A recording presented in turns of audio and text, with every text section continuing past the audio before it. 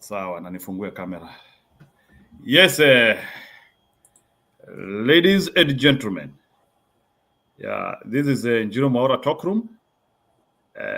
Nimeingia tena ili tuweze kusemezana. Asanteni sana sababu Mungu ametujalia. I think dunia mzima sasa hakuna pahali watu hawajaona mwaka mpya. I don't think kuna pahali imebaki. Uko pande ya Japan waliona kitambo. Marekani, I think they are close to 10 hours in it. Kenya, hata wanataka kulala 24 hours. So the first 24 hours of mwaka mpya zimeisha. Na kuna matukio mengi yametendeka katika taifa tukufu la Kenya. Incident number 1. Bwana William Ruto ameamua kutufungulia mwaka vizuri sana kwa kutuaibisha kabisa. Bwana, mimi sijui kama umesikia hiyo ripoti ya Bwana William Ruto ya kwamba nimesikia sana, nimesikia. He is the most okay. Ako hapo, unajua Asada ashatoka, so atuchukui hiyo story ya Asada, tuchukui Asada ashang'atuliwa. So after Asad ni William Ruto hapo. So William Ruto is the most corrupt human being on the face of the planet Earth. And let me tell you, this was a global survey. Nimeenda huko India, nimekuta yule wale wa mama wa Wayon wanaongea hiyo story. Enyewe Bwana William Ruto ameamua yeye atakuwa, wacha niwatolee hiyo. Okay, hata nataka kuwaekea hiyo. Wacha naitafuta tu. I couldn't believe, by the way, that unajua, I know that people are corrupt. Si ati sijui, hata wewe bwana nani, one day you know that people are corrupt. Jiru, acha kidogo nikaribishe hawa watu kwa nini. Okay. Kuna watu wengi sana already wameingia. Acha tuwasalimie hapa hivi. Nisalimie Shiro wa Auckland, ako ndani. Nisalimie Gypsy Kona ako hapo ndani. Hawa watu tunawagotea tukiendaga ni Peter Mbudhi ako ndani. Emily Karanja ako ndani. Fanis Njeri ako ndani. Hawa watu wote wako ndani. Sasa Njiru, wewe ukiendelea, mimi nawaangalia, tuwasalimie na tuangalie venye wanasema. Sawa, endelea Njiru. Yeah, so hata naona hata KTN wameleta. Lakini wacha kwanza niwaletee hii story kutoka Wayon. These are other media stations globally. So tafadhali endeleeni kuingia katika kipindi chetu. So nataka kwanza musikie sasa Wakenya the Kenyan president ashawaingiza kwa ligi nyingine. Let's see.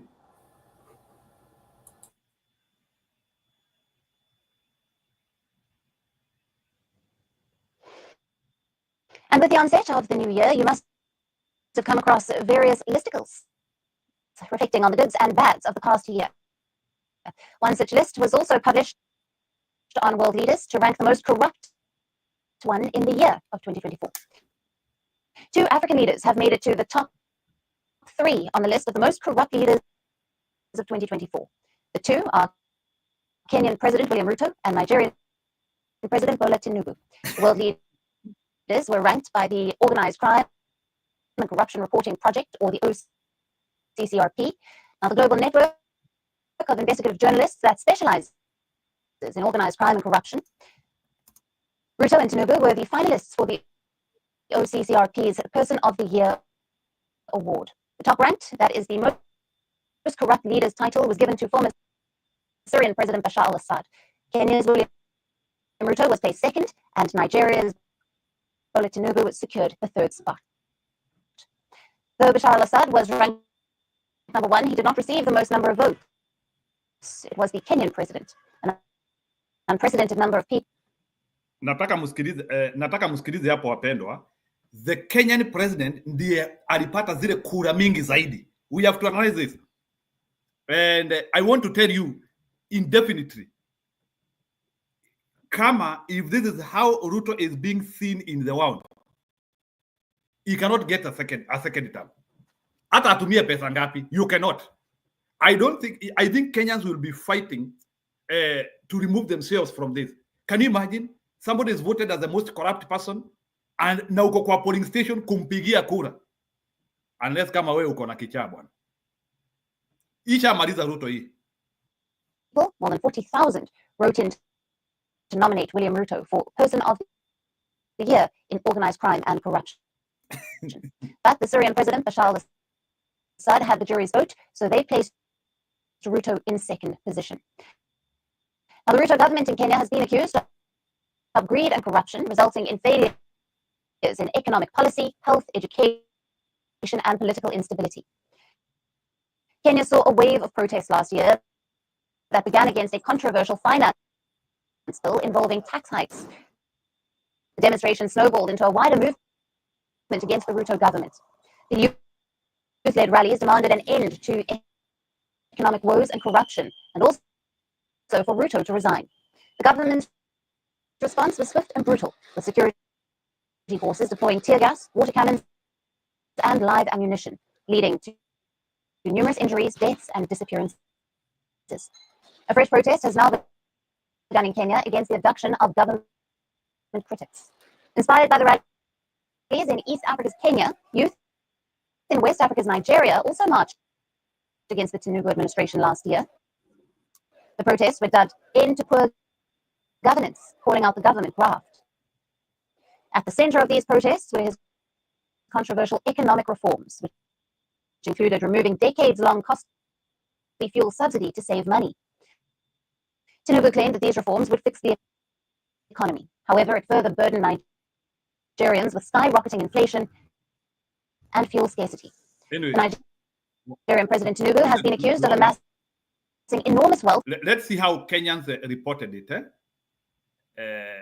Let's see how Kenyans reported it. I haven't been able to take my eyes off my husband's pants since he tried this morning trick. What happened afterward was unbelievable. Is an end to unlawful arrests. Chebet Birir, KTN. Now, President William Ruto has been voted as the second most corrupt person of the year 2024 after ousted Syrian President Bashar al-Assad by the Organized Crime and Corruption Reporting Project, OCCRP. The report released this Monday shows that Kenyans had overwhelmingly nominated Ruto, with over 40,000 proposing him to be ranked most corrupt person globally, breaking the record on the platform's voting history. The report says that the nomination was fueled by the contentious Finance Bill 2024 that sought to increase taxes, which led to the anti-government protests made this year. The organization furthered that Ruto's widely unpopular policies had fueled extraordinary public outrage. Ruto's government has faced accusations of greed and corruption, with policies that have fueled economic instability. OCCRP further noted that despite the huge numbers voting for Ruto, he did not get the top position as the judges settled on Syria's ex-president due to his far-reaching and devastating impact.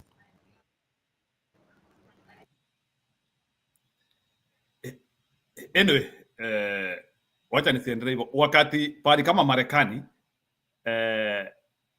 Bwana Donald Trump was voted as the man of the year. Munaona sasa huyu wa Kenya, he is being voted as the most corrupt person on the face of earth. It's not a laughing matter by the... Unajua bwana Wande, vitu zingine, they are not a laughing matter. Unajua, you always hear, watu wanasemanga, they rubbish some things. That award is not important. What if it was Nobel? Nikuuliza nauliza, what if it was Nobel Peace Prize? Wangeanzia kusema it doesn't matter. Why is it that when somebody like Ruto is voted as the most, because for me, he is the most corrupt person on the face of earth. Sababu tutoe Bashar al-Assad. Assad, huyu hakuna, huyu ashaondolewa kwa mamlaka. So, Njiru, wacha kwanza niseme hivi. Watu wenye wanawatch saa hizi kwa channel, niwaambie si video ina nini, hakuna mtu anakatia hiyo video, lakini mjue kwanza huwezi cheza nini channel ingine venye yani ati venye una watch video kwa TV, so ndio unaona katika hapo, so lazima tu ifinyafinywe kidogo, ama aje Njiru, ifinyafinywe hivi ndio isikue ati venye TV ilicheza unashika. Yeah, I understand. So juu ina start hivi, unajua kuna watu wengine wanaingia hapo wanashiri tu, kwani Njiru hii network yake si poa, unaona. But you are getting me, eh? Lakini tunakuget, lakini lazima ifinyafinywe juu tena uwezi. Okay, umeniuliza aje Njiru, hebu rudia hiyo swali. Nimekuuliza, is this a laughing matter if Ruto is getting a trophy of the most corrupt person on the face of earth? Hiyo si laughing matter. Sasa itakuwaje laughing matter? Unacheki Ruto ni mzee mmoja, yani shida ya Ruto ni kuassume. Ruto ni jamaa moja tu. Ulimuona jana akiingia huko, kwa hiyo waliingia kwa nini na Gladys Wanga huko, ati wanaimba Kasongo. Uliwaona wakidance hapo? Hiyo inaitwa assumption. Mimi sitaki kuisema, hata sikutaka kucheza hapa because he accepted it. Sasa hiyo wewe kama ungekuwa president, wewe watu na kukriticize, unafaa ujaribu kujua nini watu wanakukasirikia hivi. Watu wengi wote Kenya na watu wangapi saizi? Tunaenda kufika huko karibu 60 million. Unaona huyu jamaa anakuja akichekacheka hapo. Ulisikia hata hiyo speech yenye alitoa hapo jana? Watu hata hiyo speech maze, enda huko kwa Citizen TV uone venye ametukana. Kila mtu alimtukana, akamwambia wewe, kwani wewe yani usikii uchungu wenye Wakenya wanaongea wewe? Hebu enda angalie hiyo speech yenye alitoa, enda angalia comment section. Yani Kenya yani hakuna peace, watu wamejam, kila mtu amejam, unacheki. So na mimi by the way, kuna time nilikuwa neutral na huyu msee nikifikiria ni jamaa wa kanisa, lakini niliona video moja imetengenezwa, ametoa meno hivi kama Dracula, nikasema huyu msee ni Dracula. Hata mimi unajua, sasa hata mimi nimeamini hivyo. Yani mtu anakunyonya damu tu yani hivi ni Kegwere Njiro. Mimi hata sijui ndasema aje yani. Njiro, labda wewe ndio unaweza tuongoza kwa hii conversation. Mimi siwezi ongoza hii conversation. Wewe ndio utatuambia. Yeah, one day it's pathetic when there is a photo I wanted to show. I just want to show, sitaki ati kucheza. I just want to show a photo as Mr. Ruto is being voted the most corrupt man in the face of the earth. Mwingine anakuwa voted like Donald Trump was voted the person of the year. So that is the photo. Mnaiona hapo, person of the year. So sio chuki hapa. So people get what they deserve in this life. And na hiyo kikombe, hiyo Champions League ya corruption, hiyo Champions League ya corruption, mimi naamini Ruto hiyo finali ameshinda. Hiyo finali, Champions League ya corruption. Ai bana, Ruto ndiye Real Madrid bana. Ruto ndiye Real Madrid ya corruption. Anyway, so I didn't want to go to that level too much. Number the same muendelee kukaribia. So that is what is happening now. Now Kenya has become a laughing stock. Now for the first time, the country which was seen the most progressive country on the face of earth. Sababu kuna wakati, by the way, Kenya has been showing a lot of hope. Now the countries which are showing a lot of hope in Africa now, they are countries like Burkina Faso, Ouagadougou. Those are now the countries where now people are seeing progress. Kenya, the country which has been said like it could be the country where man originated from, the country which houses the Turkana boy, the country which looked to be the beacon, to be seen on the face of earth, to be the most progressive country other than South Africa and Nigeria. That time, now it is now in tatters, courtesy of Ruto. And that is why we are saying it is no longer a luxury any longer. It is an emergency for Mr. Ruto to exit power. There is no way in which he can continue being rated the most corrupt person on the face of earth, and we are tunaendelea kuongea story zake. As who? Na musiseme ati hii ni story ya kuwekelewa. Na musiseme there is no in which over 40,000 people walipigia huyu jamaa kura sababu ya chuki ama vendetta. They know what they were doing. So I want to tell you people, now Bwana Ruto criminality now has now been recognized internationally. It's unfortunate that now through his own ways he has taken himself to here. Na ni sisi wa Kenya sasa tujue sasa tutajinasua kwa, including hata wale watu by the way they are forming coalitions with him. I would be so shocked at I'm doing a coalition with Bwana Ruto with such credentials. If I was somebody like Bwana Uhuru, I would have withdrawn working with him. I could have even told my people, please don't work with that person. If I was Raila Odinga, I could have withdrawn my team from working with him. If I were, some of these people are being nominated now, including kama huyu Bwana Derito Mureithi, huyu amepelekwa KRA, I could have withdrawn from working from him. There's no way in which I can work with somebody who has been rated as the most corrupt on the face of the earth.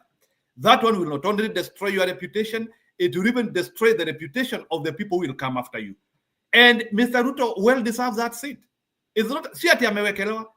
Hata ukisikia hawa watu, na sio enda wazimu walipiga hii simu hapa, ama the people who voted. Some of these people who voted, they are well informed. Na si ati walisema tu tuharibie mtu, because other people, hata even in North Koreans, they had an opportunity to do it. Can you imagine? Sisi wa Kenya tuko pabaya bana. It is no longer a luxury any longer. It is an emergency to shape up Kenyan democracy. It is no longer now a luxury. Ati sasa tunasema ati huyu msee tungoja ngoje. Are we waiting as our name is being destroyed? Remember, even getting work from international companies for Kenyans, it is now going to be difficult. Very soon utasikia sasa hata international organizations wakisema they no longer even recognize our education. They will be saying corruption has gone everywhere. Let me tell you, what Mr. Ruto is doing is not a destruction of one man. Mr. William Ruto is categorically doing destruction of a whole nation. Very soon utakuwa unasikia watu wakitakikana pahali wanaambiwa hakuna. Jiro, wacha nikuuliza swali juu unajua hii conversation sasa hizi tuko na wewe hapa, najua watu wengine wataingia, nimeona Mary hapo. Nakuuliza aje Njiru, juu tukiwa hiyo 2021 tulikuwa opposite sides. Mimi na wewe tulikuwa opposite sides. Lakini sasa hizi nakuuliza aje, labda wewe unaonaje huyu nani Uhuru na Raila, na sasa nimeona Maina Jenga hapo anaingia hapo, na Ruto ashikane na kina Uhuru na Maina Jenga na Ruto, watu wakuwe yani ikuwe 6 against 1, ikuwe waseme aje tunataka kuchapa nani Gachagua, washikana wote. Hiyo ni swali na kuuliza wewe, nikuulize aje hao watu washikane wote na waanze kuabduct watu wakiwa pamoja, waanze kuabduct watu wote, Uhuru, Ruto, Raila, nani Maina Jenga, waanze kuabduct wase. Hebu niambie kutaenda aje? Wewe Njiru niwe nauliza swali. Let me tell you, one thing which I'm happy about ni mtu anajishikanisha na Ruto anaisha. I'm very happy of that. Unaenda tu pande ya Ruto unaisha. I have heard that there are some efforts that hata Bwana Maina Jenga could gravitate to those directions. I don't have clear information about that. Juu hata hiyo mkutano yake ya Kabironi, na tutaweka hiyo video hapa tusikilize. I did not hear clear declarations from it.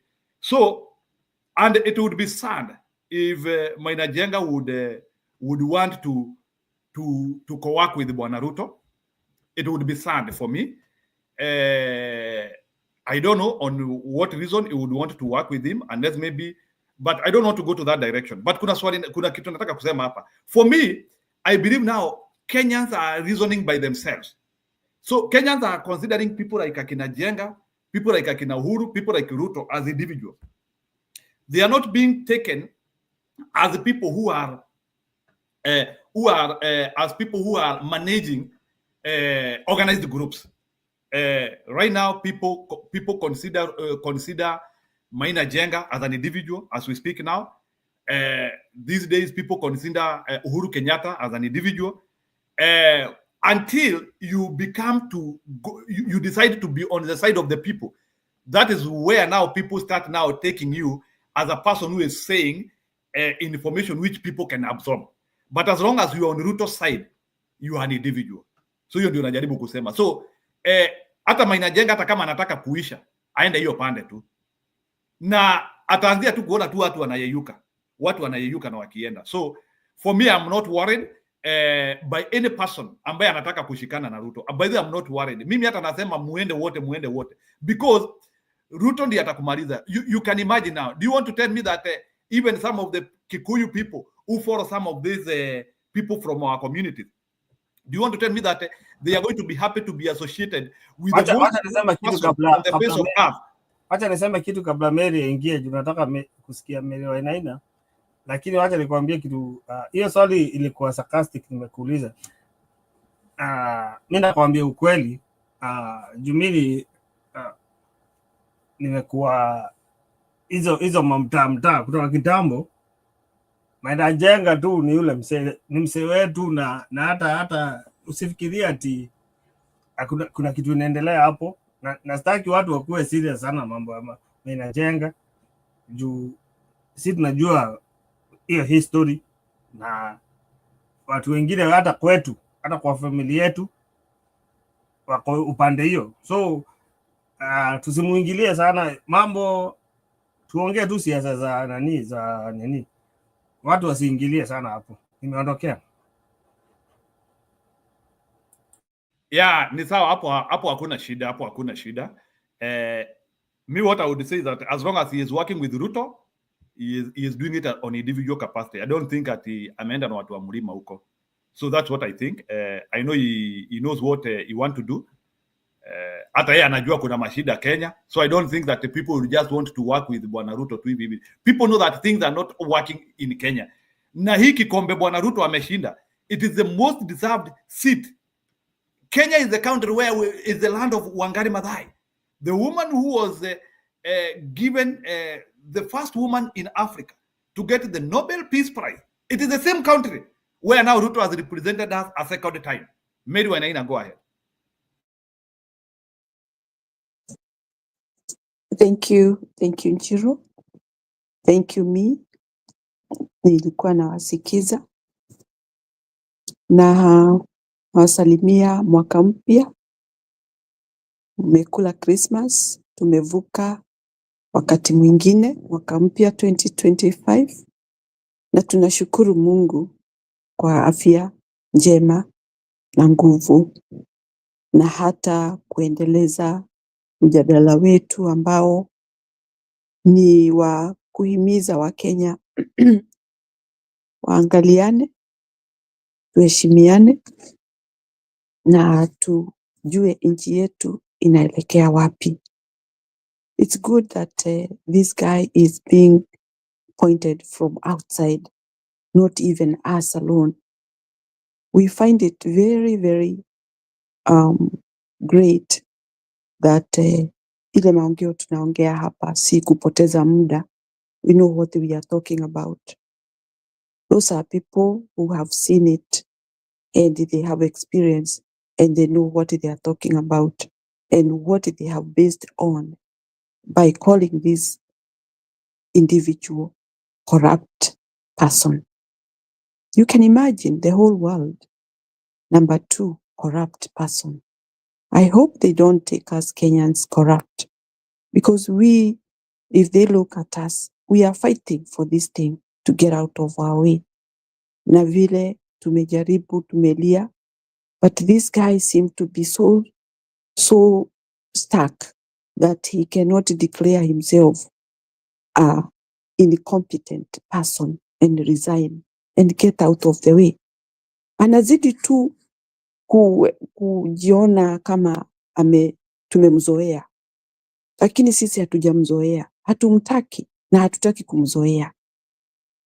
Dancing at Kisii Kasongo song, this guy has reached a point of no return, isipokuwa kuona sasa sina namna. He is possessed. He is in a dilemma.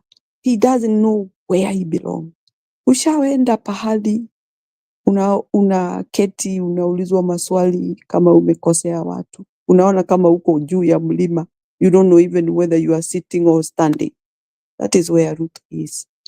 Ruto has no idea which way to go.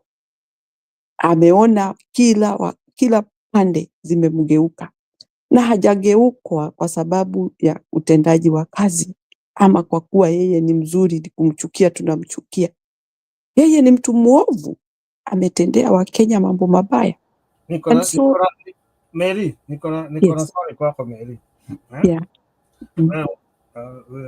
Auitoe mutumia muge muno. Na nataka kuuliza Mary, mimi unajua Mary, kuna time nilikuwa nataka Mary tu analalamika hiyo time ya nini ya ODM Azimio na hii Kenya Kwanza, alikuwa upande ya nini ya Uhuru sana. Sijui kama unaweza nikumbuka Mary, lakini tulipigana na Mary sana, lakini alikuwa very passionate, hata alikuwa anatuombea. Sasa mimi Mary nakuuliza aje,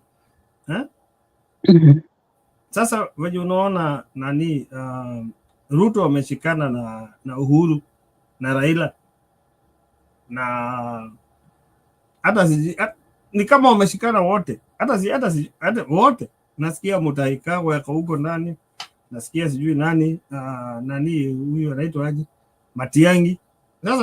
Sasa Mary, wewe hiyo vita yote tulikuwa tunapigana, wewe uko wapi sasa? Unaona aje? Hiyo tu ndio swali nakuuliza Mary. Asante kwa swali lako na nitakujibu. Nataka kupea mfano wa, unakumbuka yule mama ambaye mtoto wake alikuwa anampea kila kitu. Huyu mama anafanya kazi usiku na mchana na anajaribu kuleta huyu kijana wake karibu. Fanya hii biashara, acha kufanya hii. Huyu kijana akawa mtukutu kabisa. Akamwambia sasa nitakuwekea biashara hapa ndio utulie. Huyo mtoto akazidi. Akaambiwa wawe wanaenda na aunti yake, biashara walikuwa wanaenda huko Afrika pahali nchi sikumbuki ni nchi gani kununua makaa wanaleta Kenya, mambo kama hiyo. Yani ajinufaishe, kama hataki kusoma ajinufaishe na njia zingine. Huyo kijana alikataa. Alipokataa, mama yake alichoka, na kwa sababu si mtoto wa kubeba na mgongo, alimwachilia. Basi kijana akatoka akaenda kivyake. So alienda wakachukua simu ya mtu. Huyo kijana si alipigwa mpaka akauawa. Huyo mama aliitwa akaenda akasema, you see, huyu amefunzwa na ulimwengu. Mimi sasa nifanye nini? Nimejaribu hii. It's okay. Shauri yake. You think that mother alisema hivyo kwa sababu ya kuchukia mtoto wake? Lakini inafika kiwango unaambia mtu ukitaka wembe, mtoto akililia wembe mpe. Uhuru na hao watu wote ambao tulikuwa tunasifu, ambao tulikuwa tunafuata, wamedecide kwenda kinyume cha sisi wananchi ambao tulio wengi, ambao tunalia, ambao tunaumia. Ninashindwa, hawa watu hawaoni ile mambo mbaya huyu mtu anafanya. You see, I see them blind. Are we the one who are blind or they are the one who are blind? So when I look at them, mimi wananitoka na roho yangu inakuwa safi na wao, ati endeni. Hata labda tumelalia masikio muda mrefu kuwa na nyinyi. Because you people, you are hypocrites. And because they are few, Kenyans, what do we want us to do? We need to stand by ourselves. Na ni siku nyingi tumeimba hapa. tumesema Wakenya tuko peke yetu. Huyo mtu mmoja wacha aende. He is not going to pull me and my brother and my sister and my mom to that lot. Sisi tutabaki nyuma na tutakuwa sisi ndio wengi. So if we stand and we say no, that is what we mean. Ubaya ni iwe ati Uhuru akienda ako na grupu yake amevuruta. Wakenya wamechoka na wamesikia uchungu na bado wanaumia. Hata Uhuru aingie pale bado tunaumia. Hata asipoingia pale bado tunaumia. So we don't need those hypocrites. It is time to reshuffle. It is time for our minds to work so hard. We make our country stand with different figures. Hata afadhali mtu hatujui. Hatuwezi sema, this is not the time of saying better the devil you know. Hawa watu wametucheza mchezo mbaya sana. Na wataendelea kucheza huo mchezo. Na wameucheza hata sasa. So for all those who they are collecting themselves to be in one sack and then we throw it to the ocean, we find new people who can stand with our country. See that we don't have, we have people. Na sifikiri Matiang'i join hiyo group. I don't think so. Ni kujaribu wanajaribu kumwadaa ndio aweze kuingia hapo. I don't think he is. And if he does, it's okay. Now we know them. We know who are not interested with this country. We know who doesn't care about mwananchi. That is Megwetho Gorora. You know, they are putting them together on top of the table so that once we overturn the table, they will be all crushed. So that is what I can tell you, Mr. Me, kwa sababu mimi, I'm always serious about my country. And I'm serious. Hata nishukuru Mary. Mary, sikukati, lakini nataka niseme kitu juu nataka huyu Kevin ataingia after Njiru atamwalawa ingie, lakini Mary ako very passionate about hii kitu, na hata mimi niko side ya Mary by the way juu mimi naona kuna kamchezo kanachezwa hapa. Hii kitu it's not personal. Kuna kamchezo kanaendelea hapa, lakini Mary na kuappreciate venye umesema hapo, na mimi nakwambia hii kitu si hata hiyo time ya tuko tunafaitia hizi stories za ODM Kenya, hata si ODM hata nini, hata si ukabila ama nini. Kenya ni ule mjanje mtu ako mjanja mbele aende mbele, lakini kuna ile side ya nyati Wakikuyu bado ndio wako mbele kiplani juu. Hata ukiangalia Ruto anasema aje, tuende hivi tuongee na hao watu. Njiru, kabla uongee, hebu tusikie Kevin anasema nini. Kevin unasema, acha niseme point ya mwisho na niseme habari ya Maina Jenga. Maina Jenga, Mkenya yoyote ambaye ako timamu, I would use that word, timamu. Where is Maina Jenga coming from? What is his aim? What is his factor for this to stand there and start talking that? Unajua kabisa huyu ni mtu ambaye amelishwa. Aongee, hata maongeo yake haina ladha hata kidogo. Hakuna mtu inajenga, hakuna kitu ameleta hapo ya kuonyesha watu tufuate hii, kwa sababu we have been singing this song ati hizo mabarabara anatuambilia hapo. How many times that has Ruto said about barabara? So for me, hakuna mtu atasimama hapo anieleze ati fuata huyu kwa sababu ya hivi na hivi. Hata yeye anakaa kama yeye. If you sing that song of Ruto, you are just the same. So we put you in the same basket. So Maina Jenga is zero doing, na yeye hata yeye hivyo anafanya vile angetufanyia. It's good that they are coming out exposing themselves and we put them away, out of our way, and we have our deal for a new Kenya with no these nonsense people. I believe we are going to do that. And this time round, watu wamechoka, hatutaki ujinga sasa. Asanteni sana. Yeah, Kevin, ingia.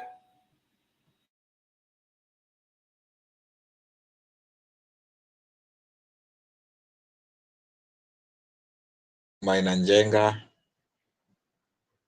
but I don't hear the other sect where Njiru Warwingi is, because when you talk about Mainanjenga, it's more of a kind of a reformist. Of course, we know the group that he belonged to. I mean, he belonged in before.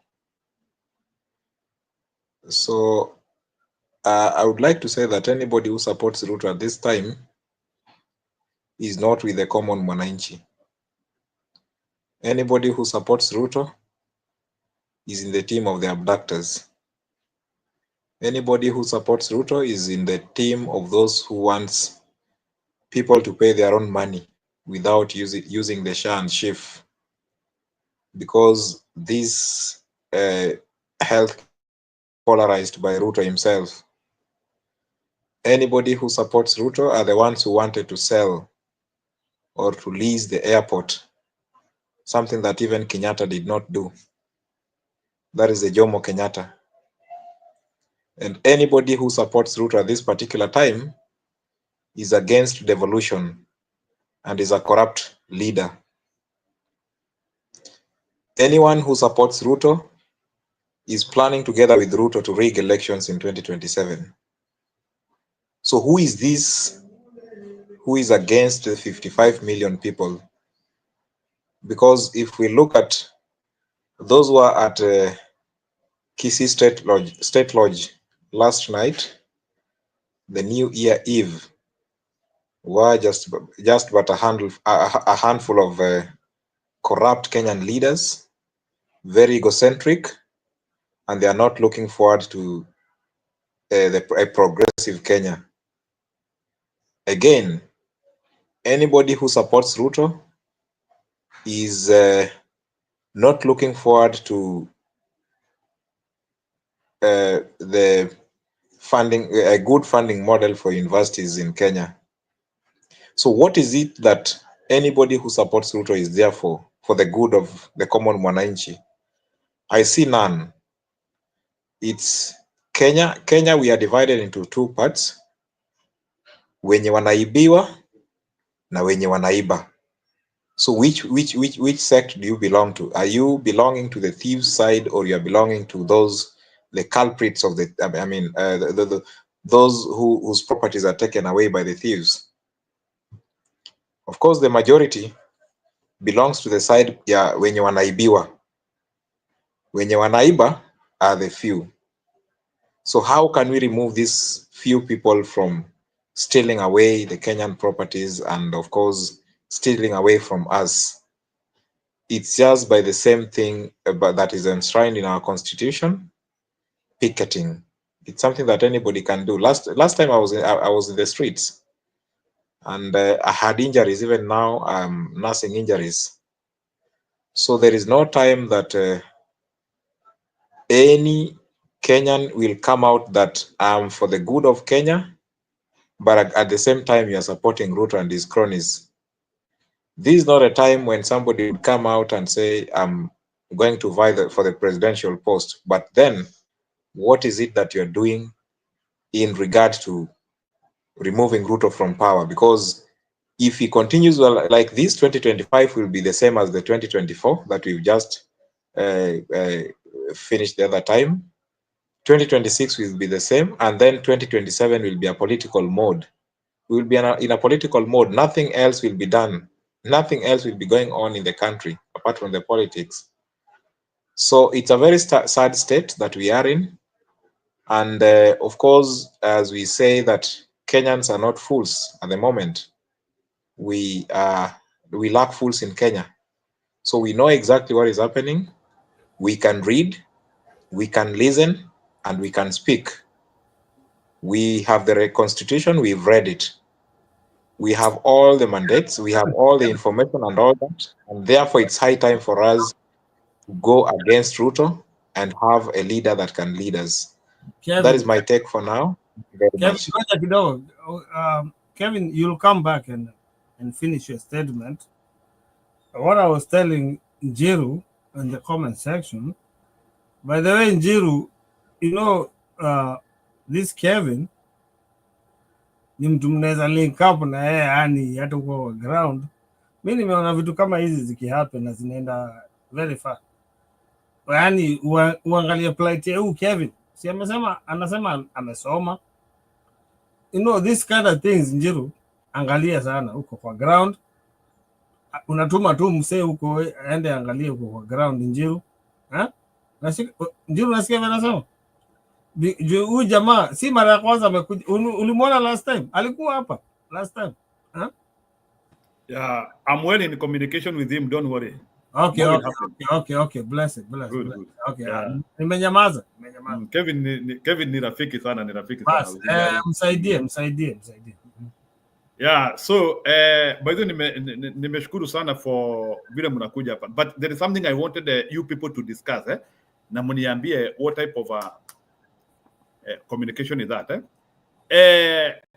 Why did Ruto decide to mock Kenyans? Like ati wimbo yake ya kuingia in Kisii dance anaingia na kasongo.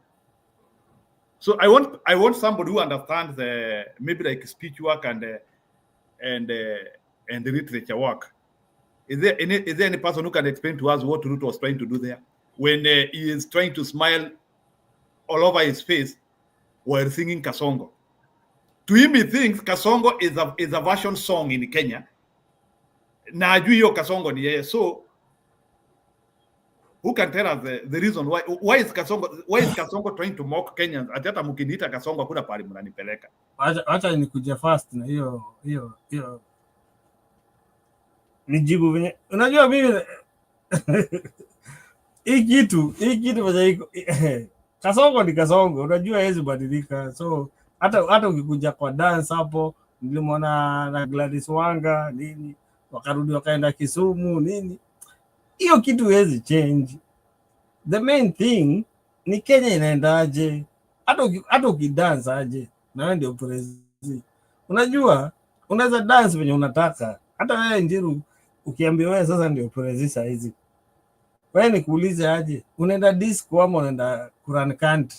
Unajua huyo msee Ruto is a very arrogant man.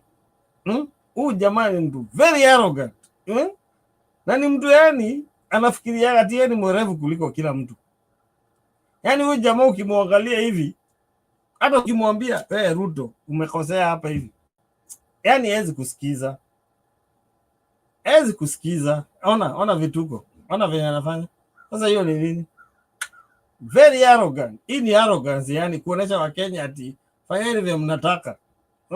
Fanyeni vile mnataka. That's the problem we have right now. Hiyo ndio shida yetu. Tunadila jamaa moja, yani unajua hata sijui naweza explain aje. Yani unadila mtu ati hata kama unajua saizi Kenya kuna CS wangapi? Hebu niulize nani Kevin, Kenya kuna CS wangapi? Hata wajulikani, hata watu wengi watujui CS wa agriculture, CS wa nini. Yani huyu jamaa ni one man army. Yani yeye ndio kusema. Hiyo ndio shida tuko nayo Kenya. Yani huyu jamaa ati yeye ndio kila kitu. We have a big problem.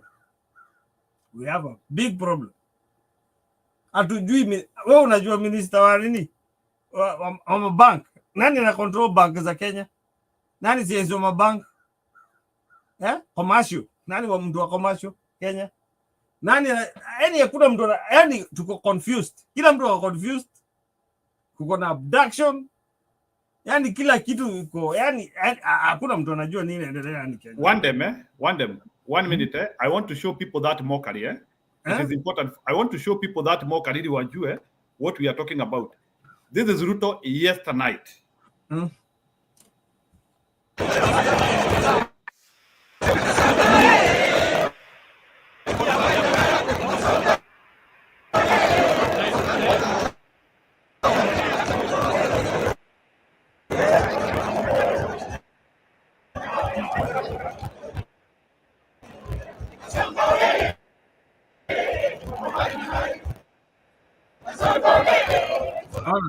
Sasa hii ona sasa.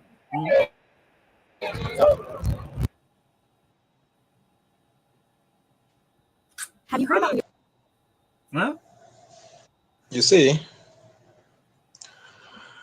Ruto is really trying to be very kiburi, because looking at even going back to the Gen Z times, it was a time that Kenya was at a moribund. And he looked around and he said, what I can do best is just to say yes to the demands of the Gen Zs. But what were the demands? Number one, there was high level of opulence. But then did that opulence end? This song takes us back to that, because you're looking at even the key characters there. What are they talking about? Hebu ngoja. Njiru, hebu soma hiyo message ya Shiro nani Shimira ameandika hapo. Hebu soma hiyo message hapo.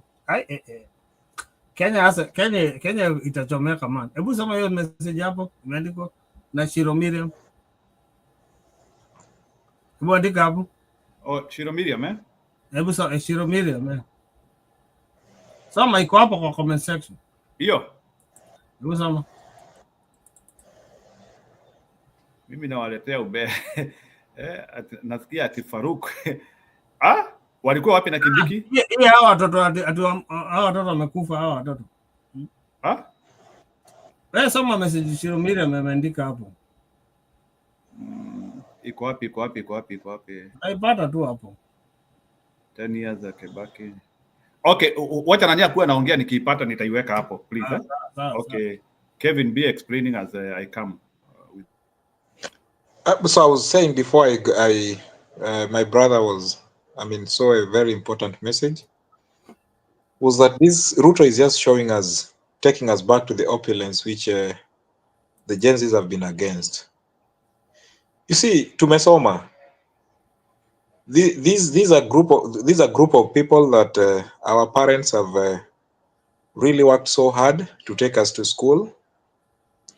We are the group that maybe partly those who have gone through mandatory primary school education and then, of course, secondary school education. Thereafter, what we've always been told is that there is very good employment, having had very good grades at the high schools and at the primary school. We've had them. But what comes out is that we are all unemployed. In most cases, we are unemployed. But in minimal cases, we are underemployed. Because we have friends around, both from primary school, secondary school, to the university and all that. But then what can you enjoy out of this? So Ruto is just trying to mock Kenyans that he has a lot, he has amassed a lot, and he has people around him that he's stealing together with. I'm one guy who had a chance to be in the same class with Her Excellency Rachel Ruto at the master's level. But unluckily, of course, through my observation, you look at how some of these leaders even do their education. I saw it. At that time, we were doing masters at the same university. I was the poorest in that class. And I remember sometimes they would pay for my bus fare from wherever I was living to come and attend classes so that the quorum could be met.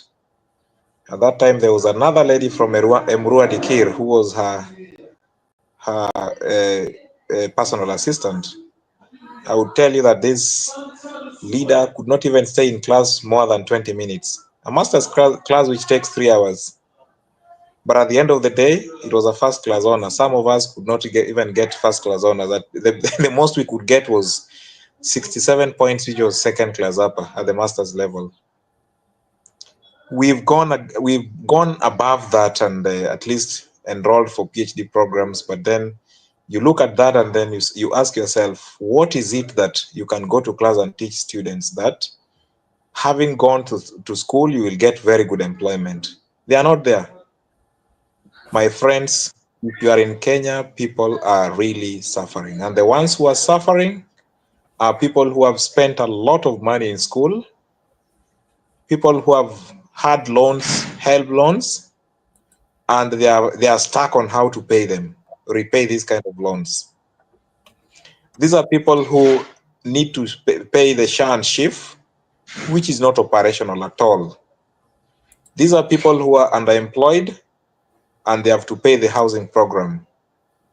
These are the same people who are supposed to pay the NSSF, whose rates are Ngoja kidogo bro. Just a minute, brother, because there's a line of thought. Ngoja kidogo, utakurudishia umalize wenye unasema. So you looking at all these, even the KPLC, the Safaricom. Go ahead. Go ahead. Kuna mtu amesema Kenya tunarudi 20 years back. Huyu ni Shiro wa Auckland amesema Kenya is going back 20 years. Nakuuliza aje Kevin? Do you see that Kevin? Kevin unaongea Kiswahili? Unajua kuongea Kiswahili? Najua kuongea Kiswahili my brother. Sasa unaona Kenya tunarudi 20 years back. Unaona hivyo? Unaona hivyo? It's even more, you see, ongea Kiswahili. In Kenya Kibaki came up and set up the Vision 2030. Kevin, unajua kuongea Kiswahili? Unanisikiza? Ongea Kiswahili, useme aje tunarudi 20 years.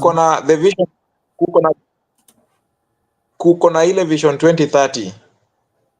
Hiyo Vision 2030 is already 30 years.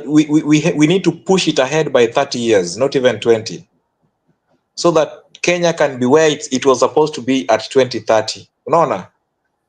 So ukiangalia hiyo inakwambia kwamba hizi countries zingine, Tanzania, we will see, bado tutakuwa tunachukua chakula from Tanzania, tutakuwa tunachukua mayai from Uganda, na tutakuwa tunachukua electricity from Ethiopia as well as from Uganda. Kuangalia hiyo peke yake inakwambia Kenya hatuko nyuma na 20 years, tuko nyuma na 30, 40, 50 years. Kama unaelewa hivyo, inamaanisha by that time wewe na mimi tutakuwa very old, hakuna chochote chenye tunaweza fanya completely. Wakina Ruto hatujui kama watakuwa, so ni leader mgani atatokea na aseme yenyewe tunaweza tengeneza Kenya na iende at par with Singapore ama Malaysia ama Taiwan ama Cambodia and the rest. Hakuna. Kenya ndio itakuwa one of the nations zenye zitakuja zikue mbaya zaidi, because ukiangalia hata venye Raila anataka the AUC in comparison to Chad, angalia Chad venye iko, na huko ndiko kulikuwa na AUC chairman. Unaona? So haimaanishi kwamba Raila akikuwa AUC sasa Kenya itapata baraka zote. Nothing. Ndio itakuwa mbaya zaidi. Angalia Chad is an example. So my point is Kenya inaendelea kudidimia nyuma zaidi, because the most lucrative thing kwa sahi Kenya ni to be a politician. Na unakuwa politician aje?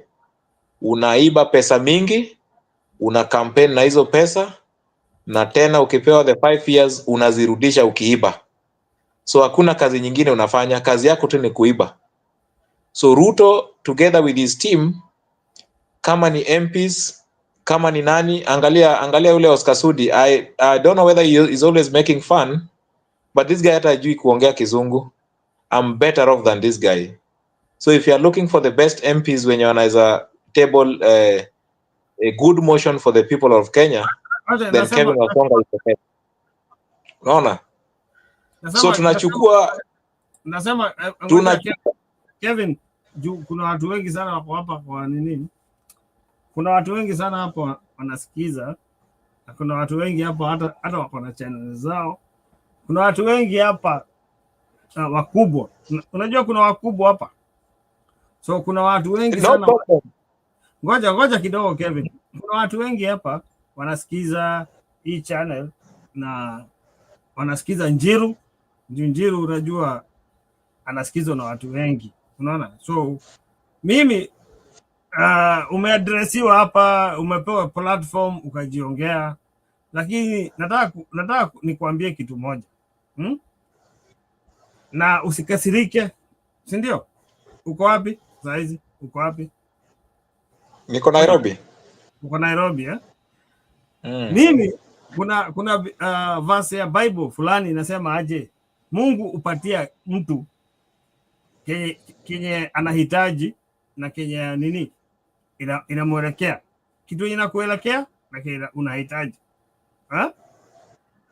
Mimi nasema aje, ukipewa platform ukuje hapa uongee, unajua na watu wakubwa sana, kina Njiru hapa ni watu wakubwa ni uongee venye unataka kusaidika. Mimi niona jamaa mwingine hapa akisema hapa juzi anataka apoe wheelchair 10 apelekee marafiki zake.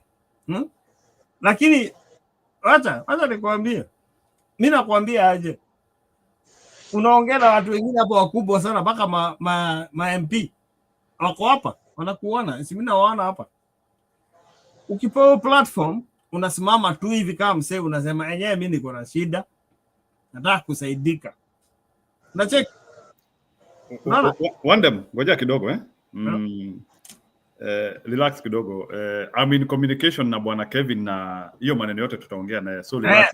Wacha tu apitishe ujumbe. Relax kidogo bwana Wandem. Sasa the information is home. Na kama kuna mtu angetaka msaada wote, we can always talk about that. So for now, wacha tu articulate information yake. Because the reason why actually I even want bwana Kevin articulate, he has been a classmate to Madam Rachel Ruto. He confirmed that one to us here, that walikuwa wanasoma pamoja katika hii degree tunaitanga shahada. Ni shahada, unajua kuna degree ya kwanza, ya pili sijui inaitwa shahada, sijui ingine inaitwa sijui ni uzanifu. Ebu bwana Kevin niambie, masters inaitwa aje? Masters kwa Swahili ndio mnaita shahada? Hiyo ni homework yako na wasikilizaji pia. Lakini ni ukweli, tulikuwa the same class tukifanya development studies pale, lakini hiyo implementation yake hata ya development studies hiyo yenye alifanya, theory zote, Washington consensus, the Brundtland reports and all that, zinakuwa implemented wapi? Nani wakina nani wana implement? Unaona, these are very learned. Tukisema yenyewe amesoma ameshinda wakina Sudi, lakini implementation iko wapi? Because wameweka dunderheads kwa hii government na hao ni kazi yao tu ni kukula. Maybe Kevin, because you know you are here to give us, can you try to help me understand at the project yake ilikuwa gani? Can you take like 5 minutes to help me understand her project? I would be interested. Maybe if somebody is just explain to me project yake ya masters ilikuwa nini? I can listen. Her Excellency Rachel Ruto had a very good project. Why would I say it was a very good project? It was because it was based on table banking, particularly in Emurua Dikir. When you talk about table banking, it's all about youth empowerment and women empowerment. Umepata pesa ndio, lakini pesa yako tukiweka pamoja, mimi na wewe Njiru na mwingine na mwingine na mwingine, na tupatie mtu mmoja anze project ya kuweka kuku, si atapata faida na alipe hii pesa baadaye, na mwingine pia achukue. Table banking was one of the best things that if Rachel Ruto implement all the 4 objectives that she had, then Kenya would be far away, particularly the rural villages. It was all about table banking with a very good theoretical framework, very good conceptual frameworks, and she defended it very, very well. But has it ever been, all the recommendations, have they all been put into practice? So in a nutshell, her project was all about table banking, but I see nothing else taking place. What I can see is just singing and dancing kasongo in Kisii and all that. Okay. Nothing else. Let me ask you, I have to take you on that project. So the reason why I am talking about that issue of table banking, maybe many people might not be aware of table banking. Table banking is an advanced merry-go-round. Let us talk. It's an advance, like an advanced merry-go-round. So, can you help me understand, Bwana Kevin, is stable banking scalable in a country? You see, sometimes table banking could be very useful on a small scale. When we talk of small scale, like on a village, you can do it in a village. Maybe you can do it in a division. But when it comes to a country, can you scale it to a whole country? Table banking. Everybody within the country is doing table banking. One village is doing table banking. Okay. Sorry. Jiro, you can scale that. We have 47 counties in Kenya. We have MPs, we have MCAs together with their ward reps and secretaries paid by the government. We have ward admins, of course. We have governors, we have senators, but at the core of this, we have women reps. What is the function of the women reps? Is it all about going to parliament to table bills and debate on shenanigan issues like the other ones of Rigathi Gachagua? The most important thing that women reps could have done is to take all the recommendations that were put forward by maybe High Excellency Rachel Ruto, and of course other works, which are so many studies have been done on this, and it shows that table banking can work so well, particularly in the rural villages. Women reps should be at the core of these. We should not be seeing them in functions, funerals, and all that, doing very funny things. But then, how would you support the people? They have fundings on this. They have so many fundings. But what do? They do nearly the same thing that MPs are doing, dishing out bursaries and all that. And that's why the other time when people were saying, now, why can't we have one kitty, in a way that the CDF and all these funds are distributed by the treasuries directly to the need people? Like, if we are talking about education, this one is put into education. If we are talking about table banking, let's put it in the cooperatives and all that. It's not working. So scaling it down to all the 47 counties is very possible. Huh? Go ahead, brother. Okay, yeah, Kevin, you are my brother, and I'm trying to look out for you. You're my brother, man. I mean, Kidogo, one day, man, Kidogo, there's something I want to get from him, man. You see, any person who has interacted with Rachel Ruto, I would like to get some information. I'm interacting with Rachel Ruto. Yeah, he has interacted with Rachel Ruto at class level. That's why I wanted. There's something I wanted to get from him. Come on, even, sir. Come on. Tulia Kidogo, there is something I want to go. Okay, you know, Bwana Kevin, there was something which also started in Kenya. Ilikuwa inaitwa Kenya Women Trust Fund. Exactly. Kenya Women Trust Fund. Yes. Kenya Women Trust Fund, and also her history. Because, you know, I don't know why people think table banking was catapulted by Rachel Ruto. I think even when Equity itself was starting, when I heard of Munga explaining the Equity Bank concept, Munga says that he alianzia na pesa ya wamama. Ile pesa ilikuwa inafungiliwa kwa leso. So he just made banking accessible to small scale people. Uko chini, and he says that he started with 5,000 in 80s. I think 82, 89, he started with 5,000. So I don't know, maybe you might know like the history of KWFT. Do you think Rachel Ruto table banking can end up there? Or is just something which she is using it as a PR? And do you think on Rachel Ruto, I'm not talking on other table banks which are being done by other people in Kenya. Do you think Rachel Ruto has capacity to create wealth, rural wealth, based on our own model? No, you see, once you have a model, it's always good to implement. And why I'm saying this one was a very viable way of wealth creation for the local people or rural, people in the villages and rural areas, was that it was more of there would be high level of participation. if I take money from a group of maybe we are 10 or 20, we know each other. There is that participation in a way that everybody would be looking forward to see that my project is moving on so well.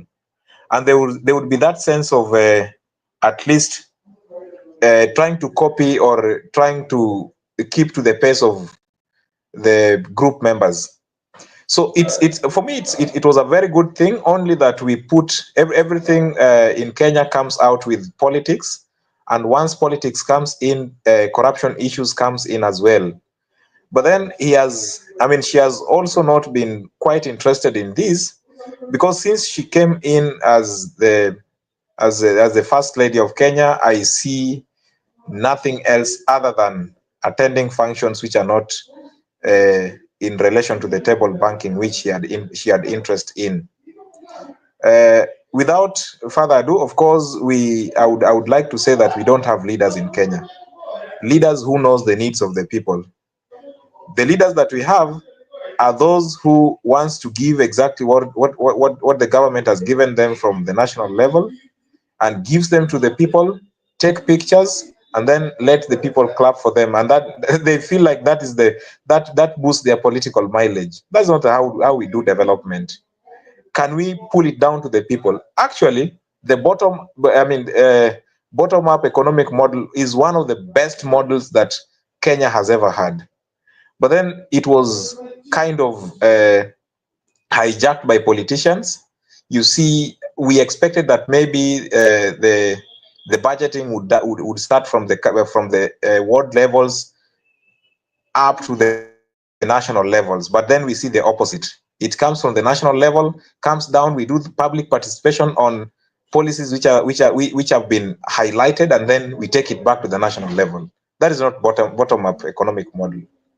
So Ruto himself had a very good agenda, but people around him has hijacked this, and is completely implementing. As I always say, he's implementing a manifesto that he did not have, or he did not campaign for, together with, of course, the first lady and the people who are around him, all of them. Kevin, I get you. So my advice for Ruto and his team: let him look for professionals. He's not having professionals around him. He's having politicians who are hungry for money. They are hyenas. Yeah, Kevin, I would want to disagree a little bit with you when you say that Mr. William Ruto was not serious with bottom up. Bottom up was just a campaign tool. He just brought it. He just brought the idea to Kenyans because he knew the idea was very palatable to Kenyans, but that was not the intention. The intention was to root. The intention was to have oligarchs who are reporting to him. So that was the intention. But remember, for you to get the government, as he always says, there are some things which you have to do to get the government. Then after you get the government will help you to sort out all the other things. So you have to understand Mr. Ruto's concept. Mr. Ruto's concept is to present to you. He is very good in oratory work. He speaks things which you think. No, this is the truth. He is very good, and that is why some of us who are able to interrogate intelligently some of the things, we always associate rhetorics with history. And that's why even some companies even do something which we call background check. For me, if Ruto brings to me, I'm saying for me, na bwana msimamo huko na nini mbili, I don't know, nitaingiza zote utatoa ile utaki. So for me, if Ruto, and knowing his history, tells me I'm bringing a model to you, umeita bottom up model to Kenya, I will not believe it, because I will know this is somebody who has never done anything. And you know, Bwana Kevin, bottom up economic model is very complex. It's extremely complex. It is not for a joker. Because what does bottom up mean? And that's how uliona wale walikuwa naambiwa. Sijui kama unakumbuka ile mama alikuwa anaulizwa, can you explain what bottom up is? akasema sijui, akaanza kusema sijui bottom up there, bottom up here. Unakumbuka yule mama? We have the history. Of course. Bottom up model is very complex, because what it means is that the real meaning of bottom up is increasing tax base. That's what you mean. And how are you increasing tax base? You're increasing tax base because you want so many people to have money. That's not my that's not my concept. That's not bottom up. That's what Ruto is implementing, and that's not what he campaigned for. Increasing tax base is not what he campaigned for. He's now implementing something different. You see, you increase tax base if you have empowered people. So you have to empower people, then tax base comes automatically. But now for Njiru, you want to open an hotel in the Nairobi CBD. Why don't you have one license that allows you to operate an hotel? Why must you look for 16 or 17 or 20 different licenses for you to start an hotel? And that's why doing business in Kenya has become very, very expensive. I've walked around different East African countries. I've been to Uganda, I've been to Tanzania, I've been to Ethiopia, our neighbor here, as well as, of course, even Somalia and Somaliland and even Djibouti. You see how they do even their businesses. Only one license and then you can start your business. But in Kenya, we are making it very, very complex for any common mwananchi. And that's why everybody is looking forward to get an employment, because starting a business has become quite expensive. And it's becoming a venture that is left for the rich only. Look at the CBDs. All the bars and the clubs have gone to the estates. Why? Because of the licenses that are required in the CBDs. Now the only hotels are there, and who is running them? Do your research. That's your homework. People like akina Jarangwa and the rest, and nasikia kama Jarangwa kuna mahoteli huko, sijui kama bado iko. Anyway, we understand they are now doing business in Kenya. Not only business, doing business, even going to school has been left as a reserve for the rich. So that is why now we are now creating another society of hopelessness. Na bwana Musimama, unaweza kuja, maybe your network is not serving you right, but I will give you a chance to speak. You know, you have done well to explain to us about Rachel Ruto, because I know first ladies around the world, they are usually naturally very compassionate people. If you look at the American concept of first lady, the first lady is about compassion. That's the reason why you have that seat, compassion. That's why you see, like in America, first ladies wanashinda na watoto sijui nini, they do those things. Wakati wa Christmas wako huko na Christmas trees. So because the first lady has to come out with compassion. When it comes to the compassion, so like the first lady is supposed to bring the soft part of presidency. The presidency has the hard part and the soft part. That's why like in president, like in America, you will see a very tough Donald Trump.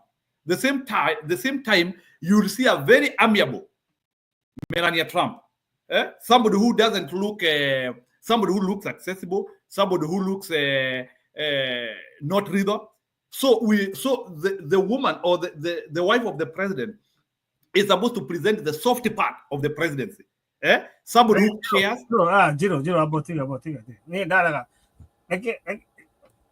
I have to say something here. Okay, not speaking. Okay.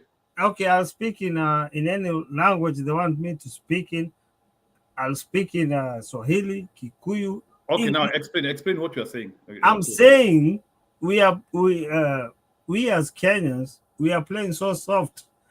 I'll tell you something. You see all these Nigerian people coming here trying to fool us, trying to play smart. How long are we gonna, come on, man. They don't know how to, a comment section, people are saying, oh, you need to keep quiet, don't say nothing. People are trying to explain themselves. I'm saying Kenya is being overtaken by events. We have to stand up as Kenyans. Yeah, it's our Kevin, we have to understand. That's why we are here. Because because there's some characters, funny characters, coming here and wearing yellow t-shirts with a Kenyan flag and coming to tell us how to behave. You see, No, shut up, man. Come on. Njiru, No, no. No, some of these guys are. Huyu jamaa mbona anatumia hii lugha mbovu? Kwani ni nani Njiru? Unajua si msomi. No, nimemuelewa. Wacha akae quarantine kidogo for no, I think that man is not a Kenyan. You know, Njiru things have become too expensive. So let him not like if he's a Ruto psychopath and he wants to listen to, I mean, I'm here. I'm in Umoja. I don't care about him. We are just talking about what is exactly happening in the country. It's our country. I have no any other country. Ni sawa. So wacha tusikie msimamo kidogo alafu Kevin ukuje, but I think one them for now you are out of order kidogo, not for bad. At least the reason why actually hizo vitu unasema, that is what Kenyans are doing here. We are here because we are not settled, and actually what I was saying in msimamo ingie, I was saying that in first ladies globally, they present the soft part of the presidency, the caring part. That's why I was explaining. Go and even look at the history of even people like Akina Nancy Reagan. They were always on that soft part of the presidency, because you need that soft part of the presidency. And Ruto has refused to show the soft part of the presidency. People have been abducted. Ruto doesn't seem even to meet with women. She's supposed to be meeting with the women who are suffering and trying to care for them. That is the work of a first lady. Unless if I don't know what I'm saying. The work of the first lady is to care. Shida imetokezea pahali, like unaona kama vile watoto walikufa pale Endarasha. Ruto was supposed to be there and caring with women there, not giving speeches. She was supposed to be there and doing things with those women to show that he is caring. The soft part of president. That's why we have to teach these people. Ruto doesn't understand her work. The wife of the president is supposed to handle the soft part of presidency. Humanity, care, looking at issues, compassion. Hizo vitu zote, hiyo ndio kazi ya bibi wa rais. Lakini hii mambo ingine naonanga Ruto akifanya na kuenda kuimba kasongo na bwana yake, that is not compassionate. That one is mockery. The wife of the president cannot mock people. And that's why I want to tell you people, as Kenyans, all of us, ladies and gentlemen, we have to start now, even as we are saying that we want to impeach the president, even the first lady needs to be impeached. She doesn't understand her work. Actually, part of the reason why even people are suffering, it is because Ruto is not a compassionate person. If she was playing the role of compassion, hatungekuwa hizi mashida. How comes people are crying in the courts wakiitisha watoto wao, and the wife of the president is not showing the compassionate angle of the presidency? Sisi tunakaa tu hivi tu. Kama sasa nikuulize bwana Kevin, up to now, have you seen the compassionate part of the presidency? And it's supposed to be there. It's you are asking a very, I mean, that should be asked to a standard one. That tell me who is happy in Kenya with the economic status that Ruto is telling us that things are working out. Just show me. Maybe collect like 10 or 20 people and then you ask them randomly, who is happy? Who had breakfast in the morning, who had lunch, and who is looking forward to have a very good dinner in the evening? Decent dinner, leave alone the crap that we buy from the streets. Things are very expensive, brother. You see, let's not lie to each other that things are really rosy in Kenya. They are rosy in speeches, but not rosy on the ground. Because I want to give you an example. Before you cut me short. Kevin, 1 minute. Sababu msimamo anakuja, I think it doesn't have a stable internet. Wacha tu tumruhusu aseme, alafu aende alafu kuja, because we are here. Please, let's allow msimamo because he's coming and going. Let's just allow msimamo for like 5 minutes, aseme yake alafu. Msimamo, go ahead.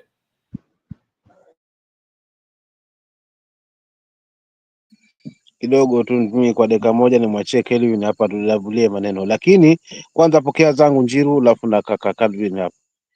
Bali sitakubaliana na Kelvin ni hapa kwa mwiba wa kujidunga. Mtu huwa siku zote hauumizi, mwiba wa kujidunga siku zote hauumizi. So tukusema kwamba nani manifesto ya Kenya Kwanza ya bottom up ilikuwa nzuri, lakini kwa sababu Ruto amezungukwa na jamaa, mimi sikubaliana na yeye kwa sababu mbovu wa kwanza ni yeye mwenyewe. Pili, hii mliita bottom up model ilikuwa inamaanisha kinyume, na nitathibitisha hivyo kwa kusema hivi, tutazame tu akisema there will be no more extrajudicial killings, alafu tunaenda vice versa, nao tunakukuta wengine wanakuwa daktari mpaka leo, wengine tunawapata Kwale. So bottom up hii ilikuwa njama kwamba ni up bottom, hapo tutakubaliana, lakini kusema kwamba hii kitu ni nzuri, labda pengine tu Ruto wenye amemzunguka ndo wanaharibu hii agenda ya bottom up. Hakuna kitu kizuri hapo, kwa sababu hii ni one man show. Asante.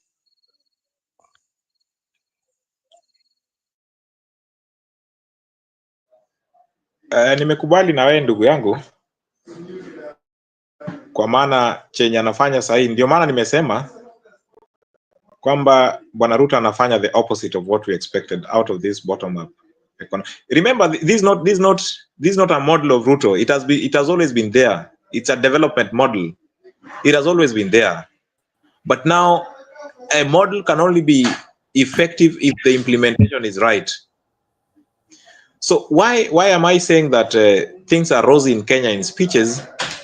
Is because, of course, I would give you a few examples, and other people can give some. I mean, anybody can have an example to quote and to say that things are not rosy in Kenya. One, look at even the dairy. Those who are into dairies and all that, I understand Central and parts of Rift Valley are very favorable for dairy farming. How much do you buy even dairy meal? How much do you buy cotton seeds? How much do you buy even Marklick? And of course, if it's quite expensive, higher than the price that you used to buy it during the Kibaki's time and partly during Uhuru's time, then it's definite that the price of milk will go up. Is that the same thing that we are saying? Price of goods and services are getting down. Look again at we were told that this finance bill is not working, but I would say that partially some aspects are working in this finance bill.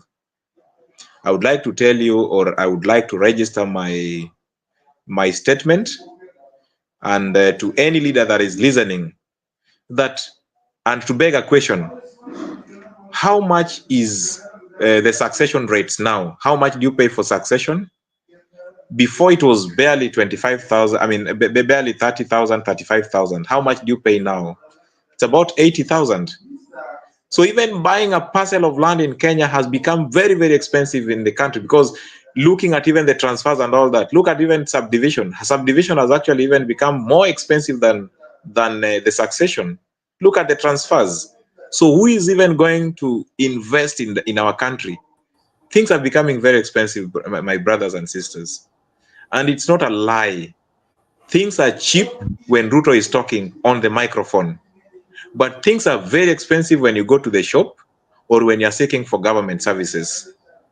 So when you're listening to Ruto, it's very, very cheap and you can afford it. Everybody can afford it. Can I say something? Can I please? Can I say something? Please don't say, but don't attack me, because I would have all the guts, because I'm talking about the country which I belong to. I'm a Kenyan. I'm a Kenyan with a Kenyan ID, Kenyan passport, Kenyan education. So I'm talking about my ideas about how I feel about the Kenyan. The Kenya that we all say we are. Nobody's attacking. Nobody. Yeah, please don't. Yeah, no, nobody. I'm not attacking you, my brother. No, Kevin. I have no reason to attack you. Okay. I have no reason. I have no reason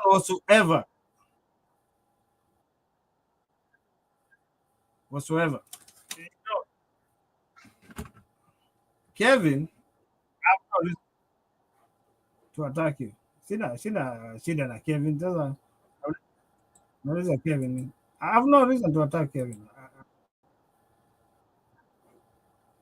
Actually, my concern ni hata nizime hizi back, kuna nini, kuna back talk.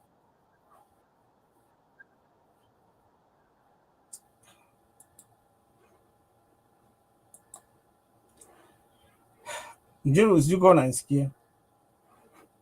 Mimi nikuja hapa kuongea na Njiru, by the way, hata siku anajua ati Njiru anakuja na hii rende yote. Hawa watu wote. Unajua one day this is an open panel man. What do you mean? Okay, lakini unajua saa zingine ukiwa kwa platform kuna back. Unajua ile back kama hasa mimi nikiongea unasikia hiyo yako nyuma.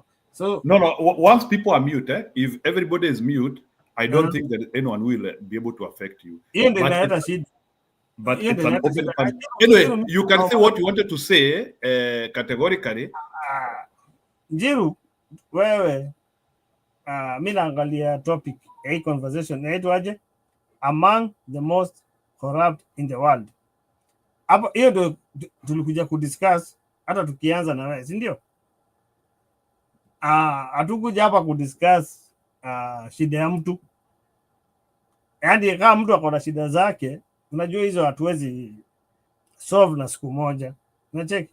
Hivi wana watu hapo wanaongea hapa hivi ati sijui nini. Lakini wacha nikwambie, kila mtu ako na right ya kuingia kwa hii panel aongee. Ukitaka kuingia hapa kuja uongee. Wako wengi hapa. Hata mimi nashukuru sana mtu kama Kevin Msimamo na Njiru. Watu kuja hapo uongee. Si rahisi. Unafikiria juu, you'll be criticized. As long as you stand up, you'll be criticized. Na heshimu sana hata huyu msekaa Kevin. Ndio hata nilikuwa nasema kama tunaweza kumsaidia vile tunaweza msaidia, tumsaidie. Juu amejitokezelea, ametokezelea. Okay, one them put your point. You know, okay. We are talking about Ruto among the most corrupt people. Do you have anything about that? Mimi niko na shida na statement huyu Msimamo amemake.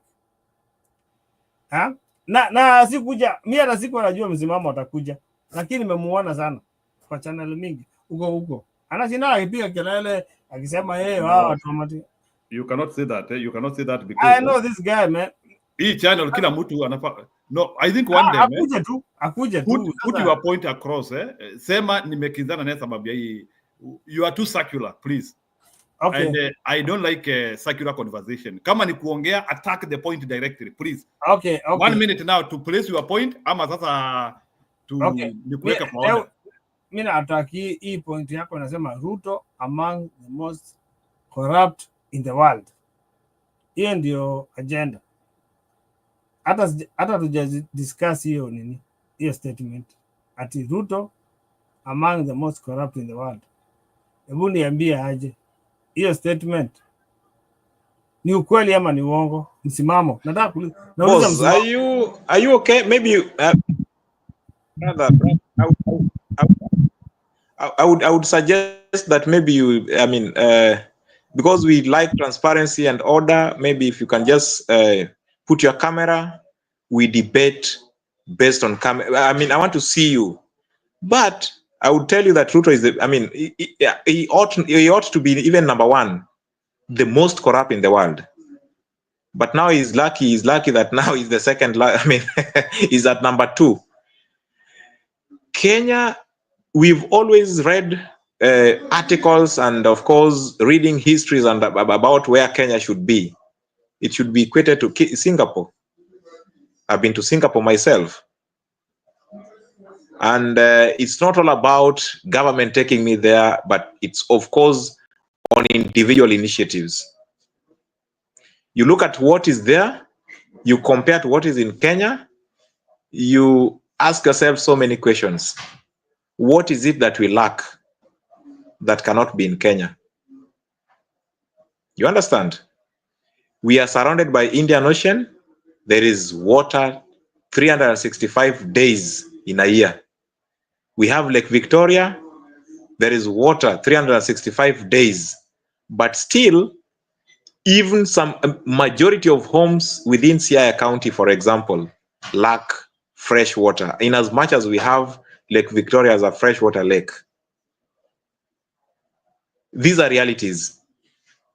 If Dubai can build the skyscrapers enough for people to live in, then why not affordable housing using the transparent means be built in Kenya and all the counties in Kenya, such that everybody can get this kind of houses and everybody can have decent living?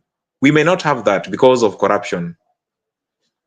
Why is it that some communities in Kenya, some places in Kenya are still facing famine? Look at Turkana, for instance. There is famine each and every year. In the year 2024 and 2025 now. When did we acquire the independence? We don't expect such kind of things to happen in Kenya. An epitome that if somebody is to look at Africa, he sees Kenya first. Is at the core. It's because of corruption. So you are asking us why Ruto is termed as the second most corrupt leader in the world. These are the things. Look at the fact that how many things were quite in order in the finance bill. There were so many. And why would it be alleged that Ruto is abducting people? It means that people are not contented with his leadership and they are now questioning him. Why are you doing this? Why are you doing that? And to revenge on this, it's now getting to the fact that Kenyans are abducted, and the allegation is that it's because of bad governance of Ruto. So if he changes his leadership and he listens to these spaces, he listens to what Kevin is saying, and you, my brother, and Maura, then we will have a very good Kenya. But it's only that he's not a good listener. He's more of a good speaker, but he doesn't listen to the ground. Just like Gachagua has been telling him, listen to the ground, listen to what people are talking about.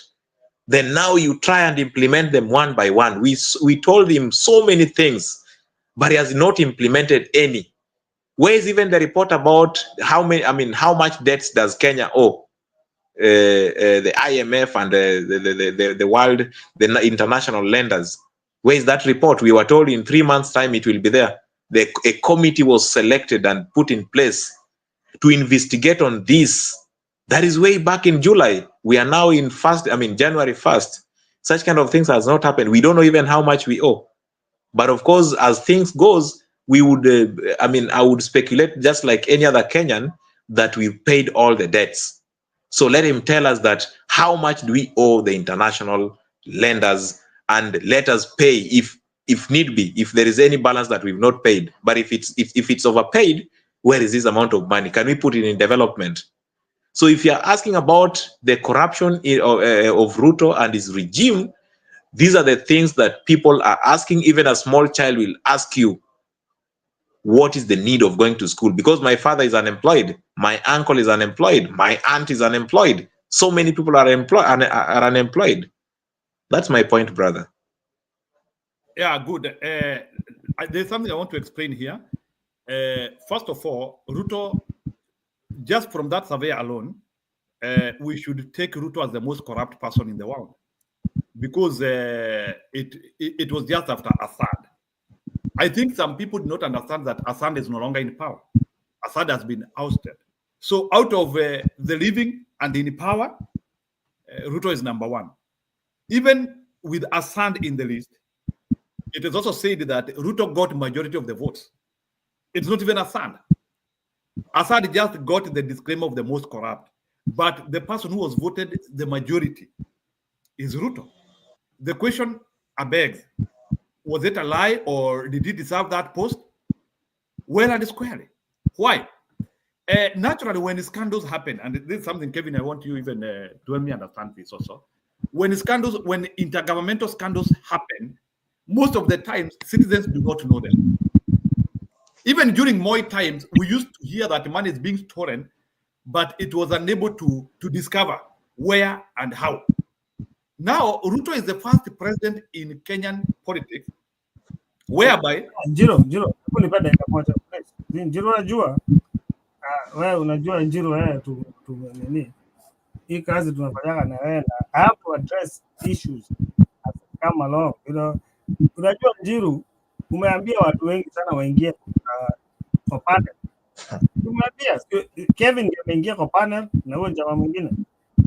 Na mimi wacha ni address moja kwanza. Nataka ku address hawa Kikuyu naona wakinitukana hapo kwa. Mimi Njiro akegwire.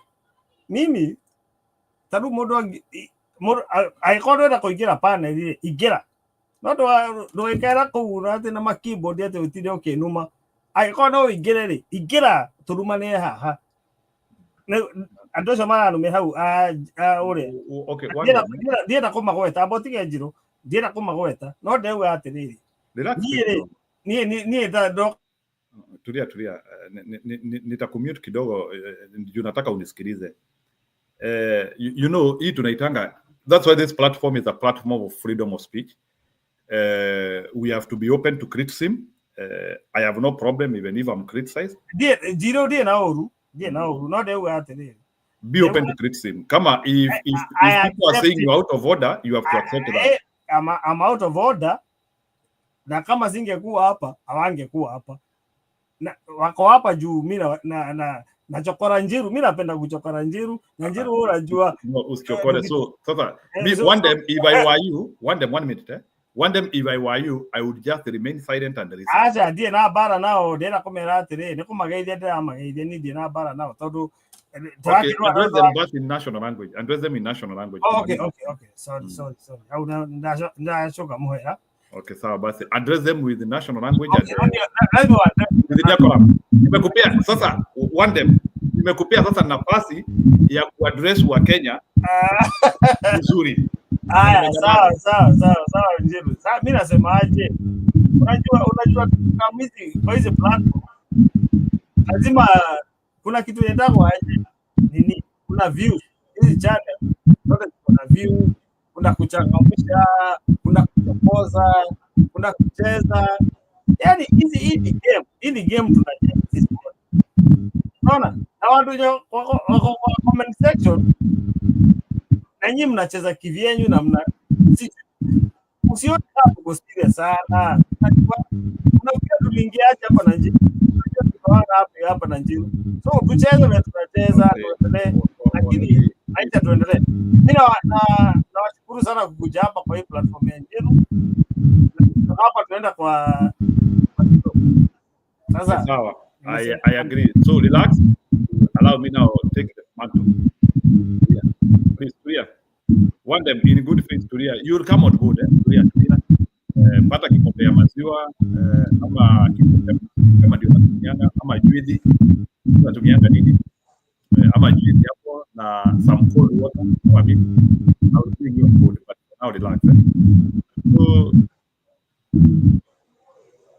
nitamute kidogo. So bwana Kevin nitakumute kidogo because there is a point I want to land, then I will bring you. I was trying to explain that hii maneno ya Bashar al-Assad, he has already been ousted. He is not in power. He has been part of devastation he has been part of devastation in Syria for over 20 years. His father was part of devastation for 30 years. So you can imagine Ruto anapata hii kikombe within 2 years of being in power. Unajua, that's why nataka sisi wa Kenya we analyze how serious this thing is. Can you imagine in Africa tuko na hata yule wa Cameroon, yule amekuwa kwa power from 1982 ambaye tunasikia by the way is corrupt. Yule wa Cameroon anaitwa Paul Biya aliingia 82. We have some in West Africa hata wako na 30. We have even Museveni in Uganda. So you people, you need to understand, even as we are rating Ruto, amekuja mpaka akapita mpaka perennial president. Museveni amekuwa huko kutoka 86. Sijamuona kwa list. Paul Biya amekuwa hapo kutoka 1982. Sijamuona kwa list. That is how serious this rating is. That is the seriousness of the matter. So Kevin, ebu changia, how comes akina Museveni awako kwa hiyo list? Museveni has been in power for 40 years. How comes Kim Jong-un ayuko kwa hiyo list? How comes the ruler of Dubai is not in that list. Kwani huyu Ruto amechukiwa aje?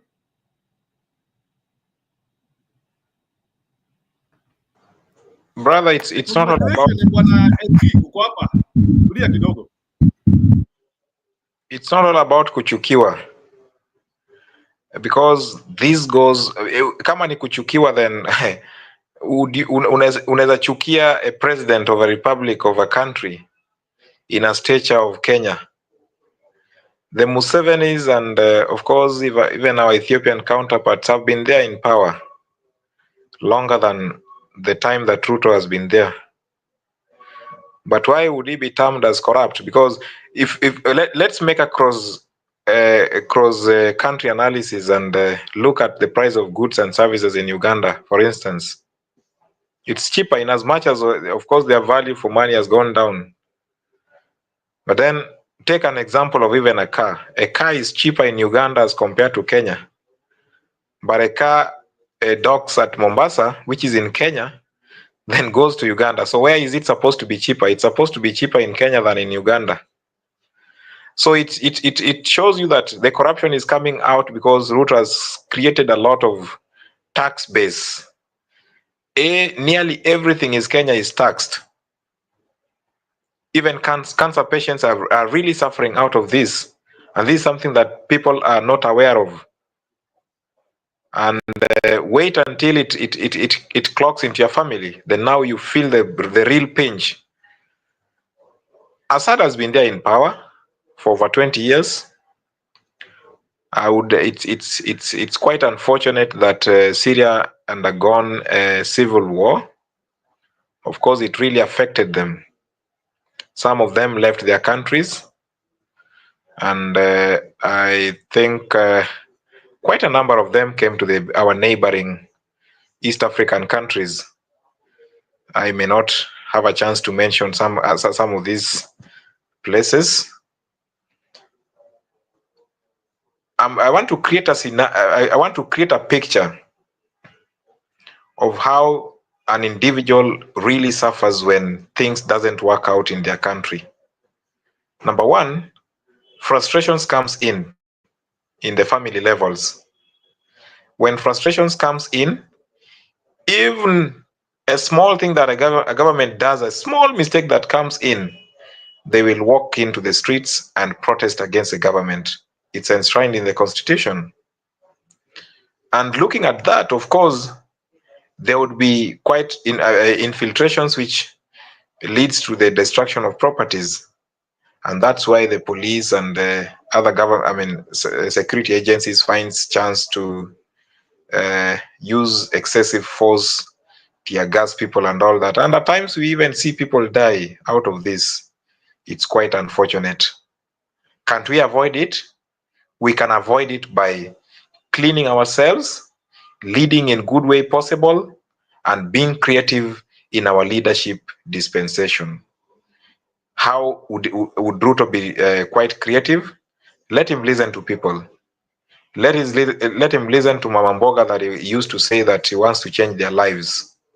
Let him listen to university students and see what is the best university or funding model that universities would require. Let him listen to all the sectors and everybody in Kenya, and let him implement what the people tells him. If he doesn't do that, I foresee a scenario whereby there will be protests day in, day out. And that gives us a very bad picture as a country. We want Kenya to move at the pace of other developed countries. We don't want Kenya, which lags behind in Africa and, of course, in the entire world. We don't want a Kenya where our president is termed to be the second most corrupt leader. It gives us a very, very bad picture. Leave alone that. We are young youth. We would really love to work as expatriates even in other countries. But then you go to work as an expatriate and then somebody tells you that it can be out of a tease. Of course, your leader is a representation of the entire country. Somebody tells you that you would probably be as corrupt as your leader. It's a very bad picture that you cannot go along with. So can we have our reputation as a country, starting with our leaders and Ruto at the top, followed by the MPs and everybody on board? We don't want a Kenya where we will be smeared and talked of to be a very bad state. These things can change if Ruto is listening to me and is taking an advice of a professional. Okay? These are things that can be done. Njiru, back to you. Asante sana. Let me take this special opportunity. Asante sana Kevin, continue being here. Let me take this special opportunity to welcome gwiji wa magwiji. Unajua huyu gwiji bwana, tumekuwa katika sehemu mingi sana. Mimi nilikuja nikafikiria kwani alitekwa nyara ama alienda wapi? Unajua siku hizi unaweza tekwa nyara kwa mafikira. Hata akina Uhuru wametekwa nyara kimafikira, sababu sasa kuna wale wanatekwa nyara physically, then kuna wengine wanatekwa nyara kimafikira. So niliachanga katika vituo zingine akijiita SG. Sasa naona anajiita kijana ya town. So I'm really happy bwana SG to meet you here again after a long path of trying to democratize Kenya. So mimi nataka tu kukukaribisha leo. Our main topic we were trying to explore hicho kikombe bwana Ruto ameshinda. He has been rated as the most corrupt person in the world. So I don't know kama hiyo habari umepatana nayo ama you are still about the happy new year mood. You are not aware that bwana Ruto's gift from the world was that he has received his scorecard. And his scorecard is that he is the most corrupt human being on the face of planet Earth. Hakuna mwingine kama huyo. Amekuja akapita akina Museveni, amekuja akapita akina Poro Mbia wote. He is cruising. I don't know what will I don't know sababu hata hii mwaka ya 2025 tukienda kufunga mwaka ya 2025 hiyo kura itapigwa tena. Inakaa yeye anaenda hii mwaka tutafungua mwaka wa 2026 akiwa defending champ. So sijui unaona kama hii kikombe anaweza pokonywa kwa urahisi huyu defending champ wetu.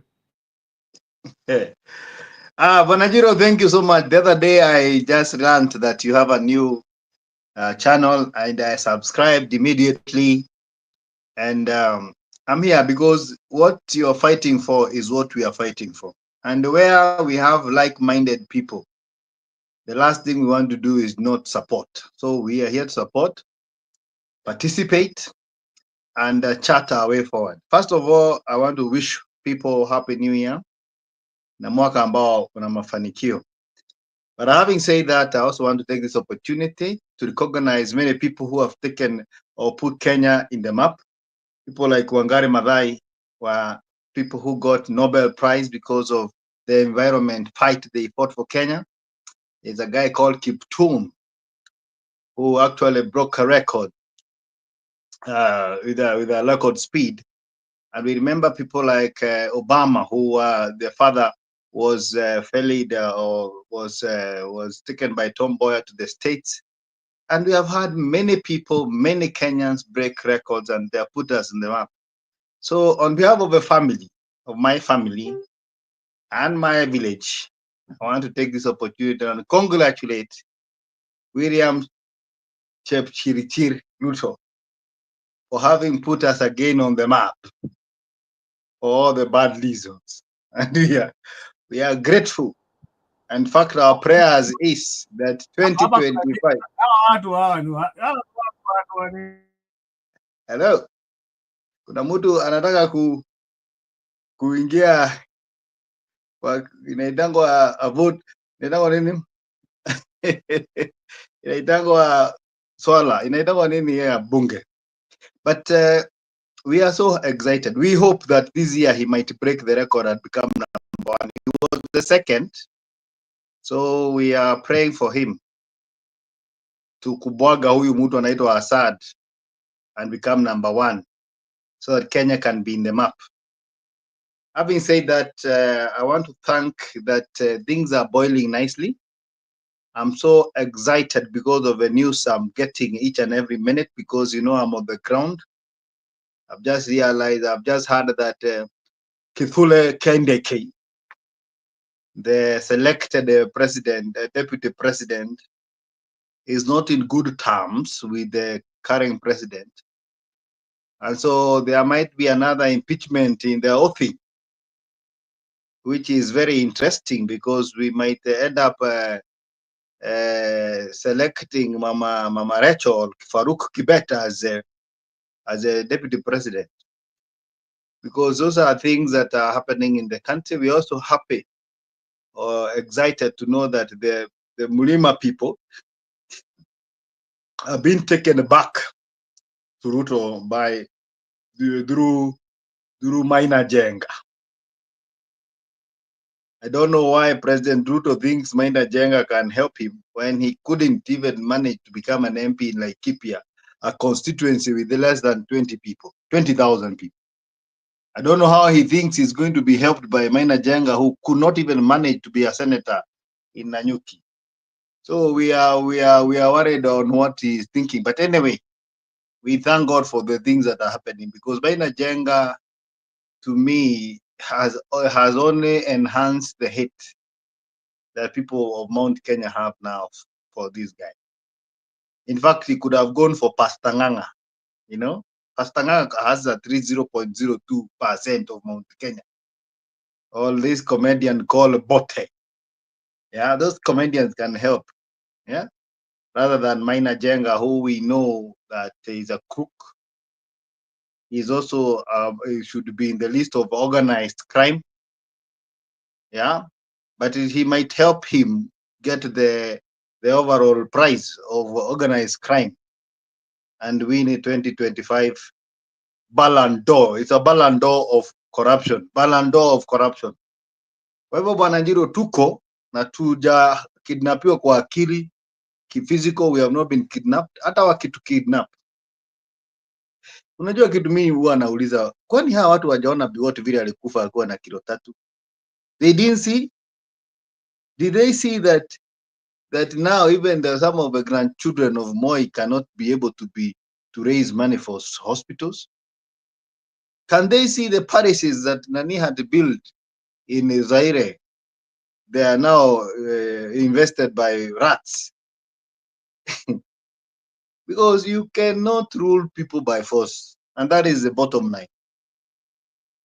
Unatakiwa kuwa democratic leader na ambaye anafuata sheria, na usituambie sisi tufuate sheria wa uvunje.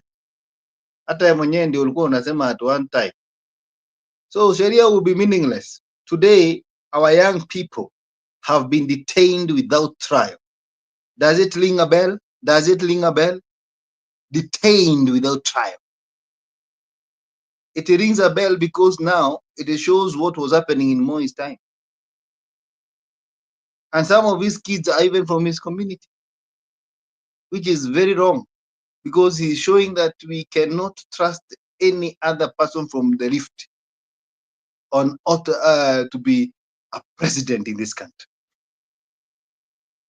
Because how do you take kids just because you are threatened by 19-year-old, 20-year-old, like King Herod, the guy who slashed all kids because he was told Jesus is going to become a king? So we are living in very, very weird time. And by the way, let him not think that he can be a Moi in this generation. It is going to be very, very, very difficult, because he cannot abduct all of us. He can abduct some of us, thinking that he is selling fear. Nimeona hata kuna kanisa ilirushwa tear gas jana huko Nyandarua to sell fear. Ndio watu wasemange ati mnaongea huko na nini kwa masikio. Unajua huyu ndio anamuitanga Doen, au watu wanamuopa. Unajua Doen ni mkali sana. Usiongea kitu baya kubozo. That stupidity is gone, and it will never come back in this country. We are asking Kenyans, we are praying so much that things must conspire, and because we are living in a country whereby it is being ruled by money.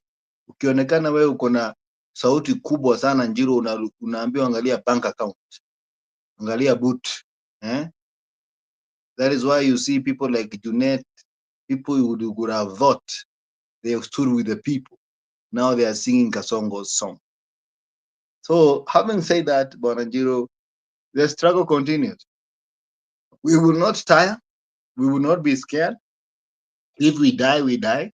We want to see this human being who live out of this world alive, who is living after dying. He is going to live in another country as a president, as a vice president.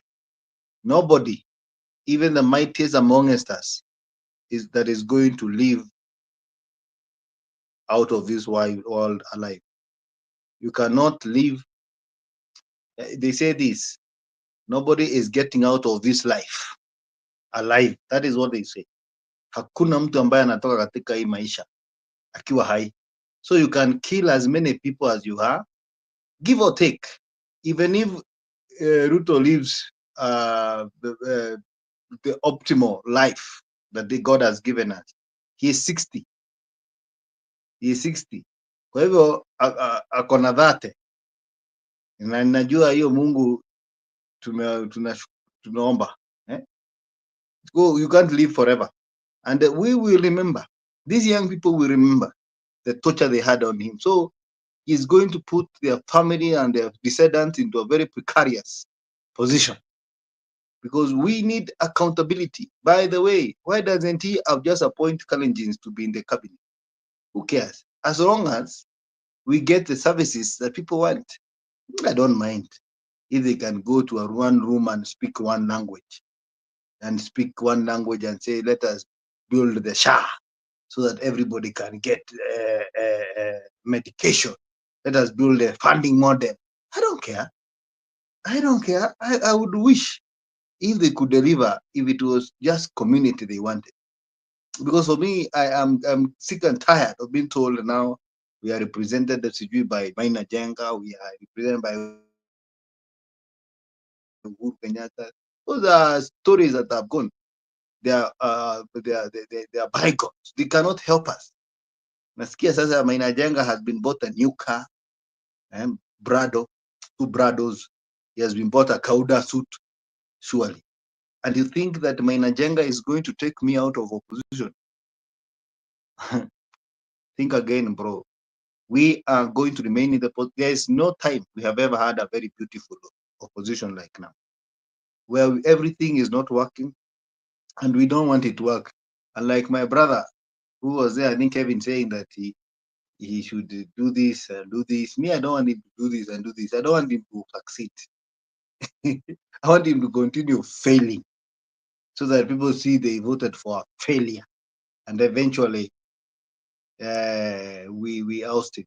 Because I'm seeing rumors on Twitter and whatever that they might have mishandled one of the boys, Kibet Bull, Yoko. They might have mishandled him and might have passed on. But if that is the case, then what will happen after this?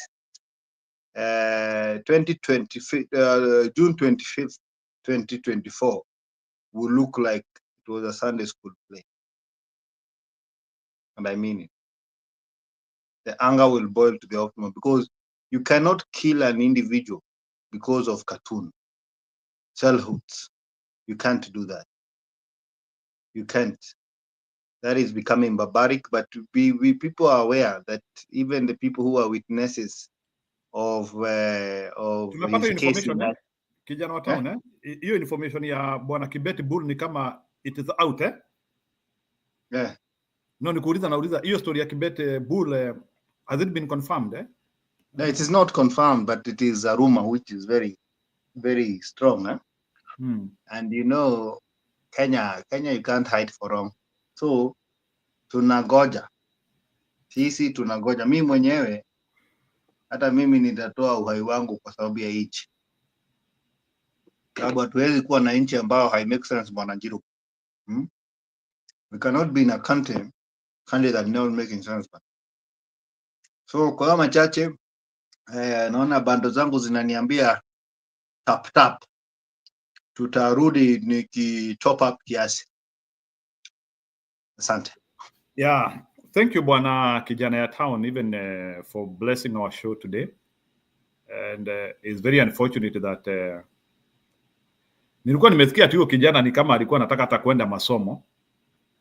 Nasikia hata sasa alikuwa anafaa kukua amefly out of Kenya. Ni kama nasikia alikuwa aende ng'ambo huyo Bwana Kibet Bull. Na I think Bwana Kijana ya Town, you are being congratulated because of I like this guy's submission. Bwana K anasema you are up to task. Yeah, for sure. I wish we can be able to get the information about Kibet Bull and all the other abductees. I don't know still kama maandamano iko or what is happening. But najua hiyo story ya Kibet Bull, if the worst has happened, I know in the next 2-3 days we will be aware of it. But it will be one of the baddest things to have ever happened in Kenya. Kijana alikuwa na maono, hadi sasa unaanzia kujiuliza sasa, why should we be having brilliant young Kenyans living in Kenya? Sababu huyo ni kijana ambaye amekuwa na maisha mzuri in terms of creativity, and he was poised to become a serious person in life. The fact that alikuwa amefika hiyo level ya silhouettes. Yeah, wacha nisome comments za watu kabla ya nilete Kevin tena. So Kevin, kuwa karibu. I just want to hear what people are saying briefly. I wonder why Kevin kept on saying sijui Ruto should do this or that, and already we have had enough from this Kasongo. Abduction is one thing, must go. So maybe you respond to Gradwell. So Bwana Kevin, hiyo ni yako from Gradwell. One day wanasema, okay, I don't know to read about that. Regina Karogo. Sasa one, okay. I think hiyo ni firewall. There is a firewall between. I think one them just relax a little bit. Yeah, let's have a same discussion. We don't need to write too much. Especially ukisikia ni kama damu yako imechemuka kidogo, saa zingine unaturianga. Sometimes you can actually regret the reason why you wrote. I don't want to keep on removing your comment, but just try to restrain yourself for the purpose of allowing people to enjoy this discussion. We're on one course. We are discussing the most corrupt human being on the face of earth, Bwana William Ruto. And we have to keep the discussion that way, among other things. So hiyo ndio ile gift ameamua kutupea mwaka mpya.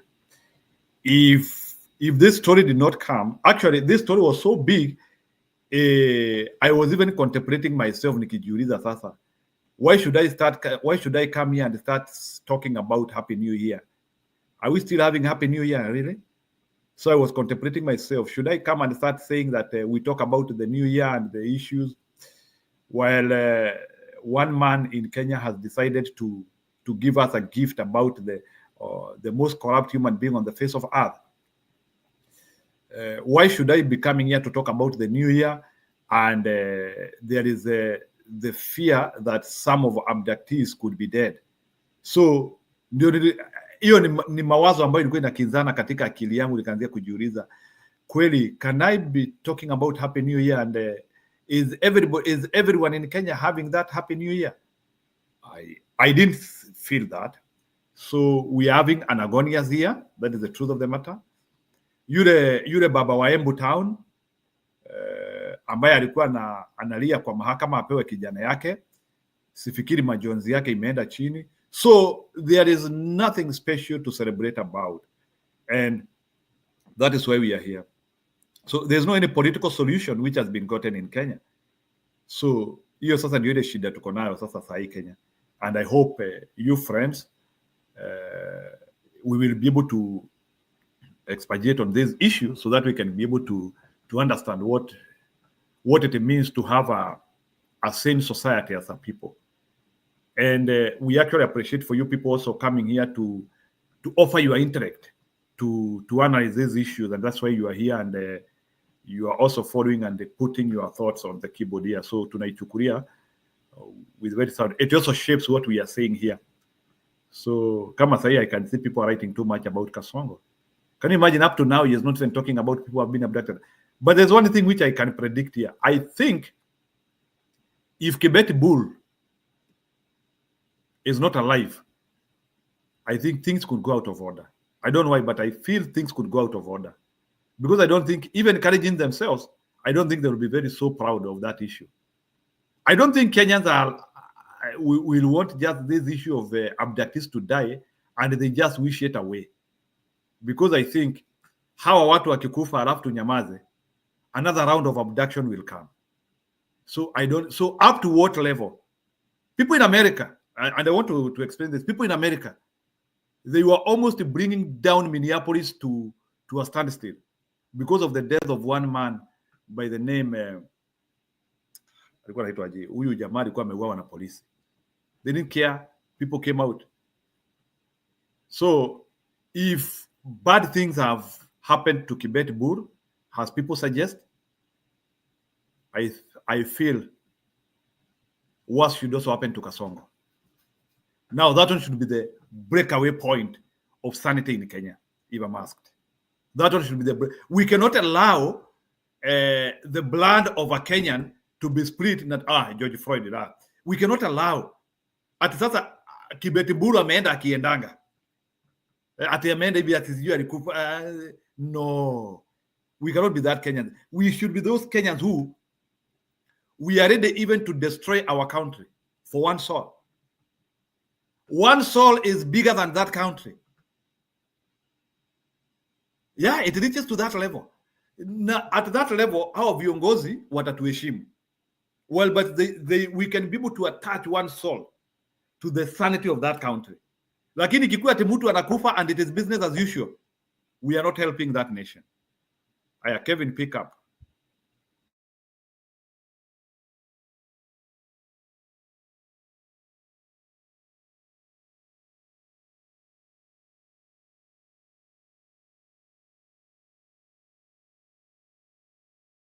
Kevin, nimekuachia kikango. You can go ahead. Ama ume freeze kidogo. Yeah.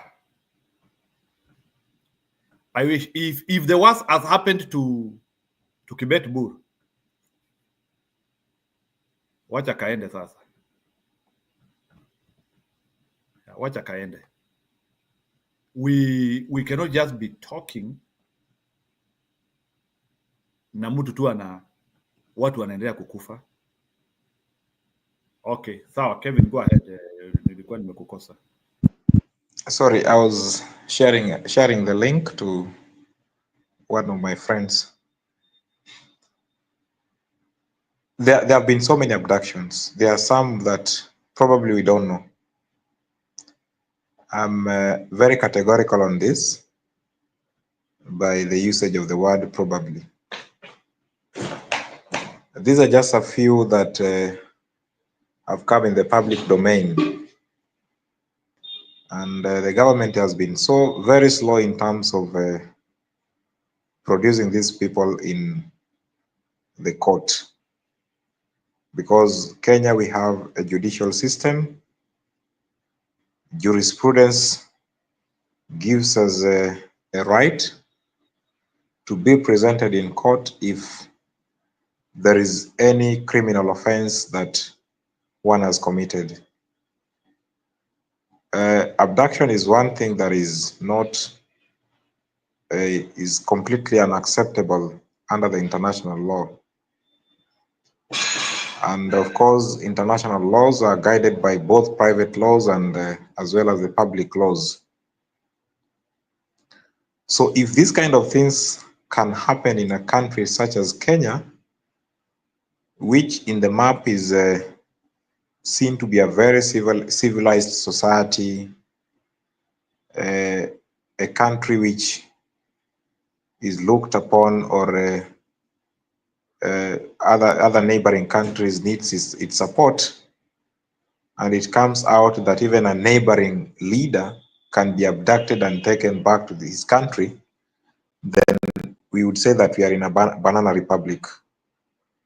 We are no longer having a republic as the republic that we got its independence in 1963.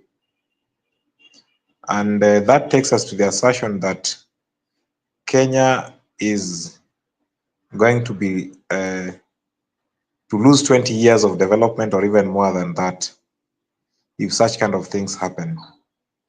Remember, the people who get abducted are youths. And what's the functions of, or the purpose of the youth in the society? They are the people who are supposed to be providing adequate labor for a production of a country. These are the people that Ruto has frustrated.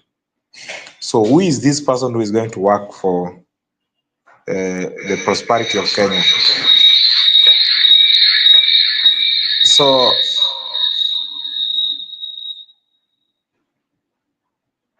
looking at all these, I think I'm affected by some sound. Maybe you can just let him in. Looking at all these things, it shows that Ruto is not for the good of Kenya, but he is there to put Kenya into a moribund, and he can continue enjoying the things that he has amassed all through. I never knew that this guy has even a palatial home in Kilgoris. Imagine, people have been working in civil service, but it's not to the level that we see Ruto having so many wealths that he has. The likes of Sudi and the rest. Imagine, what the hell could an individual amass such kind of wealth? It shows that you have no interest of the people at heart. And that's why I agree with one of the people in the comment section, our viewers, who really challenged me and asked me why do I keep on advising Ruto? It's not high time that we advise him. We've advised him enough, and it's high time for him to go. And I join the citizens, which is the majority, in putting the hashtag. Kevin, I can just 1 minute, Kevin.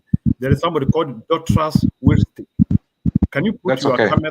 We see you, so that because we cannot allow you to the studio and we have not seen you. Put your face and we allow you in. So Dotras Wilstick, put your camera on. Then we have you in the studio. So me, you should also put your camera on. So we don't want surprises here. Know what some of these people, they have potential to do bad things. So Dotras, put your camera on.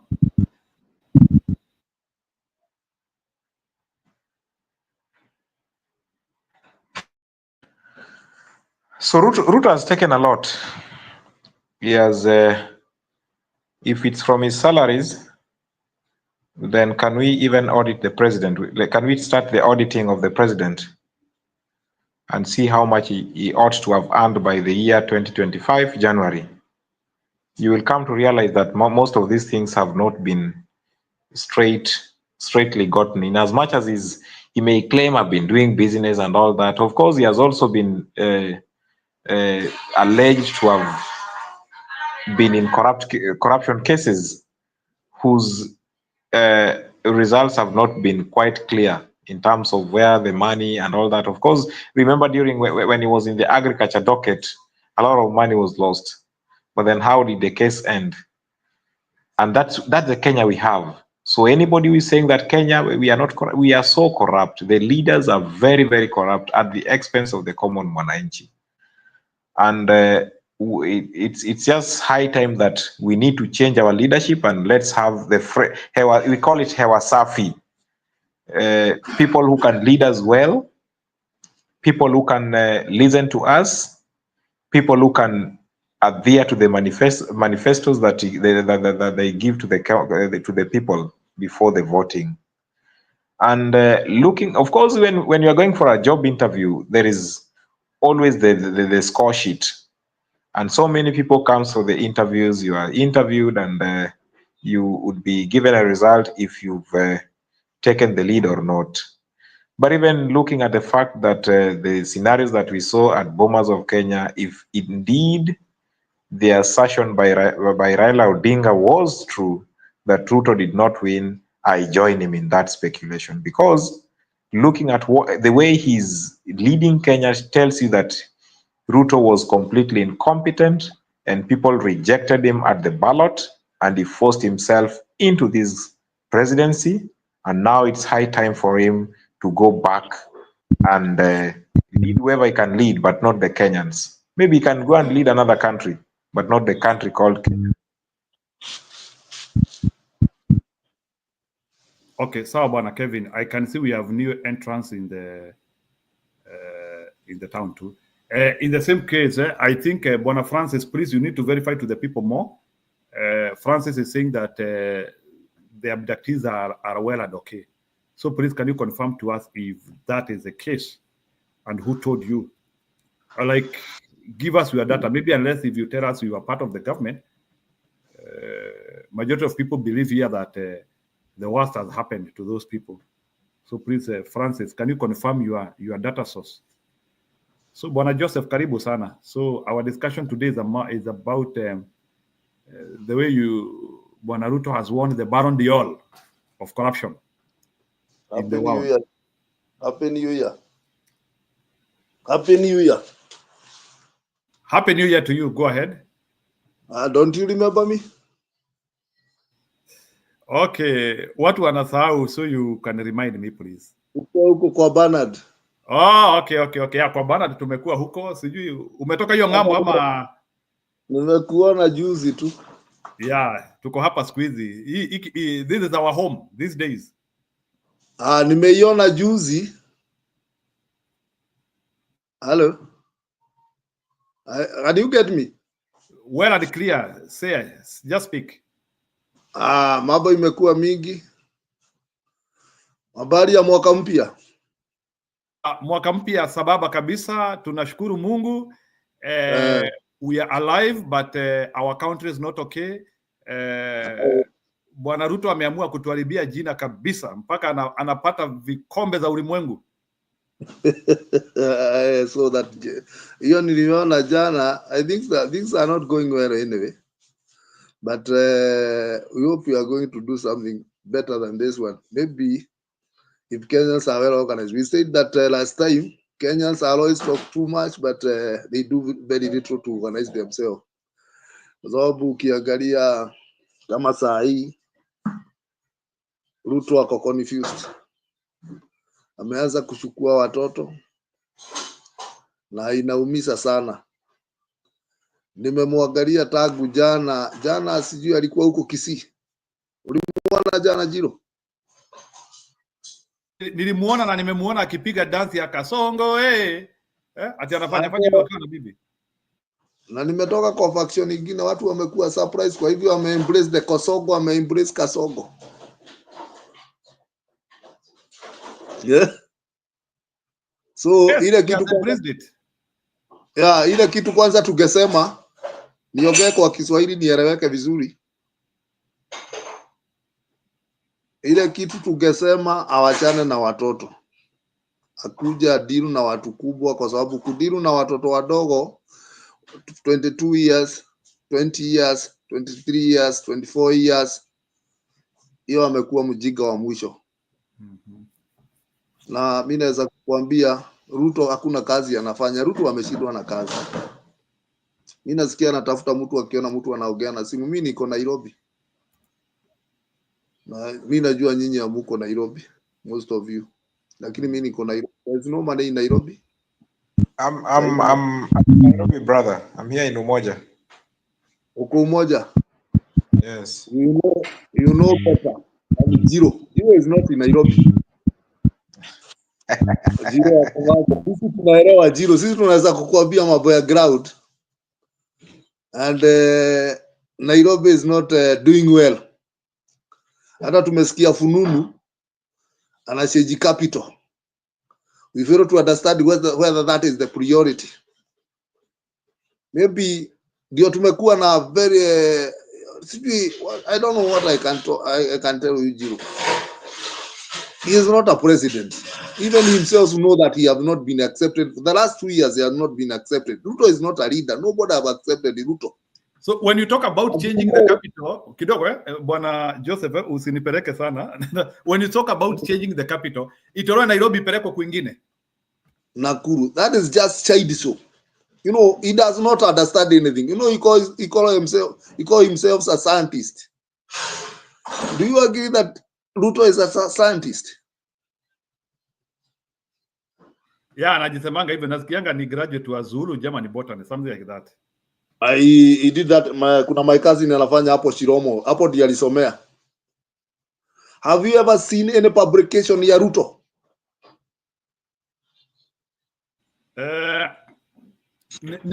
Nimeona juzi there is a paper niliona wakiwa a group I will share here. One minute. He has published very recently. Nilikuwa nafuatilia thesis yake ndio sikuona, lakini there is a paper published I think immediately after PhD, but it is a crowded paper. Ni paper iko na watu kama 6. I will share here, but imepublishwa very recent. Yes. Because myself I've been investigating it. Nilikuwa nafanya investigation yake, but I have not seen any publication. You know, a doctorate na hana publication. I think that's why he is experimenting. Unajua watu ambao hawana publication, they go for anything. So he is experimenting she, all those. One of the senior lecturers in that area, Shiromo, what I don't want to mention that much because he's my cousin, but most of the time he don't appear in the university. He was in the University of Nairobi, but he did not appear there. Njuri, labda niulize swali, naomba niulize swali Joseph, kabla nipotee kwa akili. Nisamee kumpatiza. Unajua tuna discuss mambo ya Ruto so that we know who the type of a person he is. Ask. Okay, msimamo uliza. Natafuta publication ya Ruto in the meantime. Asante. You know when you want to know who are we dealing with. Asante sana.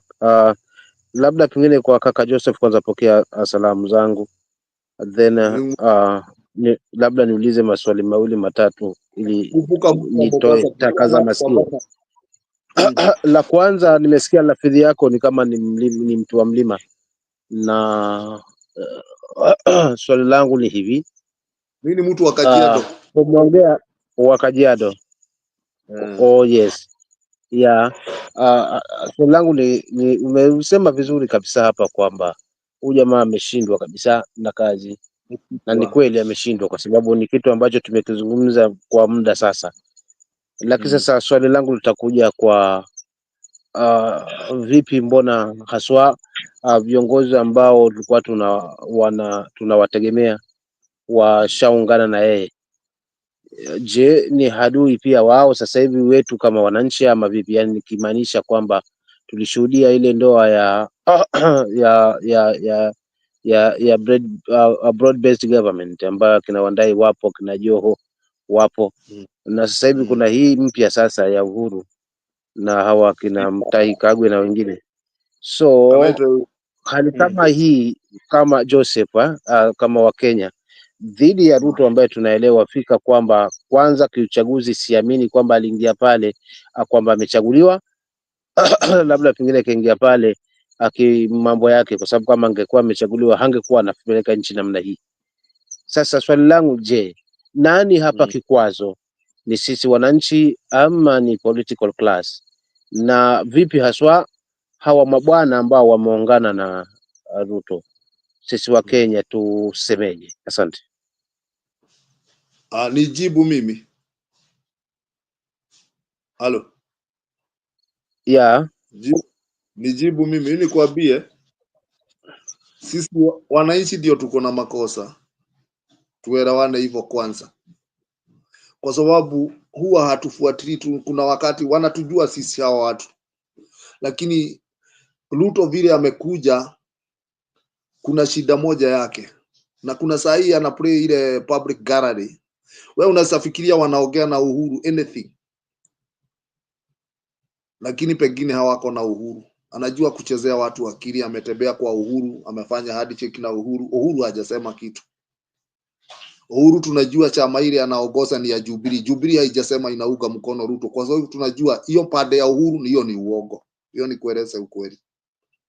Na niko kwa ground najua hiyo ni uongo. Uhuru hako na yeye. Lakini Uhuru naye ni retired president, hataki mambo mingi. Tuondoke kwa hapo. Tuende kwa broad. Joseph nataka nimalize kwa hiyo. Okay, sawa. Naona website yako lakini natumia simu. Oh no, ile kitu nilikuwa I just wanted to confirm to people Yes. Bwana William Ruto akona publication moja, you know, is always good to be kama ungekuwa na WhatsApp nisipostie hii view nilikuwa nataka nijue. Ndio hii, let me talk about it ili muelewe.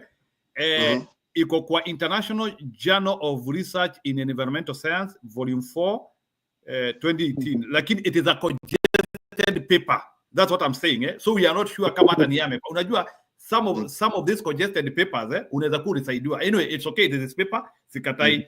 So imeandikwa nini, the title is land use, land cover changes in Sawiwa Swamp watershed, Western Kenya. No, wameandika hawa ndio wale watu yeye ndiye first author, William Ruto is first author. Then kuna jamaa anaitwa James I. Kanya, he is also first author too. Then kuna jamaa anaitwa Eric Mushogo, second author. Nehemiah K. Ngetich, huyo ni first author. Nehemiah ni first author, ndio ameandikwa number 1. And Janesio I. Kenyamario, first author. The problem ya hii paper, I want to explain to people. The problem of this paper, it has too many first authors. So kuna uwezekano Ruto alibebwa. Kuna watu walifanya akaletwa. Jiro, unaelewa mambo ya academics. Hiyo sio project yake. So doing publication, yeye alibebwa tu hapo.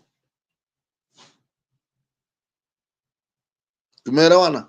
Yeah, that's why I wanted to show that is the paper of Mr. William Ruto done in the year 2018. I think it is immediately after graduating for PhD. I don't know, like in Kenya, for you to graduate with a PhD, how many publications you need?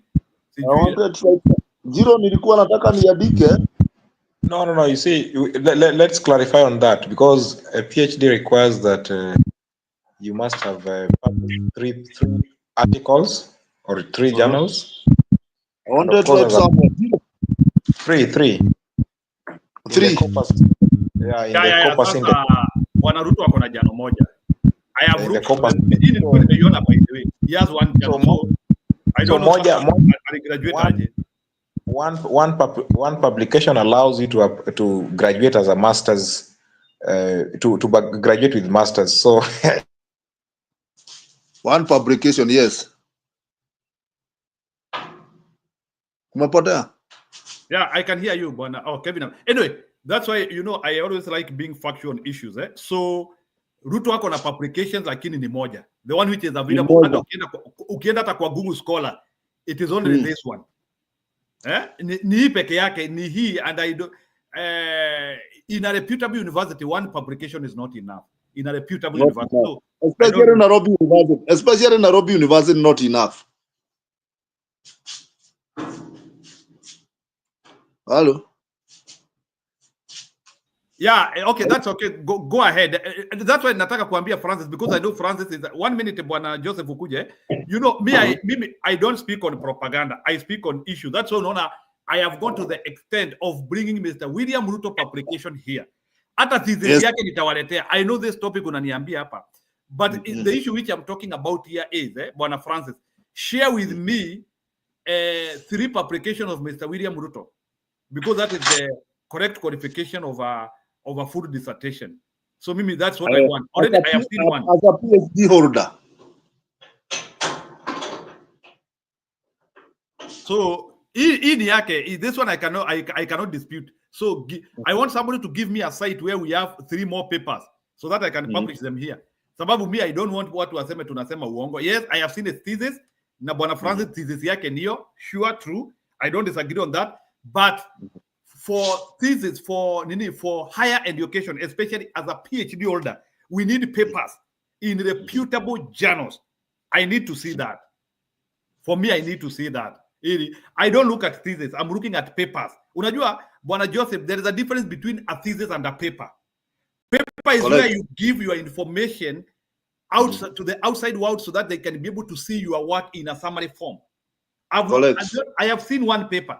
So, Bwana Francis, give me a site. Second one and the third one. Yeah, give me a site where I can see 3 papers. If there's And no, you know, if you give that, I will say to them right now. yeah, and that's why I have decided to give this paper because hii nimeona, but another 2 sijaona. We need. In fact, this one is the first one that I have seen, and you have explained well, Jiro. You have done that. That one is good because mimi nilikuwa nafikiria hana hata moja. Ako na karatasi moja, ako na moja hiyo najua, lakini any other publication I've not seen about him. But during master's level, and maybe I want to explain this, during master's level hakuwa na paper. This paper came while after doing his PhD. So this one is I think this one is carrying majority of his PhD work. So he has a paper lakini ni moja. Maybe anaweza kuwa amefanya makaratasi na watu wengine. Maybe he is a second or third author. Lakini hizo hatujaziona pia. So I would like if you people you have papers from Mr. William Ruto, we will display them here. We have no because problem. And there's nothing wrong about that because he is our president. We should know more about him. He is a public figure.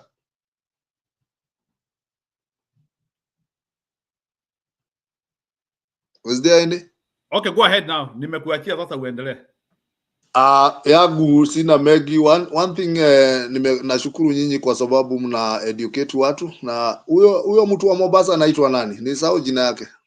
Huyo alikuwa ananiuliza swali. Anaitwa Msimamo. Nashukuru yeye kwa sababu yeye anafuatilia sana. Ile kitu nimesema, aliniuliza sisi ndio tuko na makosa kama wananchi ama ni viongozi. Sana sana sisi wananchi tuko na makosa. I don't know kama tuko na shida ya kuelewa kwa sababu viongozi wanatutumia. Ukikuja kwa ground kabisa chini hakuna ukabila, lakini ukabila iko hapo. Mambo ya broad based government, hiyo watu wale wamewekwa hapo. Kama saa hii I had the information that Kidiki they are not doing well with the president. Hata hakuwa pia kwa ile if ya New Year kwa sababu wamekosana. Wakati alienda kwa interview alikuwa directed na wale sycophant wa Ruto aende atusi Gachagua. Hakufanya hivyo, aliita Gachagua my brother. Something went wrong there and kuna mtu alipiga coffee. Iko kwa internet, iko kwa social media, unaweza ona mambo kama hiyo. Kidiki nasikia is not in good terms with the president. So na amewekwa nje mpaka aweze ku criticize Gachagua vizuri vile wanataka, na wamerudisha nani mtu anaitwa Ichongwa, na ndio ulisikia Ichongwa anaanza kuropokwa pale wakiwa Kiligoris. Mambo kama hiyo tunatumiwa, viongozi wetu wanatumia hiyo dinaleta ujiga nchi kwa sababu we don't have that time to waste. Some of us are very old, we need a smart country. We don't have that time to waste kwa watu wanatusiana nini kama Ichongwa. Kenya no, kupoteza miaka 5. Let me finish. Just a minute, because there's something that you need to make it clear. I'm one of the people who are really against the bad leadership of William Ruto. Yes. So I joined on this. But of course, maybe make it clear for us about Kindiki.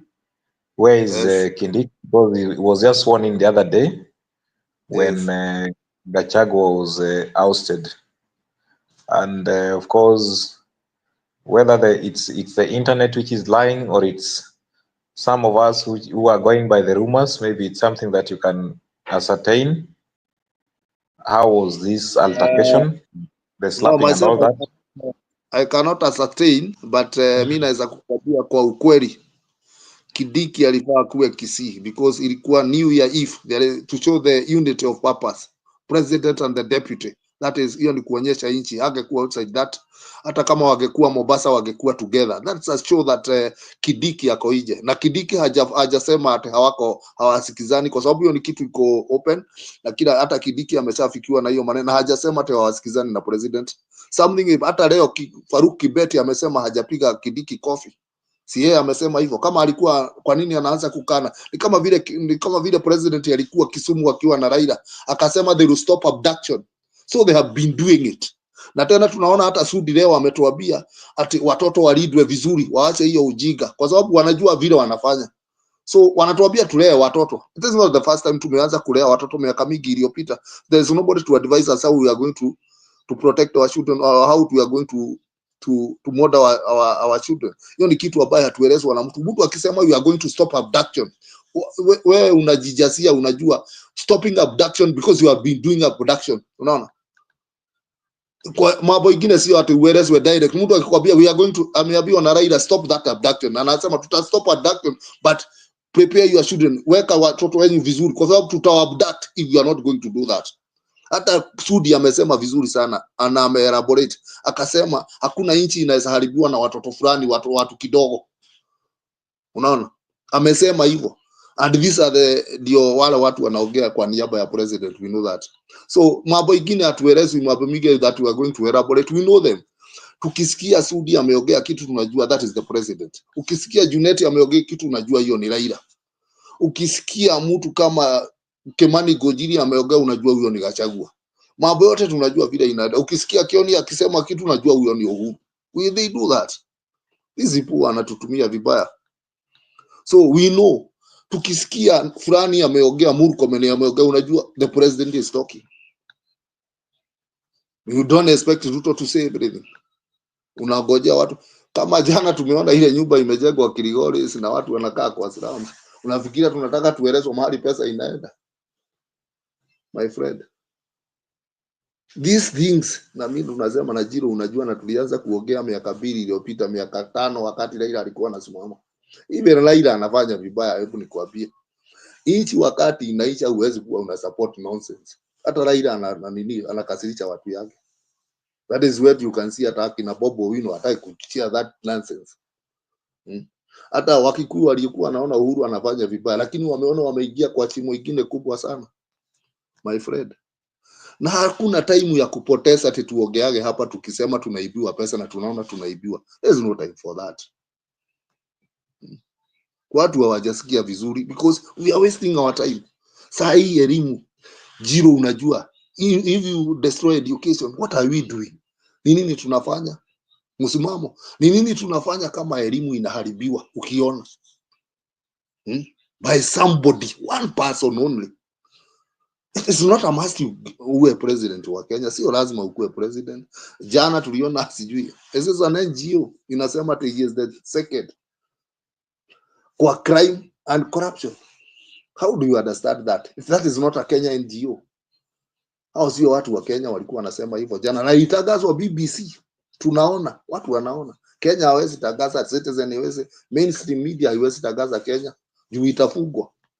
People, they have been mansard to not to say anything bad about the president, but watu wa kanisa si walikuwa hapo wakituambia huyo ndio Jesus. Now why are they? How can you say that abduction is bad and then you say that kama abduction ni vibaya, let us check your children? How? Bring the children back. Watu wanataka. Wewe uliona huyo mzee alilia kotini jana? Jiro, do you see that man?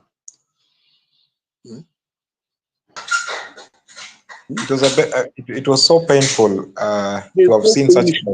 Our time, you know here, time is of the essence. Wasting our time, 5 years, you waste our time. Time was. Do you know what is time in Kenya? Time. Mtoto anasema mpaka form 4 mpaka form 1 mpaka form 4 mpaka first year. Time. Allow me to interject kidogo because naona somebody is asking a very, I would call it a misinformed question, because he's asking that unaweza publish papers even after graduation. Yes, you can publish even 100 or thousands or 10,000 after graduation. That's okay. But the minimum number of publications that you're supposed to have before graduating with a master's degree in the Republic of Kenya through the Commission for University Education is one publication for master's degree. One publication.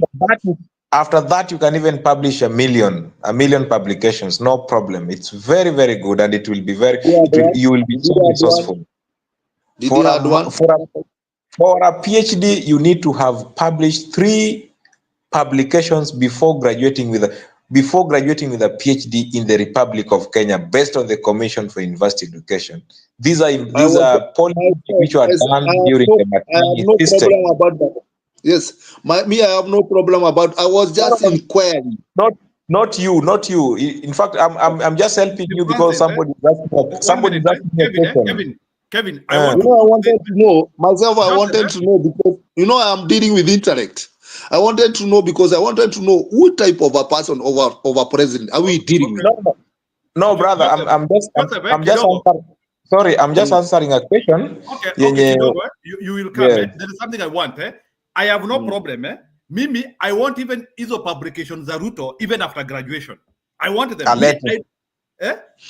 Alete, yes. After graduation, I need them. The 3 of them. Do you know? And the reason I'm asking, because he is a public figure, he is our president, he is a respected person in our country. We want to know the background, his education, living standard, family-wise, and the rest, so that we should know what type of person is reading us, even health-wise. It's also important. And there is something that I was suggesting somewhere in a forum, somewhere in a different forum, that even an area MP should know health-wise, and it should be done maybe regularly, on a yearly basis, because we are living in a very complicated world. Because even 5 years, you are not aware whether your health-wise is okay. These are very much important, because 50 million people, you cannot drive them to a ditch just because you want to read us. You want a respect from us, whereas we have nothing in our pocket, my friend. Do you know, even by the time that Kidiki was being interviewed by the media, Kenya mainstream media, there was also a problem from the media, and I criticized the media that day, because when they come to economical areas, they do not ask critical questions that will improve the economy, like government settling the pending bills, because that is where the devil lies. You could see somebody that was designated to ask economical areas.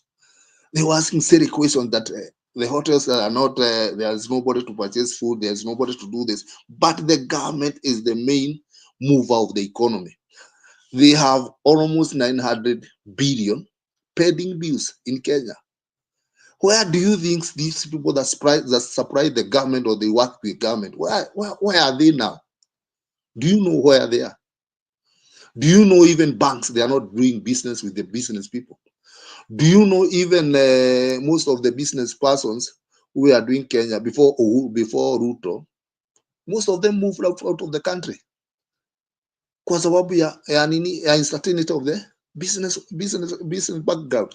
Kama saa hii watu wengi wameenda DRC, wale walikuwa wanafanya. Go to any bank in Kenya, and I'm telling you, go to any bank tomorrow, go to section ya business, uulize biashara ya Kenya na Tanzania na Uganda na wapi zinaendelea pamoja, shida iko wapi? Unaambiwa Kenya ndio kuna shida peke yake. Kenya ndio kuna shida. Tell the public kwamba hata banks are almost closing down because there is a cap. Sorry? There is what? Waambie wa Kenya brother kwamba hata banks nyingi sana zitafungwa because nilikuwa nasema, let me interject. Nilikuwa nasema kesho asubuhi siku ya kazi tutakuwa tunaenda kazi. Mimi ni mtu wa biashara, na mimi hata nafanya na serikali, si ati sifanyagi na serikali, na supply serikali. Mimi najua mambo mingi naweza kueleza hapa, nataka kutaja hapa even ya KDF. Mimi nataka uende ni commercial bank in Nairobi, wewe uko Umoja, enda tu ni commercial bank, enda hapo Equity, hapo Umoja Donholm. Mimi nakuja hapo kesho, hapo kwa Manyoro. Enda tu hapo Equity, enda kwa business section, uliza biashara vile zinaenda region hii, East African region, uambie ni Kenya tu kuna shida. Why? Ask you why? Hapa tuko na mvua, tuko na kila kitu, ni nini? Right now you know zero, na mimi naweza kukueleza ukweli. Mafuta inaaguka January worldwide. Inaaguka kwa sababu ya nini? Trump anaelewana na Putin. Kwa hivyo wakielewana, mafuta ya China ya Russia itakuja kwa market. Kwa hivyo mafuta itaendelea kuanguka. By mwezi wa pili Kenya haitaanguka mafuta. Why? Because wanadiru na nchi moja inawaletea mafuta ya corruption. Wanaenda ile G2G bado hawajaifuja, waliirudisha. Kwa hivyo mafuta Kenya itakuwa energy itakuwa juu. Ni kweli ama ni uongo? Mafuta itaanguka worldwide, itaanguka. Yeah, of course, you know, Bwana Joseph, it's common sense that Donald Trump, 1 minute, Bwana Joseph, it is common sense Donald Trump ataangusha mafuta Marekani. He gave that promise. Na ya Russia inakuja in the market. So naona hapa kuna fallout ya Kindiki na Faruk Kibet. It is said that Faruk has been making decisions meant for Kindiki Kithure, only required to accept. So inasemekana hata ati Faruk Kibet ndiye anapea Kindiki kazi. Sinifanye kitu moja niende washroom nikuja, sitatoka. Okay, sawa, you can go and come back. So inasemekana ati Faruk Kibet ati hata Kindiki anapewa kazi na yeye. Yani ati yeye ndiye anapea Kindiki kazi. So Bwana Kevin is this one meant to sway us from talking the main thing?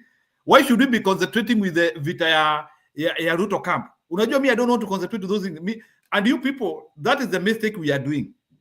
Kuconcentrate na vita ya watu. Whether Kindiki anapigana na watu ama apigani na what is our problem? He is not part of us. We have never supported them. Why should we be concentrating with the shida yao?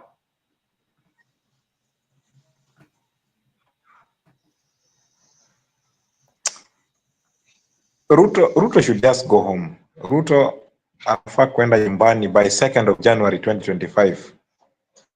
Kesho tuamke tu asubuhi tupate breaking news kwamba Ruto resign from the presidency, because coming to a state whereby Kenya is now number 2 worldwide after Syria,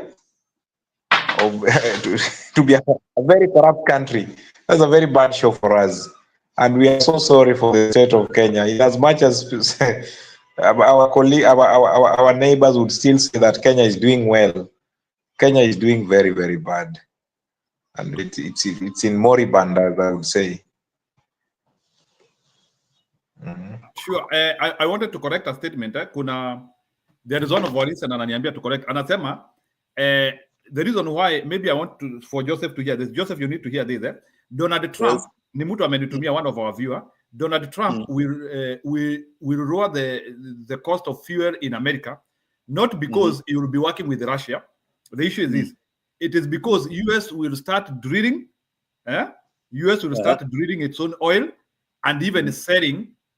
I think from outside. So I think that was and then ananielezea pia Joe Biden made sure that plan was not there. So I think Joe Biden kuna vile maneno ya mafuta Marekani ni kama alikomesha maneno ya kuchimba mafuta Marekani, because I think he was over concentrating with ile kitu wanaita sijui green deal so mafuta. So the issue is about America will revitalize or come up with their own plan of having their own fuel. I cannot remember very well, but I want to be educated there, because I know America does not control mambo ya fuel. America I control sana kwa sababu the technology ile America wanatumia ni so costly.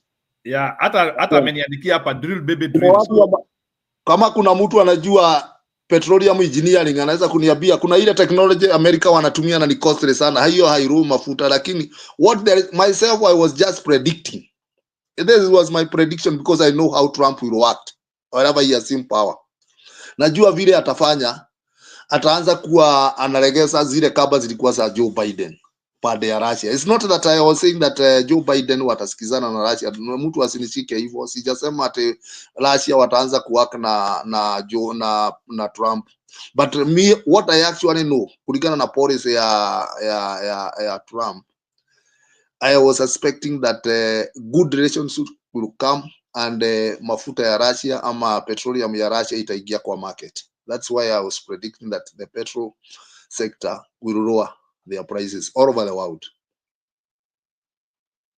So for me, America does not control the energy sector because the technology that they do use is so costly. Na sijakumbuka hiyo that technology wanatumia kwa sababu hiyo inajulikana na watu wale wamefanya engineering ya mafuta, lakini kama ningekuwa na my friend alikuwa they call it fracking. Fracking. Technology. Yeah, fracking. There is another one that they were using around 2006 2007 mpaka 2010 which was very costly. Niko na mtu amefanya engineering ya mafuta na alikuwa ananiambia ile technology wanatumia America, kama wangekuwa wanatumia technology kama ile inatumika Middle East, mafuta ingekuwa rahisi sana nini. Walikuwa na preserve not knowing that tutaenda green energy ama kitu kama hiyo. Walikuwa na preserve mafuta yao kwa miaka mingi kwa sababu walikuwa nafikiria mafuta ikisibwa duniani yote itabaki kwao. So they were not interested to control the petroleum sector. Yeah, so but the bottom line tunasema ni mafuta itaanguka dunia mzima, lakini Kenya haitaanguka. Yeah, so that is the discussion. That's what you are bringing. Yeah, that is the discussion I'm having because the G2G wame control 1 year. It is a 1 year control. And what is this G2G by the way? G2G ni kusema serikali inahusia serikali, government to government. But there is no government to government in this business. Kenya to whatever they are doing G2G. Ni makampuni imechaguliwa 3 kutoka Kenya na zingine zinafanya ukarabati huko ng'ambo ya Middle East. So hapo ndio ukora iko.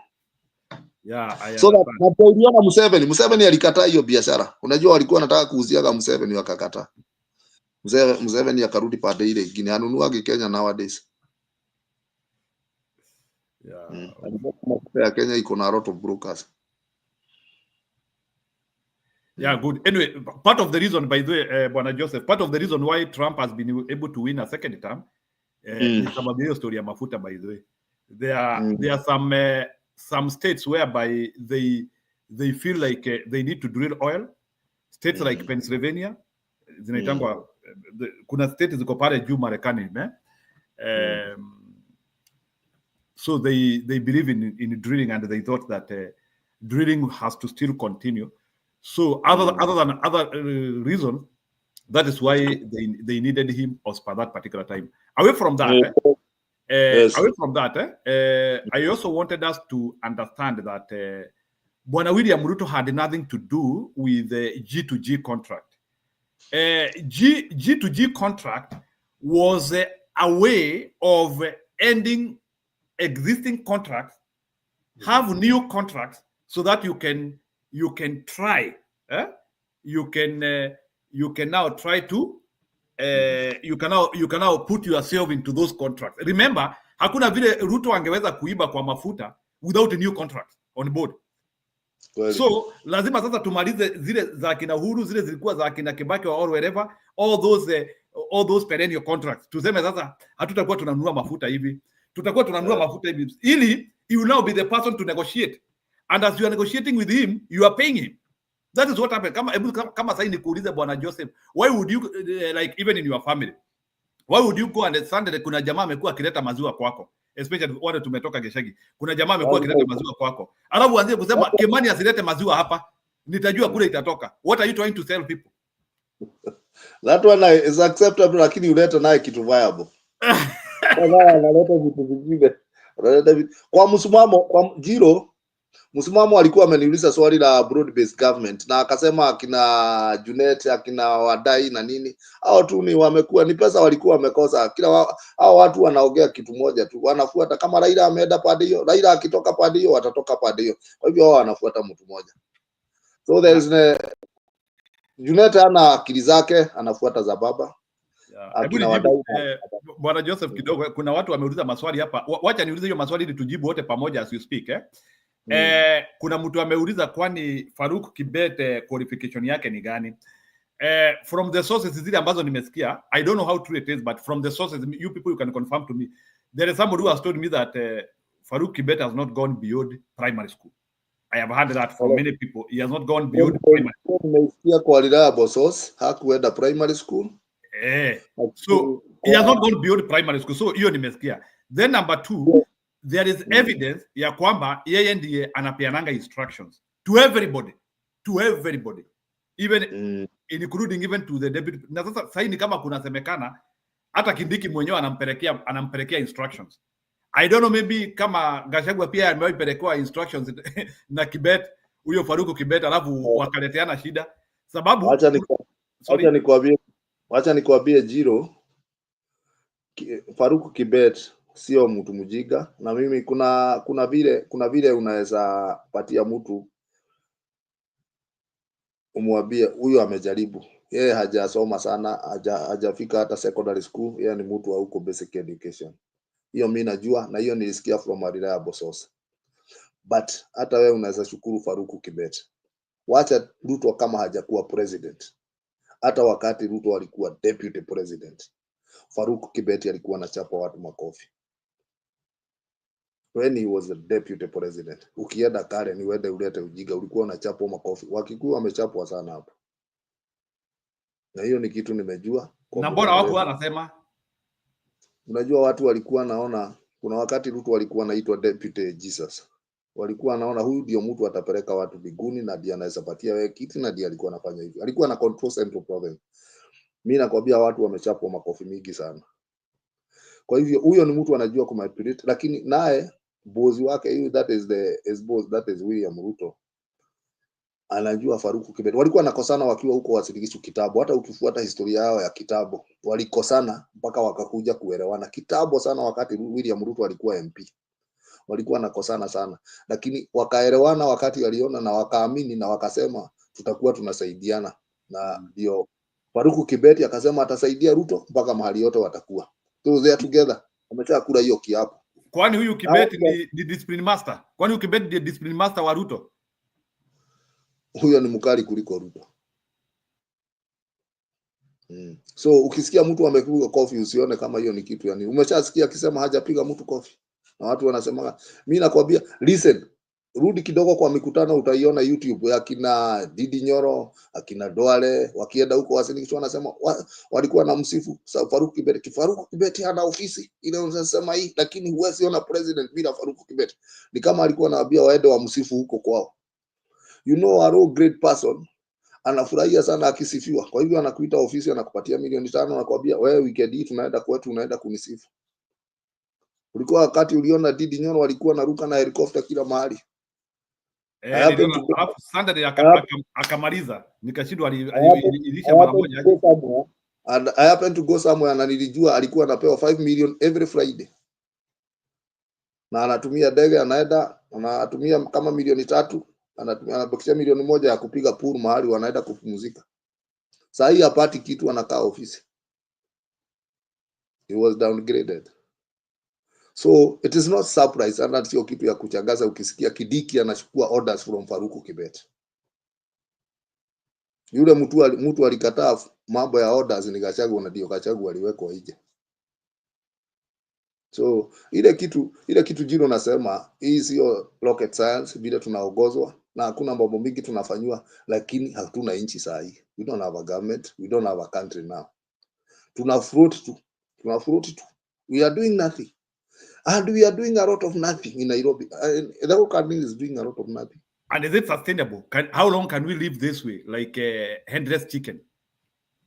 You know, one thing that you should understand, Jiro, Ruto has not been accepted by anybody as the president of Kenya, because that is why he is not being respected by anybody. He has not been accepted, and he knows that. That is why sometimes he could say that I'm the commander in chief, and I rest what. Well, as we know that he is the commander in chief of this country, he could sometimes pronounce himself that, do you know I'm the commander in chief? Mimi nitasema hii paga sikupewa yate ya hata ameshato sikupewa hata ya kufika sukuma, hii paga nimepewa. Unaona, and you remember he was not even hakuwa anafikiria. Hata wakati alipewa hiyo sword tukiwa Kasarani, hakuinua Bible, aliinua sword. If you can remember very well.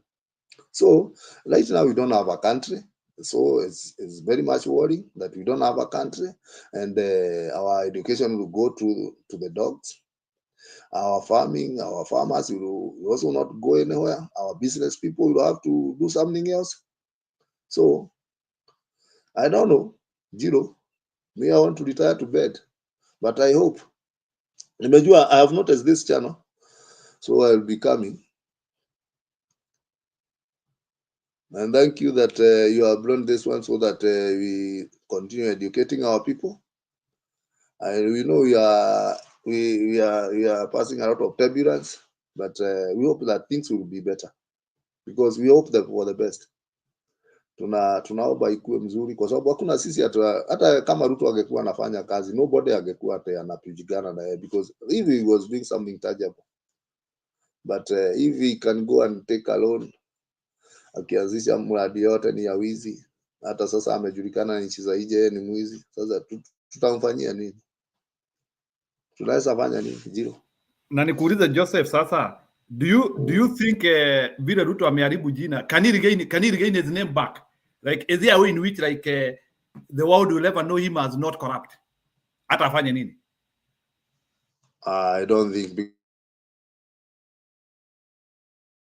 Umepotelea. So hawezi osha jina, in other words ndivyo. So Kevin, do you think Ruto anaweza osha jina?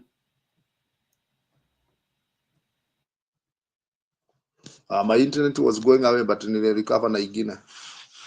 Ati ulikuwa unauliza? Do you think Ruto, 1 minute, do you think Ruto anaweza osha jina now that amejulikana he is the most corrupt person in the universe? Do you think anaweza osha jina yake alafu akuja sasa aseme I have discovered myself, I can now go like do you think he can change that? Hata afanye nini? I don't think so. He will not. There's no time for that. There's no room for that then. No room for that. Not unless miraculously. I don't know how. He has no room for that. He has no room. So now, based on that, how is he going to assemble a second term? Like atarudi kwa raia aje? So because I know we have things like presidential debates, so he'll just muscle the common persons and distribute the cash, the remaining cash to these politicians, like those who are heading us, like Raila Odinga, another few leaders who have influence outside Central Province. He can take somebody else, like Mudavadi, and as a dish some money so that he can control this community. And Raila, you know, 1 minute, Joseph, and Raila always, Raila is not. Raila now, even if he lose EAC, hata akirusi EAC, hata akirudi Kenya, he has no ambition to start as president. He has no reason to fight for a presidency. So Raila is a spent force. He has nothing to do. There's nothing he can help us now. Because even if he come back to Kenya, you just sing the same tune of Ruto. The other thing that all the other people, they fear Ruto. They don't want to clash with him, like Gachagua is doing. Akina Mudavadi, they will just support Ruto. Akina Otuori, they will start singing about Ruto. Mombasa, Joho, because of business, and some few traders here and there, you just sing about Ruto. Akina Junet, they will do that. So you'll find that that is the method that you use. Those people who will be against Ruto will be put on one side, and propaganda machines will be employed from the government. So yeah. I don't know. It's only God. Now it's only God, let me tell you, to survive, because in Africa is not we are not in the West, whereby you see when you say something you'll be abducted. Saa hii hata Gen Z wakiitisha maandamano hawezi enda, wanajua you will be shot down. So people will come, ukionekana akina Kasamuel unapewa pesa kidogo unarudi kwenu. Hata unaona Morara Kobaso watarudi kwao, they will just be given some small money here and there. That is the problem we have. So, not unless I have a question. I have a question as you talk. So ile swali najiuliza mimi mwenyewe is like are we that complacent, or like Ruto has to continue being part of our presidency for the next 3 years, and he still want a second term with all these problems we are having? There's no visible way of getting him out of power. Sorry, come again. Nakuuliza, like, do you want to tell me that Kenyans are so Kenyans, they have nothing else they can do? They have to live with Ruto for the next 7 years. There he is. That is where we are here. We can I think we are out of material. That's where we are here. That's why you are here, Jiro. Is there any way out? You can tell us. Give us the way out. I was having one. records refused Myself, to. Okay. I was having one because if you go to street, you will be shut down. We can stay at home 1 month. No movement. No going to school. Mpaka Ruto akuje chini. Because if you go to street, you can be shut down. We can stay at home. Everybody stay at home and say, wewe unataka kuongoza kwa nguvu, ongoza watu. You know, sisi tutakaa tu manyumba. Watu watafuta chakula wakae nyumbani. 1 month. Wanaweza. Kuwe hakuna mtu wa matatu, hakuna matatu inaenda Nairobi, hakuna nini, labda kwenda hospitali peke yake, watu wakae nyumbani. 1 week ataenda. Sasa hiyo hata kuchukua nyumbani ya kupiga risasi, utakuwa nyumbani. Wewe unamwambia mimi serikali yako sitaki na mimi siendi kazi. Can It you will talk not to happen in Kenya. Can you see what Francis is writing there? Francis is saying, guys, that's why you have this channel. We try to educate our people and tell them you can do this and you can do this and you get somewhere. Yeah, of do course. You have I anyway? understand. Do you have anyway? Okay, 1 minute. I want to talk to Francis. Francis is saying, guys, remain factual. We have a legitimate government. Wait for 2027. We have correct. We have a legitimate government. Me, I'm not refusing. We have a legitimate government 2027. That's why nothing we can do now until 2027. The only we have the power of the vote. If we can be able and to that, so let me ask you a question. 1 minute, Joseph. Yes. The problem is this. Even as we say we have that 2027, how are we going to vote? Even there is no IBC. Don't you see even that that 2027 in fact we don't have IBC. Do we have an election in 2027 based on what is happening? I think we don't have election 2027. That is just a mirage because we don't have IBC. And you continue putting some cipher fund in the court. Ataweka watu kwa koti, wanaleta injunction, wanaleta hivi, kuna kama commissioner inapelekwa kotini mpaka 2027. There is no election in 2027. For those who are telling us we have election 2027 with Ruto, that's a mirage. You don't have one. Hata akina Gachagua wanaota. Utakuwa na election. Yeah. So now, when if you are going to have, we wait for 2027. The first thing that we are supposed to deal with, so that we have election 2027, is to make or to place IBC in a position. IBC should be there, not later than March. Ikuwe imewekwa March. Kama hatuna IBC, we don't have election 2027. Hatuna, utaitoa wapi? So can Francis respond to us about that? So Francis, election. What we'll have on 2027 tutakuwa na constitutional crisis. Constitutional crisis. Tutakuwa tunaenda kotini kuinterpret what about we don't have IBC? What are we going to do? Because we will not be having an IBC. Who is telling you that Ruto will accept to go to make an IBC? Yeah, and that's the question. I'm not trying to interact with Francis. Nataka Francis aniambie. So we don't have a. No, there's one. If the outside world or our friends, our partners from outside, if we can put some sanctions to Ruto and tell me we should have an IBC, because an IBC is part of our constitution and is part of our democracy. We need a lot of pressure from tomorrow, that is January, up to March. We need a lot of pressure. Let us not have that sideshow. Ati mambo ingine ya kufanya nini. Abduction off and IBC on. If you don't do that, no election in 2027.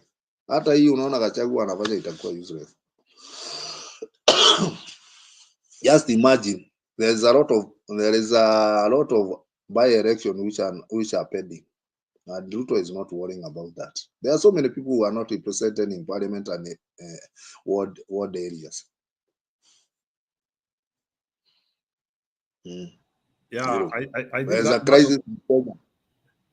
There is a big crisis in Kenya, and I don't know. Even Kafogo, ukiona akitu akina Kafogo, akina Mutahi Kago, if they can accept this seat, these people are also idiot. You cannot accept a seat, a ministerial position, or where you have no influence. They should say no. Not tomorrow. yesterday, they should have said no. If they drive their country, they could have said, the way that you are doing, there is a crisis in your government, I am not able to run I will not be able to run that ministry. If they accept, and I saw them in State House and accepting that, these people also are Niger, they are big idiot. Hey, why can I address this guy? This guy been talking for a very long time, man. Why can I address which guy? You know, this Kenyan guy. He's my brother. He's my brother. Why can I? Let me also listen. Moduri. Computer money. This guy here. We're not jacket black. The guy with the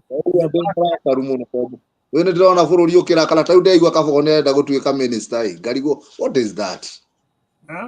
A billionaire hana shida na anataka kuuza watoto wana abductiwa na anataka kuwa minister. Sio ni mjinga ya mwisho. Hata Derito Murithi amekuwa sworn in, eh? You should also ban their house. Tulikuwa tunafikiria hata yeye do you know Derito Murithi hata yeye amekuwa mjinga. Na mimi naweza kueleza hata kazini yake pale kesho humwadi. Amekuwa mjinga. Wacha nikueleze. Brother yake sio kazini yake. Wacha nikueleze Jiro Murithi ana advice 7 counties in Kenya. 7 counties in Africa, 7 countries in Africa. Hata Venezuela dia ana advice economically. Anafikiria kweli, anafikiria anaweza change hapa. Na hapa ni one person show. Hata yeye amekuwa mjinga. Huyu mtu tunafaa kumweka. Hata Murithi amekuwa mjinga. Sijui kwa nini. Hata that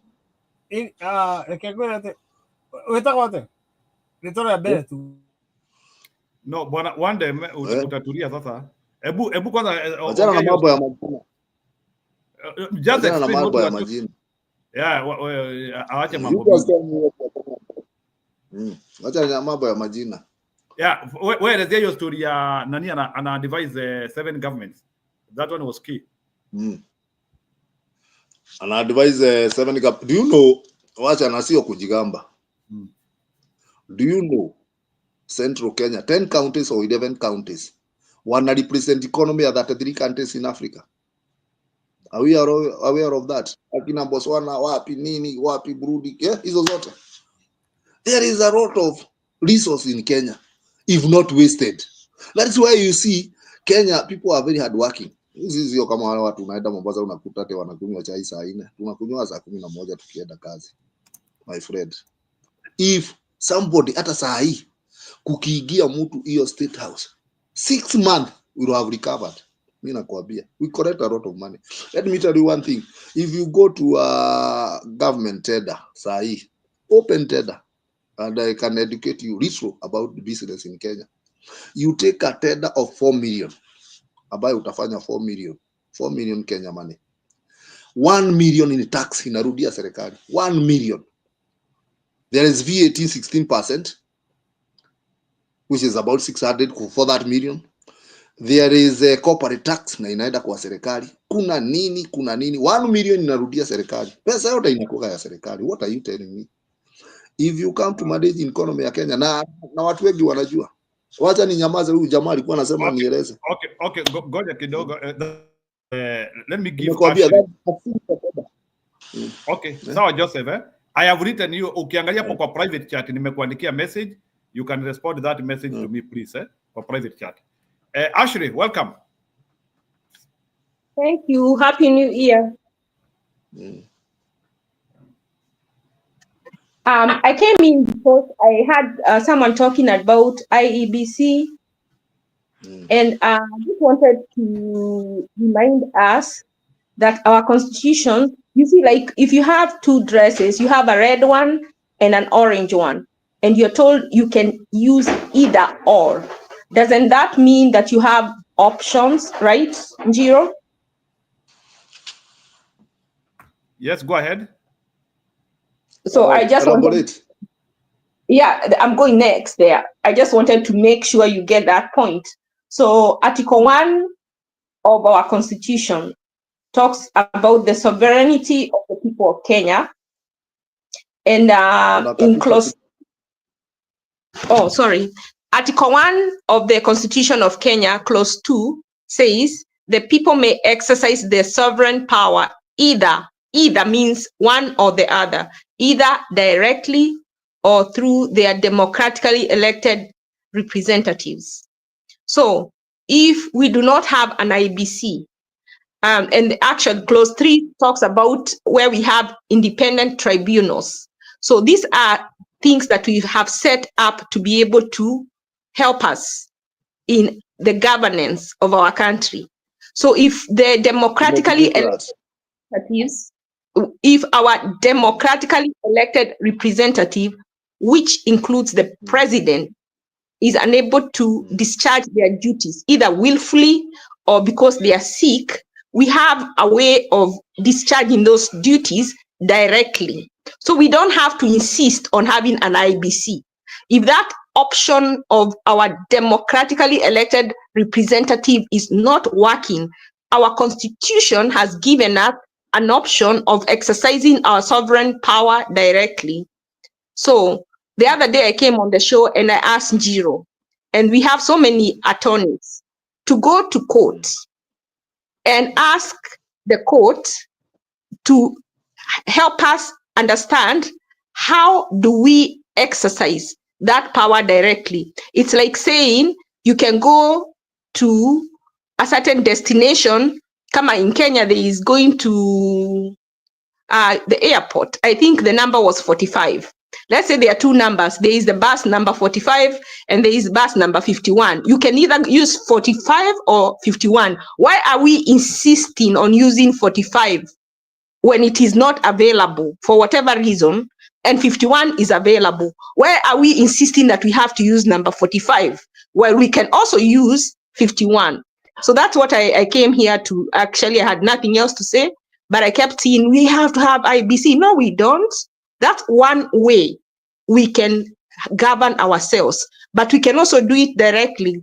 But because it is not spelled out for us how we can govern ourselves directly, and to avoid us doing things and then the court saying it is unconstitutional, I think if we are serious, we need to go to court and we need to ask them to help us understand constitutionally how we can exercise powers directly. Because even these ministers, we can recall them directly.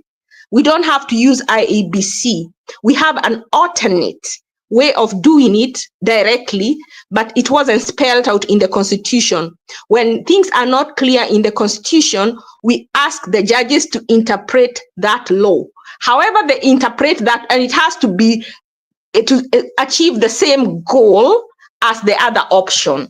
So how can we achieve this goal directly without using these other establishments that we have, without using the elected, our MPs, the IBC? What is the other option of doing it directly? We need to get an interpretation from the court.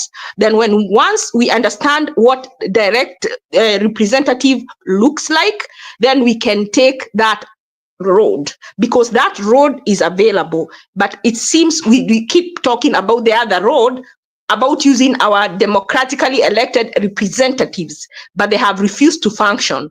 Since that road is closed right now, how can we use the direct road that we have also been provided for in the Constitution? That's what I wanted to bring up. Thank you. Okay, thank you. Actually, I think your thought is, I think is more from a civilized democracy. So, do you think our courts can actually help us achieve that?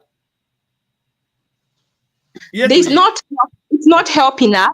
It's saying, okay, it says that we can exercise our power directly. What we are going to ask them, how can, since it is something that we have been given by our Constitution, we just need them to give us a constitutional interpretation of what that means. So since we don't have IBC, what is the alternate way the people, the sovereign, can verify, do the functions of the IEBC without using IEBC, because IEBC is not the only way we can do. We have the direct way. So we need them to give us, you let them tell us, and we give them a time frame, give them 30 days to give us an interpretation. If they cannot come up with that interpretation within 30 days, then we tell them, what time period do you want to get us an answer? Because we need an answer from them. Once they give us that answer, we use it. And the other thing that we need to preempt is that Ruto wants to, we can see what he wants to do. He wants to go maybe 7 years, maybe indefinitely. How do we preempt that? One, that blank check, we didn't give him a blank check to rule for 5 years.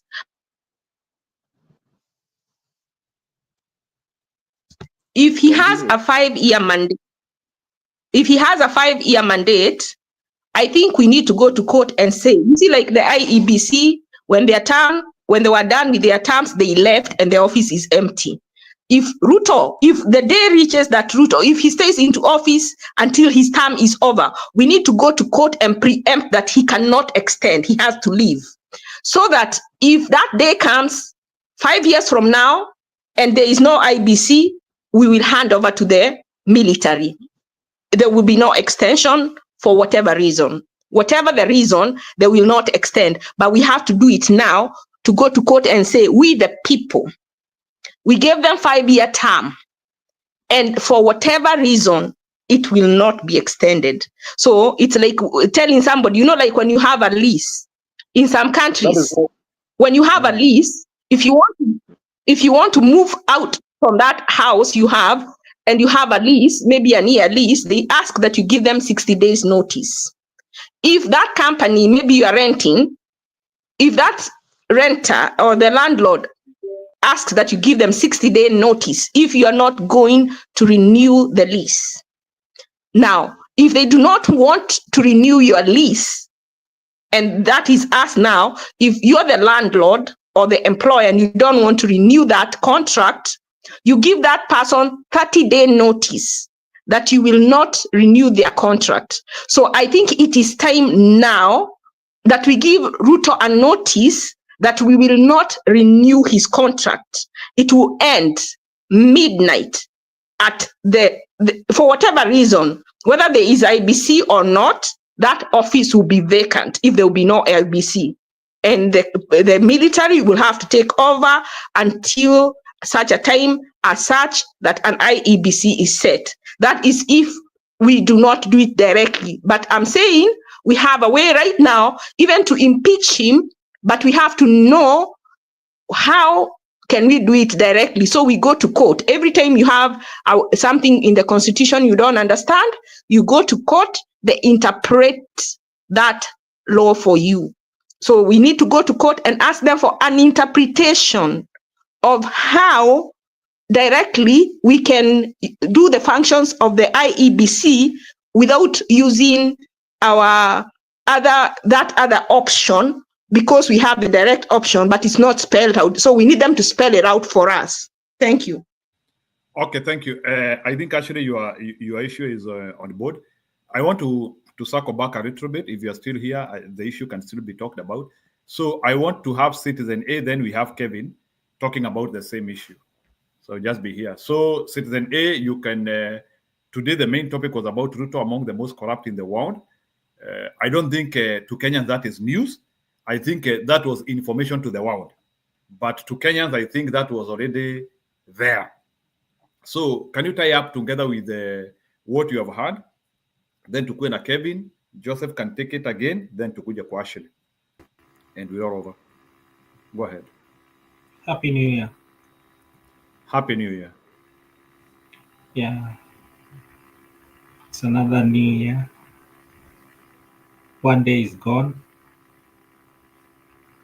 We are in the second day of 2025. And we are counting down. Congratulations, Mr. President, for getting the honor. The honor that has been granted and maybe was snatched from him to be given to the Syrians. But if we look at the number of votes that were casted, he was meant to be given that, and it serves the honorary. Well, I didn't want to enter into the panelist desk, but because of what Ashley is asking, I thought let me just come in and try to give some points concerning what she's talking about.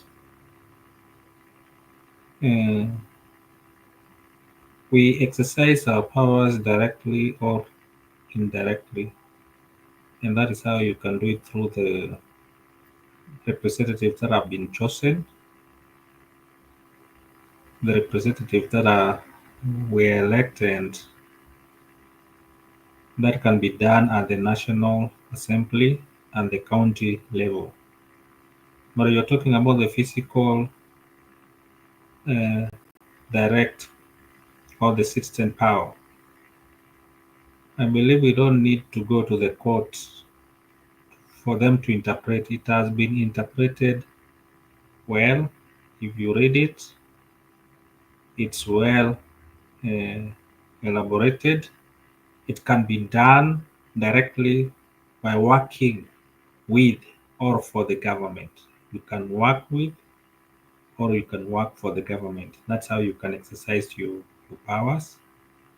Number two, you can protest against bad governance, which people are doing it. Number three, it can be done by boycotting the services, products. You can do it by also going looking at the bad policies and the laws that have been passed, and you try to rectify them. And then lastly, you can do what we call assembly, demonstrating, picketing, and presenting petitions to public authorities. And Jiru or Ashley, this has been done, but you see the problem is that the person when all these things are being done, especially the last part of it, the number four, the picketing, demonstrations, and assembling, you try to assemble, try to demonstrate, try to picket. It is mentioned, or try to present a petition to the public authorities. You will face the music. So that is what has been done. It has been done, Ashley. But you see, the person who is in authority does not allow the citizens to do it directly. So if your question needs to be framed, then you need to say people have done it directly and it has not worked. So what should we do? Because these are the things that have been mentioned in the constitutions that we are supposed to do, and when they do it, then it's as if it's illegal. Assembling, demonstrating, picketing, presenting petitions, you do it and you're cramped. Unashikwa, unapelekwa, unakuwa abducted. So maybe these are some of the things now the constitution and the court need to tell us, because these are the things that we are supposed to do, unless now we come up with other methods of doing it. Otherwise, directly we are doing it, it's being done, but you see, when you do it, you know what happens. People have worked with the government or for the government, and sometimes Njiru, you can see what happens. Sometimes when people want to work with the government or for the government, sometimes you are labeled to mesaliti wa Kenya. So I don't know how it works, because sometimes if you find that things are not being done well, you can work for or with the government and try to change the those laws, some of those things that are being done wrongly. But you see, when people try to do it, wanakuwa labeled that wamekuwa wasaliti, and this is now one of the issue yenye maybe imesumbua wa Kenya sana, especially that number one, working with or working for the government. I wish we could work with or for the government, but try to do the right thing. The only problem is that when people go to work or do it for the government, they start being sycophants. Wanaanza kuimba.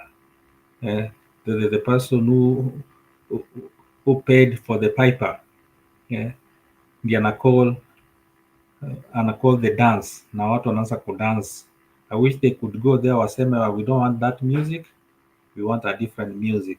That is when you work for the government or with the government. So number one, I believe that is one area that we need to make sure that we do it nicely. It's not wrong to work with or for the government. You do it, but you make sure that you do it in a right way. So sometimes tukiona Raila akienda kuwork, tukiona Uhuru akienda kuwork, tukiona watu wa Azimio wakienda kuwork, we should not tusiwakashifu that wamefanya vibaya, but the way they do it is what we should now try to do. Tujaribu kama wanafanya vibaya, then tunawaambia hapo mmefanya vibaya. I don't know, maybe Njiru, you can come in and try to do it. But working for the government and with the government is one of the way of doing the the Kenyans wafanye kazi directly. Thank you. Yeah, that one is okay. Bwana Citizen, ni usome message yangu hapo, nitakuandikia. So naona Vicky Mugeni ameingia. So Vicky, hebu toa sauti nikusikie. How are you? Hello, how are you? Happy New Year. Go ahead. Karibu sana. Najua you did no introduction. Okay. Citizen Kevin, Ashley, I'm happy to join you guys. I've been just sitting on the backstage hearing every time. But today I just want to talk a bit because it's really annoying sometimes when you see a lot of things happening in Kenya and you're far away. Every time you feel like, when is it going to be end? But I think we need to start with another method of fighting for this adoption, and also what is going on in Kenya. You know, if we want to remove Ruto, it's not only to say adoption or maybe Ruto must go. We need to strategize ourselves. Although Kenyans, you know, your Gen Zs have just started, but it's not easy. It needs to be organized proper. If we want to remove him, we need to be like everyday man. Like in a week, like the time they started last year, 3 times in a week. If you do it for 2 months, the international, they may stop him and tell him to resign. But if we do it once and then we forget it, we do it and then we stop it, we can't remove him. I just wanted to say that for now, but I will listen on the stage aside. Thank you. Okay, ni sawa Vicky, ni asante sana. So sikiliza, sijui kama unataka kuendelea kukua hapa, but it's okay, hata mimi niko hapa. So Bwana Citizen, utasoma message yangu nimekuandikia. So we will revert back to Kevin, alafu Ashley, alafu Citizen uchukulie, alafu maybe Vicky, and the cycle continues. Okay, thank you. So you said who and who? There is Kevin. Kevin ndiye anaanza, alafu Ashley. Tunazunguka Kevin, Ashley, alafu na wewe, alafu Vicky. You still be here. Kevin, so Kevin, welcome.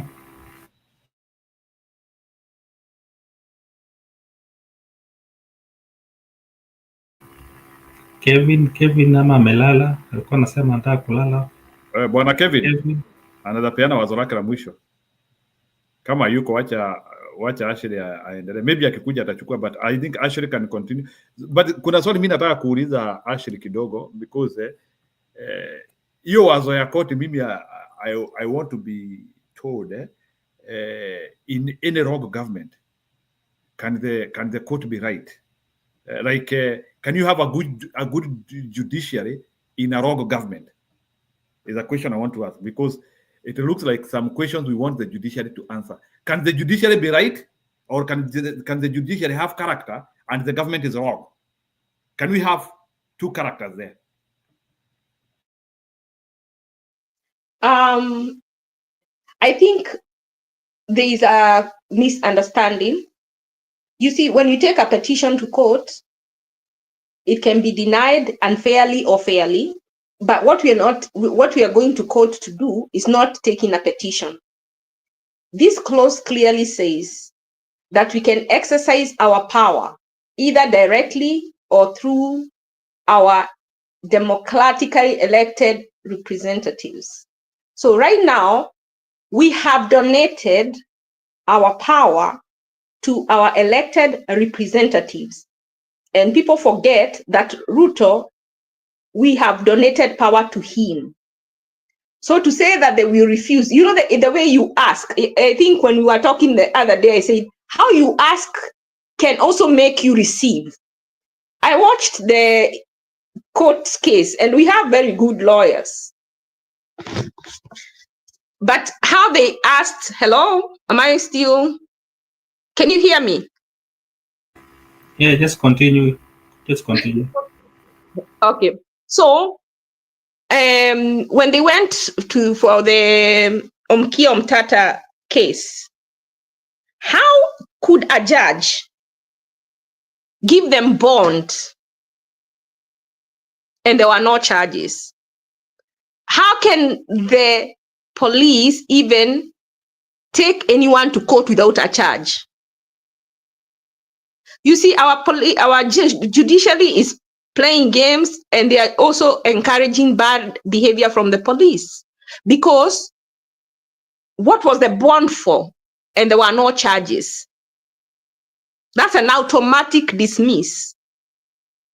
And I don't think even the lawyers needed to talk and talk and talk. They would have just said there is no charge, dismiss. Make it short and quick. But when you start saying, if you're not going, give them bond for what? What is the charge? You can't give bond for no charge.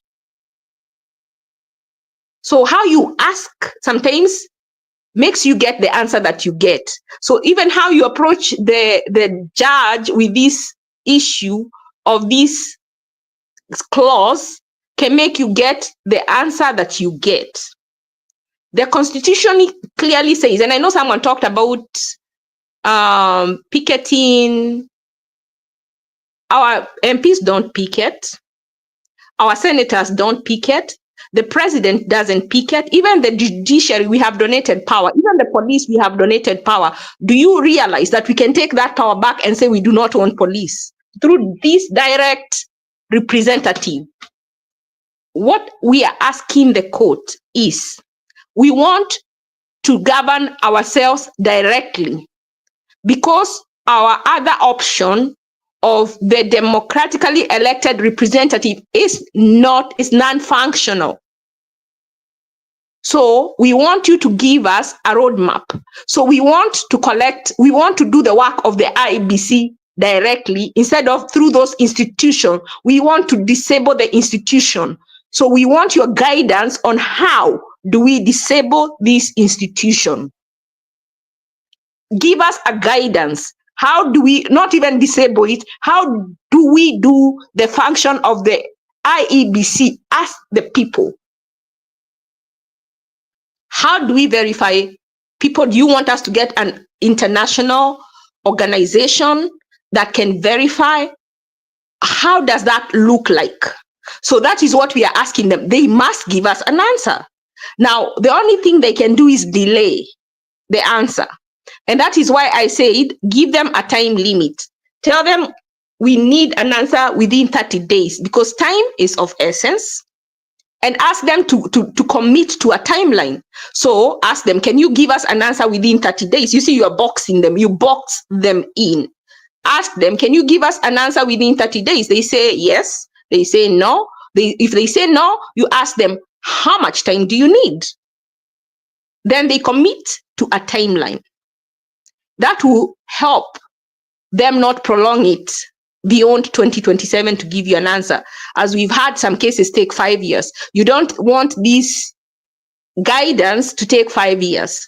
So you want to get a commitment from the Supreme Court, because it's the Supreme Court that this kind of issue should be taken to, and ask them, we are bringing this issue on Article 1, Clause 2, and we want to do away with some of these direct representative, the democratically elected representative way, and we want to do some things directly as the sovereign. So we want you to tell us, how can we do the functions of an IEBC directly? Then they will tell you, we need 1 million votes, 10 million votes, or we need you to get an organization that can be verified. And the reason we need to go to court is that so that when we have done what we have done, they don't nullify it. So what we are trying to do is preempt being taken to court.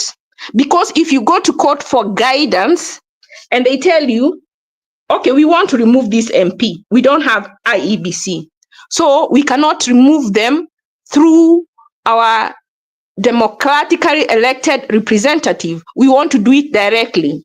So when we use the democratically elected representative way, this is how it functions. So we want you to tell us, interpret the law for us, or the Constitution, because it is only the courts that can interpret the Constitution. So you ask them, what steps should we go and do it directly? Because we have to ask them. If you don't ask them and we do it ourselves, what's going to happen is that you may be taken back to court. So why not preempt going to court by taking yourself to court, asking them a question and boxing him so that they can give you a timeline when they will give you an answer. Then when they give you an answer, you do it. If we try to do what they are saying and the government interferes, then we have a right to take some people to go to the UN. Haven't you seen when they're having elections in Iraq, they send the UN to come, the soldiers from UN to come and guard them? Right now we have our troops in Haiti. So if we give a cry and if we ask for help at that point, and we have a court order saying this is how we are going to do it, and the president or his troops are stopping us, then we have ground to go to the world stage and ask for assistance, and we will get it. So we need to do things that are practical. It is not enough to go and picket. We are getting killed, and it's not worth it, because we, the people, can do the functions of an MP, and we can fire the MP and say we don't want a representative in this constituency. We don't want a representative. We want to be ruled directly. So we want the court to tell us how can we do that, because that's an option provided for in the Constitution until the prodigal son, he went out there, and until he realized that he had rights that he was not using, that's when he went back home to his rich father. What we are doing, we have rights that we are not using, and we have not realized that we have that right to rule ourselves directly. And then that is why we are suffering and keeping on begging and pleading with someone like their God to put the IEBC. We need to tell him, you stay with your IEBC, you think you're smart? Other people can also think. And we go and do this, and it can be, and the court can't refuse. Time is only what they can delay, but an answer they will give.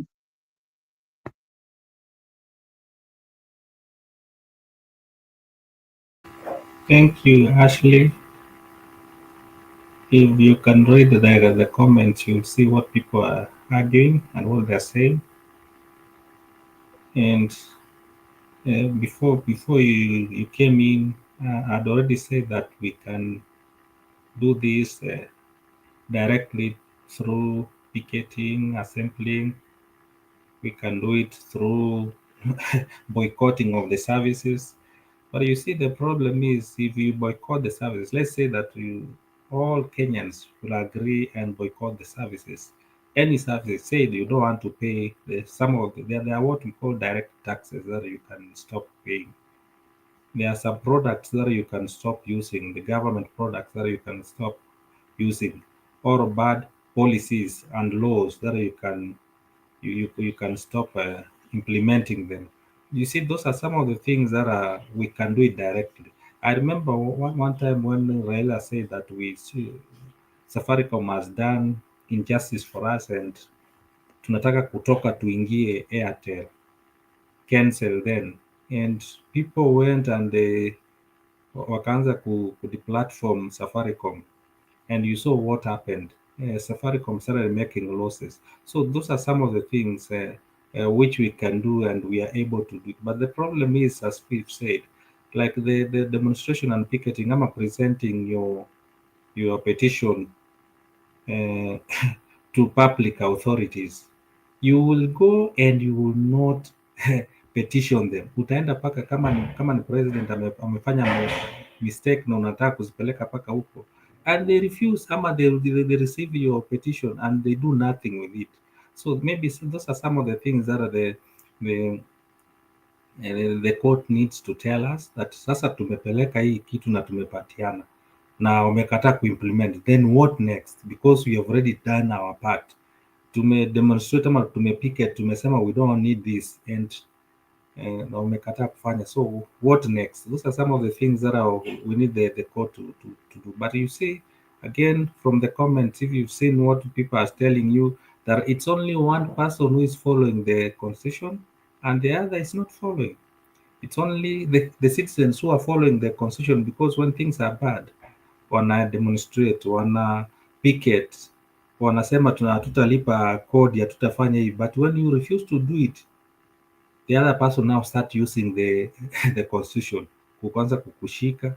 And you see some of these things that especially like one of the safe areas that you need to run to, like when you need to be kukuwa abducted ama kushikwa, ukimbilie kwa these government offices ama to the embassies. You're not supposed to be kushikwa na polisi, utakani kushikwa. But you see, kimbilia huko, kimbilia hata hizi government offices, ukimbilie ndio utajua ujui. Anyway, let me just bring in let me just read some few comments. Amy Kasen anasema this government is doing things jua kali style. They don't want to follow law. Exactly, that's what we're saying. The Kenyans K is saying that the Kenyans people give judiciary the power. We can withdraw that. And this is one of the things that tunasema, especially you remember one of the things you can do directly is the citizen arrest.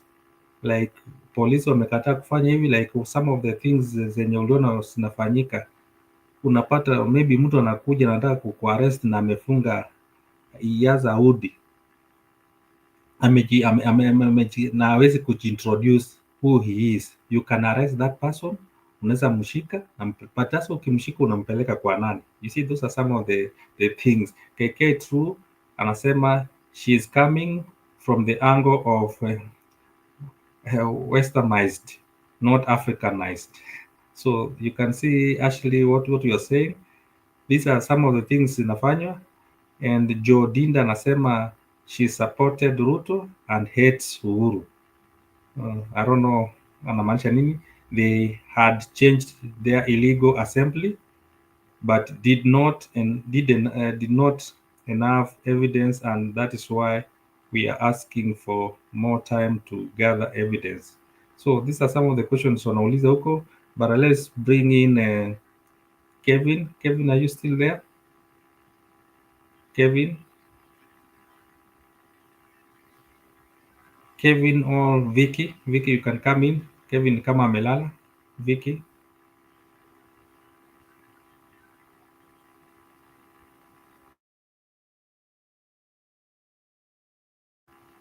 Vicky, ulisema unasikiza huko nyuma. Yeah, Vicky, welcome. Okay, hello. Yeah. Yes, this about constitution. I don't know, in Kenya, it can't work with the Ruto regime. The court is already imetekwa nyara. So it's just working with the few.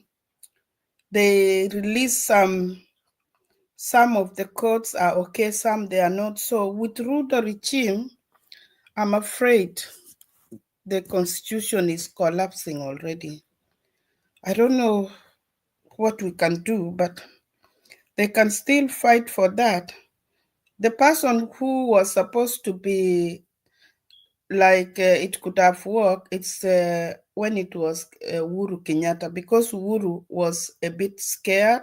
When anything we shake him, he come to normal. But Ruto is like Uganda, the Museveni.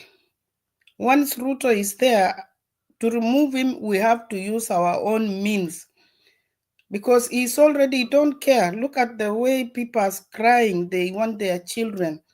People have died, but Ruto, he doesn't talk.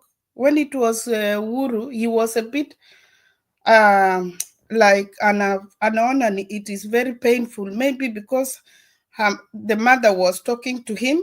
I don't know. But Ruto, he has a mother. He has a wife. But he don't care about it. He don't care about Kenya. What Ruto care is only he want to get money to enrich, and he doesn't know that these are all vanity. He can have a lot of money and he gets sick and he leave it. So we need to see what we can do. Either we go Sri Lanka way. I don't know. Me, I'm tired. I've been just listening until I have pray every day. It's not functioning. The only way it is we go Sri Lanka way. That's the only way I can say at the moment, because with the court, Martha Koome, tusahau hiyo. Dunia ya Ruto kukaa kwa hiyo kiti, tulifanya makosa kumpatia. Sidhani kama atatoka na urahisi. Ni mpaka sisi tutumie nguvu ndio tumtoe hapo. Go ahead. Vicky, nguvu gani tunataka unafikiri inaweza tumika? We have to go through Sri Lanka way. I know Sri Lanka, it was hard. It was really hard. My friends, we worked together. Some, they say they had to do that and they really win it. But if we force it in Kenya, maandamano, I know he may fear to stop abduction. But kuna watu watakuwa wanashoot watu. The same as in Sri Lanka, walishoot karibu 300. But huyo mama saisi hayuko Sri Lanka, is in India. Ni kitu tu lazima tuone, tutoe Ruto. Ruto ndio shida. We have no other option that tuende kotini. Kotini Martha Koome tayari alitekwa nyara. Hata sikia hiyo vitu. Kama sasa tunalia watoto waletwe kotini, and Ruto himself, he knows he can't provide them. He don't care about international human rights, because those who put him, they are with together.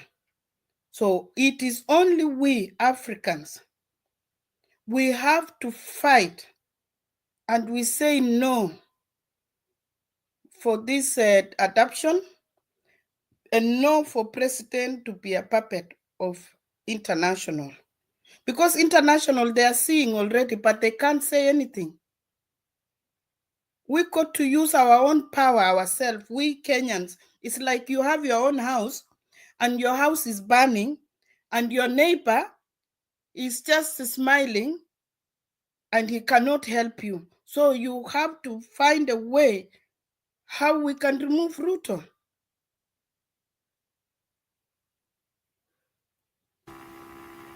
Okay, thank you, Vicky. Ashley, if you are there, especially what you're saying that we use our powers directly. And one of the things that we need to do is to boycott the services or the products that we are using. Let me give an example. Like if you go to unaenda na gari yako Nairobi and you refuse to pay the parking fee, uende ufike huko na ukatae kulipa parking fee. These are some of the things. What happens? It means that in 1 month's time, Nairobi City will not have the parking fee. Anything that you're supposed to pay, you don't pay. You know that there's some things which you can refuse to pay. Kuna zingine zimefichwa huko ndani, kama kwa bread kuna tax zimewekwa zenye maybe ukikula hivi hawezi kufanya. But there are some direct taxes we were saying that you are able to refuse to the services you can refuse to pay. Unasema mimi ninaenda huko town na nikifika na Nairobi City, I'm not going to pay any parking fee. Watu wa shuttles now waseme they are not going to pay the sile count to count those parking fee also. Watu wa insurance waseme we are not buying any insurance, we are not renewing our licenses, any business licenses, you refuse to to do it. You know, those direct things. Within 1 month, I know there are some services mnaweza fanya and you render the government ama the county governments down, hands down, and those are some of the things we can do and we are able to do it. So Vicky, I believe hata kama tukisema the president is not doing his work, for me, I blame many institutions. Let me give an example of the judiciary. If kama kungekuwa na kesi na inaenda hata kama ni ya government, inaenda inaangushwa na judiciary the way they used to do it, inaenda inaangushwa, then it means that Ruto will stop doing, like for example abduction imefanyika, waende huko waseme if you don't produce these people by 11 tomorrow, then we'll take a step. And we saw what happened yesterday. Waliambiwa by first 11 waende wafike huko. I thought that this judge could have done ama angetoa another jury aseme what steps atatake juu they were not produced, then he could have come up with a stringent measures zenye zingefanya hawa polisi waseme since then these people have not been produced in court, so can we send, tuseme kama ni citizens waende kuwatafuta. There are some places tumesikia wako, tuseme now we want to search for these people kwa all the government offices, all the police, tufunguliwe tuende huko, citizen waambiwe Kenya mzima sasa jua hawapatikani, tuanze kuwa search and let us go out and search, because sasa NIS na DCI wamesema hawezi, na huyo judge aseme wacha waende watafute, because the citizen can do it now themselves. Waseme open all the cells, police cells, watu wataingia ndani waende waangalie to those places zenye tunafikiria wako, waende watafute nani and let no police ama any government officials our stop watu kuenda huko ndani. Don't you think that these things can work if the judge aseme hivi, and you can see watu wataanza kuogopa, because sasa government watashindwa, tutawaficha wapi? Because tumeambiwa tufungue milango ya jera, tumeambiwa tufungue any houses, tuambiwe hata kama we suspect that wako kwa Gachagua afungue nyumba yake na watu wakuje wa search, because those are the warrants zimepatiwa na kutoka kotini, and we implement it as citizens. The way Ashley was saying that now tuifanye directly. Ashley, can you come in and try to support ama to refute that? So that can happen, but that is what I'm talking about, direct representation. So that's why we need to go to court. The reason we are going to court, and I wanted to ask Vicky some questions, because she's saying that Ruto will interfere. You see, we are not taking a case. We are asking for an advisory opinion.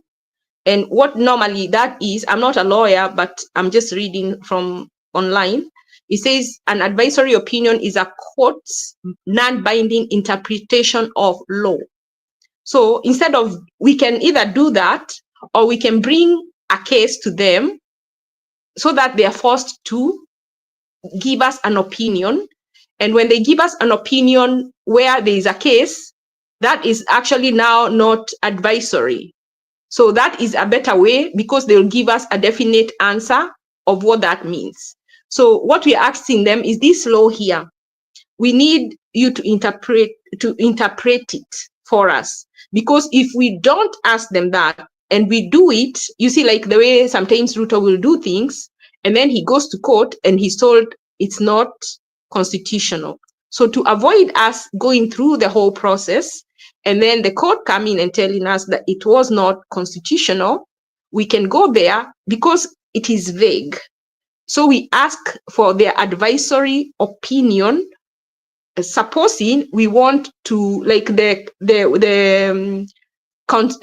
some places where there are no MPs. That's a very good way to start.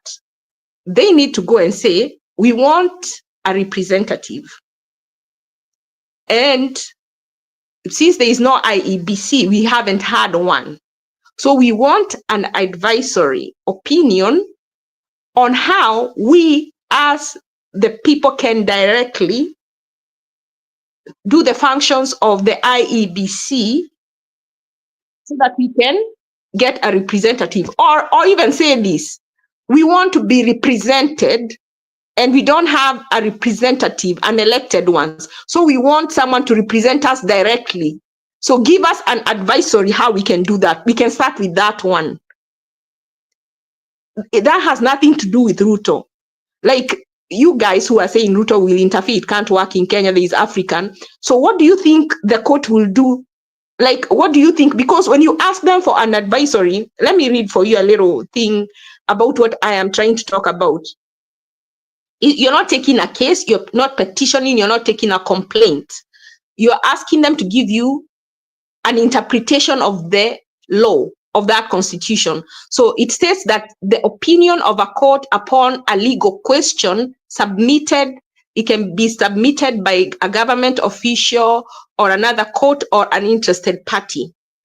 The party seeking an advisory opinion tends to better understand the odds of winning a potential lawsuit before risking the expensive process of litigation. That's what I said. You ask them before going through the whole process, only for you to be told it is unconstitutional. So to avoid you doing something to be told it's unconstitutional, you go and tell them, this law tells us that we can be governed, the sovereign can be governed directly. We can govern ourselves directly, or we can donate our power. Now, that we have already donated power, but that is not working for us. We want to know how can those functions that are being done to those that we have donated power to be done directly, which is also a right of the sovereign under the Constitution. Can you interpret that to us, how direct representation looks like? So basically all the court is supposed to do, and that is the Supreme Court, they are supposed to interpret for you how we, the sovereign, can exercise our power directly without being represented. So where is Ruto coming in that? I am not understanding. Can someone please explain to me how Ruto can interfere? The only thing the court can refuse to do, in my opinion, is delay giving an opinion or decline to give an opinion. Ashley, thank you. Vicky, you can answer. Ashley, I didn't say that Ruto can interfere, but you know the courts in Kenya. I've been there also, me rush with a lot of things in the court. Sometimes it's really goes slow and it can take even years, some months, and you will call there, they tell you the judge is not there, or he's sick, or is this. But it is also the part of the government, because they have told them to do, anyone who is trying to, like you just want to fight with the government, they will not allow you, because even you can see Kenya already, everybody is scared, even the judges. They're just working, but with the mood of not coming in deeply. If they were really like, let's say like Maraga was really, at least he was showing that this is how things should be worked.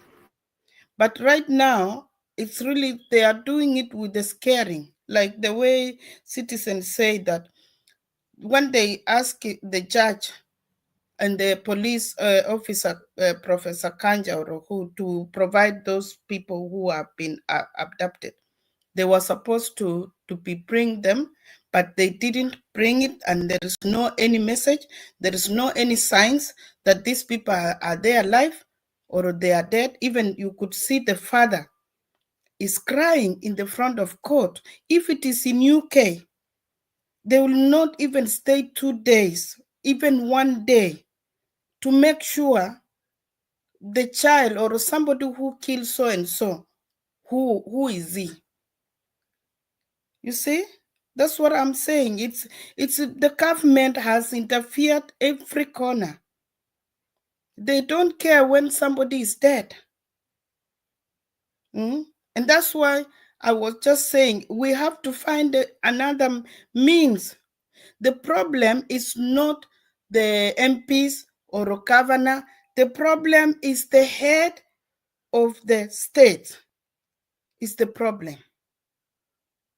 Because if the head of the state, he just is do anything, call and make a call, do this, do that. You could see even Raila even is not even talking much. You see a lot of people, they are quiet. For how long? Since people dying, Chris Musando, when we bring even IPC, they will follow the person until the person is dead. We don't know even if Chebukati is still alive. Those people who stand for election the last time, they are in America. Why are we bringing people and they are saying it's independent? And then the state of the head of the state interfering. Why? And they say that it's independent. The court is independent. How? How does it come that the head of states is interfering every corner of the government? Me, I don't understand this. Even the school, NHIF, must the president talk and say that we change? It's the parliament, it should be doing these things. Everything, it should be the parliament. And even now, when they remove Kashagwa, they remove it without the right way. It was a wrong way. And because of what the head of the state is doing this everything, that's why you see Africa, we are not progressing. We are going back. And now Kenya is going back. Look at these 2 years. To come back where we were, it's not easy. You have to fight for it. I maybe they can't interpret it, but we have to know who is going to help us. Either the guy who was yesterday, he was in a police station. What is it? His name? The senator. I think maybe we can. Okia Omutata. Yes. Maybe we can ask Okia Omutata. I'm really, I don't know what are we going to do to stop this abduction. It's too much. From 2017, we have lost a lot of Kenyans. Kenyans are dying, and the government, the opposition, Raila, when he was there, they went and joined with Kenyatta, Uhuru, and then they keep quiet. Those who died, they don't follow it. I always see in UK, when last time when we were 2016, one of the MP, they shot the MP. They follow up. They really in those 2 weeks they came out and they knew that this is the guy who shoot the MP. Why Kenyans we are just quiet, and then we continue election, and they are killing people. People who are killing is the ones who are in the government, not people who are outside. And the people who are in the government is the same old democracy, same people. We need a change. We need a change. We don't need even Kalonzo Musyoka. We don't need this. We don't need these old people. We need new people. We can't be staying in a one oldies and oldies the same. Somebody is doing wrong, we elect the wrong person. Go ahead, Ashley. Okay, Vicky, thank you. Actually, on the same note, whatever you are saying and what Vicky is saying, I'm looking at the comments and I was wondering what Dem 99 was saying. Kumbe she was just saying, I don't know kama ni she ama ni he, was trying to pull her legs and now anasema anataka kuwa serious. Okay, I've told Njiru to kukuingisha ndani so that you can contribute and try to pull our legs. Now, actually, on the same note, especially the example you are giving, what I was saying that if we take our power, for example, let me give an example. And there are people in the comment who are saying that that cannot happen in Kenya. I'm telling you, it's possible. It can happen. Let me give an example. Like for those guys wenye hawana MPs ama MCAs. Let's give an example, Ashley. If these people waseme we are the ones who chose the MP akaenda parliament, we are the one who donated that power to him or her akaenda parliament, na maybe ameenda amepatiwa the CS ama amekufa. What if they take the power yenye walidonate, waseme all of them, because sio mtu mmoja alipiga kura, waende wote kama that constituency, waseme tunataka kuingia parliament, we want to represent ourselves, na waende all of them waingie parliament. You know there are more than maybe 30 people, 30,000 people na waende waseme tunaingia parliament because we don't have any of our person representing us. Sasa tunakuja we have issues which we want them to be dealt in our constituency, na waende waseme tunataka kuingia parliament, tunataka kuingia huko. Those ones who don't have MCS waende huko kwa county waseme tunataka kuingia kwa hii county assembly na tunataka ku represent ourselves hapa ndani na waingie. You see crisis itakuwa, and those are some of the things zenye tunasema we can do it. Let them create crisis. Now once you create the crisis, then you are able to do it.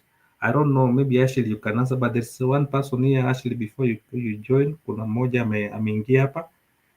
Who is this? Ni Wandem, hebu nimuulize sababu naona ameingia na vitu mbili. So Wandem, okay. Which one is good? Out of the two, can you remove the wrong one? You have two entries. Wandem ako na vitu mbili za kuingia nazo, so I don't know ni gani anataka. Wandem? So Wandem remove moja, itoe moja. Ama wacha ongea alafu ingine utaitoa. Yenye atakuwa ongea basi. Haya, Wandem, karibu.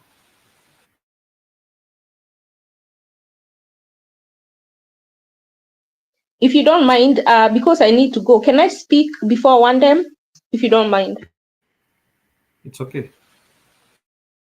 Thank you. I just wanted to say, you know, I think we should try to reduce the amount of violence or confrontation because it comes with bloodshed. So that's why I was saying we go to court. Unless the court refuses.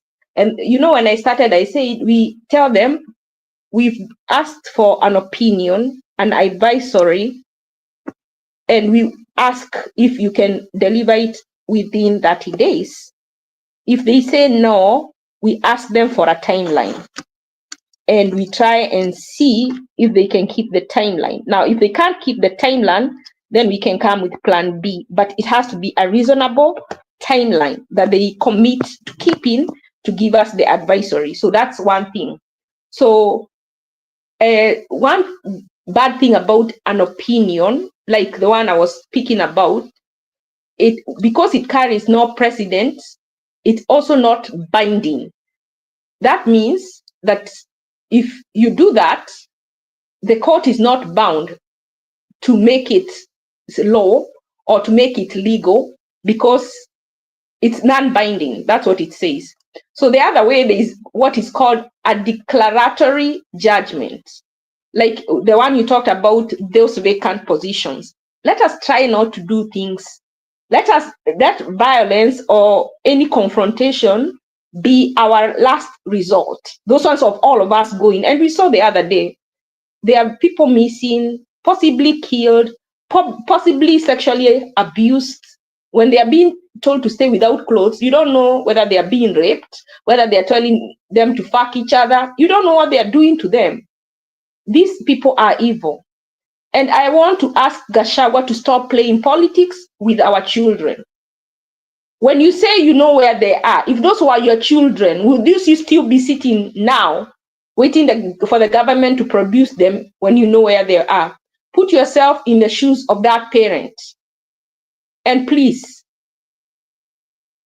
look for security forces if you have to call the FBI to come so that you can match them to that location. The businesses in that location cannot be important more than one life of one of those people. Whether they are dead or alive, they need to be with their parents. Ashley, earlier this month or last month, there was a lady. She had broken up with her boyfriend. Ashley, before you continue, Vicky anakuuliza something and then you continue. Go ahead. Ashley, I'm just asking, you are saying that we stop like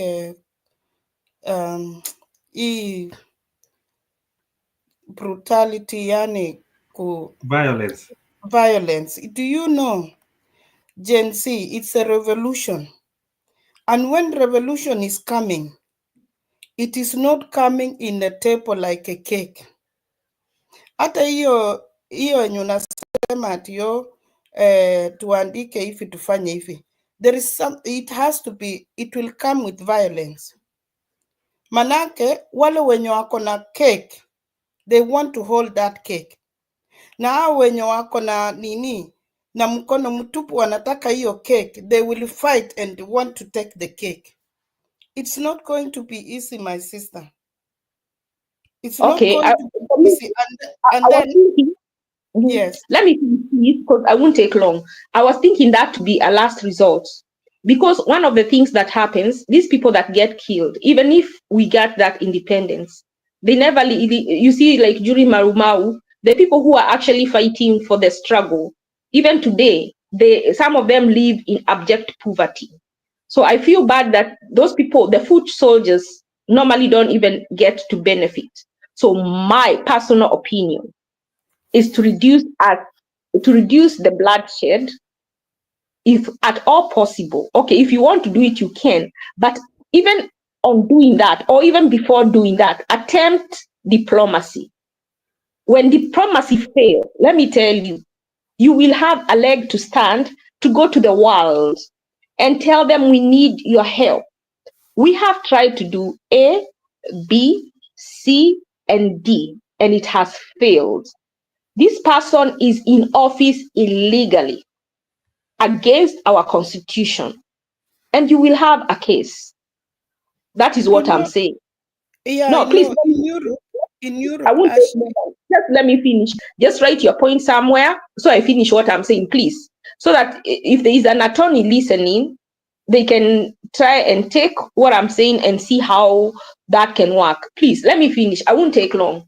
So the MP issue about the people not having a representative, I'm just arguing on that constitution, that Article 1, Article 1, Clause 2. That's the only one I'm trying to say. We can try and get a declaratory judgment. How do we do that? By attempting to do it, like trying to get an MP, not an MP really. Say we don't want a representative. We want to represent this constituency here doesn't have an MP, and they don't want an elected.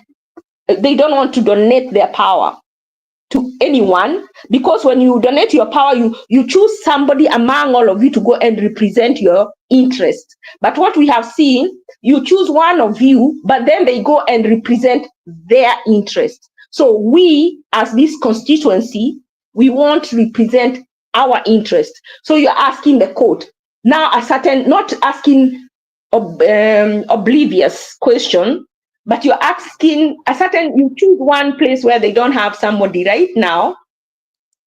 You ask them, how do we want to be represented directly, not by an elected official. So can the court advise us or interpret for us how we can do that? Because we can't, or even what you've said. Now the problem is, the other day, the election, the people are called to go to the street, they didn't go. So yes, most of the people who are saying people to go are abroad. And probably if they were in Kenya, they wouldn't talk because they would be too afraid.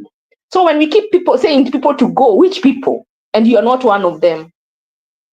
So if you saw what happened the other day, don't expect a big crowd anytime soon. So we have to look for other options. That seems not to be an option. Ruto has sold fear, and it has landed. Ashley, I'm on your case. You're saying that should be the last result, the last option. Do you mean that we have not hatujamaliza hizi ma options zingine zote, na that is the only option that is remaining? Sasa ya kusema Yeah. Ukiangalia kotini, ukipeleka kesi kotini inasongeshwa mbele, ukipeleka, and you know these are going, it's 5 years term kukaa parliament, 2 years ndio hizo zimeenda na inaendelea kwenda. So ukituambia ati that should be the last resort ama option, hizi zingine zote wamezifanya, wamedemonstrate, wamepicket, wametake petitions kwa, hata kama ni parliament, you've seen these people doing it, wamepeleka kotini, wamefanya all these things. So the only thing which is remaining is now to take it by, wanasemanga, even the Bible inasema the violent take it by force, and this is the moment that now imefika mahali wanasema, so I think it's high time that one is not going to work unless it's Raila. As you've seen the other day, people did not show up. And the reason people are not showing up is because when they are killed, they end up rotting in the morgue. Watu wanawaambia waende out. They don't follow up to make sure they get a decent send-off. So those people who are left, kama sahi, watu waliitwa kwa street to protest for those people who have been abducted, who came out. So who wants to go and be abducted and have nobody care about them, following up wakue released? So we ourselves are teaching people not to come out because we are not giving the support to the people who come out. When they get killed, they end up in the morgue, they end up getting buried in unidentified graves because we did not go to take their pictures, to go to each constituency in the country, to ask each MCA to take it around their village so that they can be identified and given a decent funeral. We are only interested in people when they are alive. When they die, we leave them to rot in the morgue. people are not coming out. If you have noticed lately, people are not coming out. So you keep saying about people coming out. Just see, people are not coming out. So what I'm saying is, we haven't tried to try and see how we can be ruled directly. I wish we had a lawyer here who will commit to try. You know, we better try and say it didn't work instead of dismissing before trying, because at our judges ni watu. You never know, by the time ufike huko mmoja wao mtoto wake anaweza kuwa amedisappear. God works in mysterious ways. You don't know whether they can have a change of heart. Angalia comment ya mwisho na KK vile nakuuliza.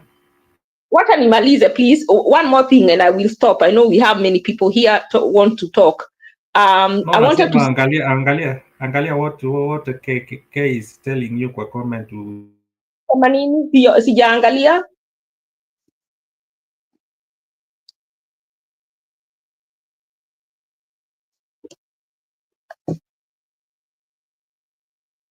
So anyway, I hope someone will take action, do that. And if, you know, if at the end of the day, we want Ruto out, whichever way, there are many ways to kill a cat, but I'm thinking that we need to investigate how we can take our power back.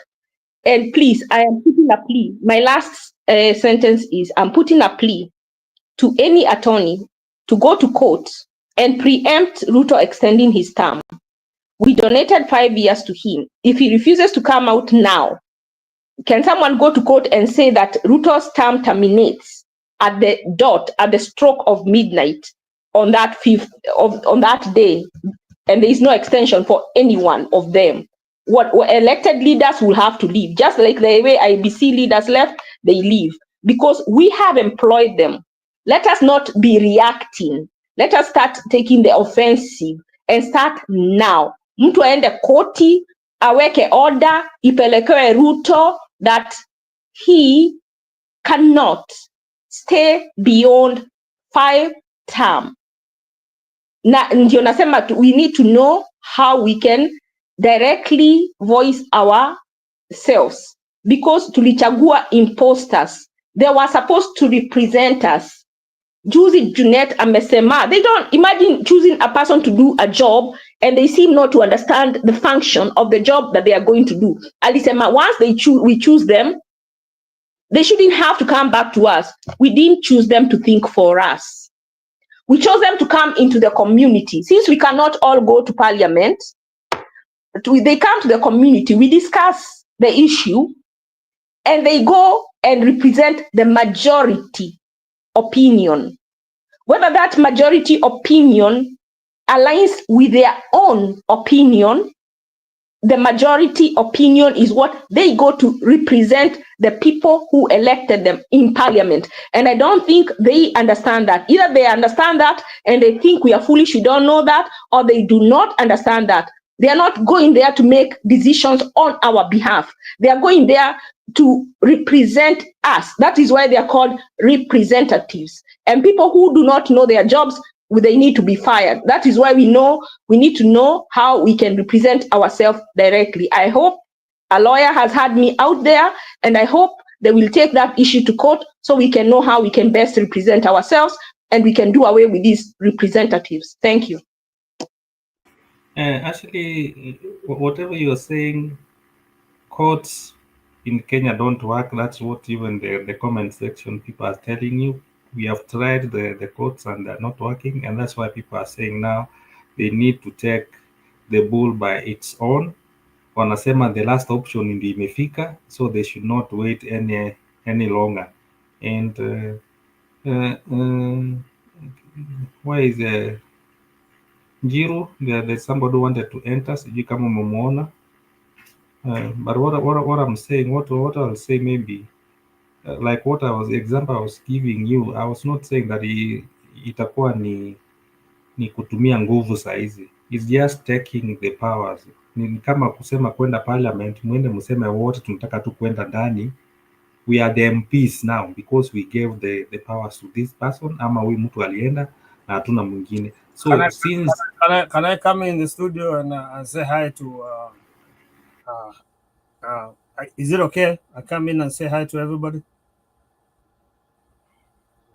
the host. Is it okay? Whoever is talking, is it okay, Carmen? Yeah, I'm saying just go on. Ile nakwambia my screen doesn't show any person before Okay, I'm here. Okay. How you doing today? Fine. Introduce yourself. Okay, my name is Wandem. So I'm here to say hi to everybody, and I'm watching. I'm watching everything that's going on. I'm here through the courtesy of Jiru, and I'm here just to say hi, to keep the night going on, and to chat with you guys. And I'm watching what's going on with Ashley. Actually, I need to talk to Ashley. Ashley, are you there? My sister Ashley, are you there? Yeah, I'm here, but I see Njiro is complaining that one lady is not talking, so I don't want to. Let me wait for my round. No. Njiru is okay. Njiru is okay. I'm talking to you, Ashley. Are you there? Yeah, but please let me wait for my turn. Yeah, he's written that in the chat that one lady is not talking, and it's wrong. You know, since we are all here, let us take turns. I don't mean to impose. Okay. So what's the topic of this conversation? You know, because I want to address the conversation, and so we can keep going. First thing I'll say hi to KK, okay, and I'll say hi to Ashley and Jiro, of course. And I'll say it's good for you guys to come here, and I say hi to Gypsy Corner, and I say hi to Francis, and I say hi to Lucy MM, and then I say hi to all these people, everybody who's here in the comment section.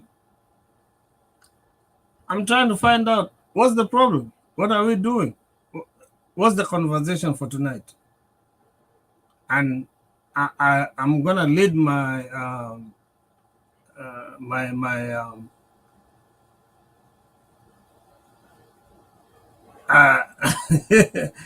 Njiru. Njiru is the king here. Njiru is the king here. And we always say hi to Njiru every time. But I'm gonna leave the platform for Ashley, because I know Ashley for a very long time, but sometimes she drifts to all these different topics. But Ashley, I'll give you the floor to finish your statements. Come, Ashley. I have finished. Thank you. You had a question. You can ask, and then I'll answer when my turn comes. Okay, so Ashley, I have a question for you. It's politics. Why do you think Maina Jenga is better than Gachagua? Tell me, Ashley, because I know you.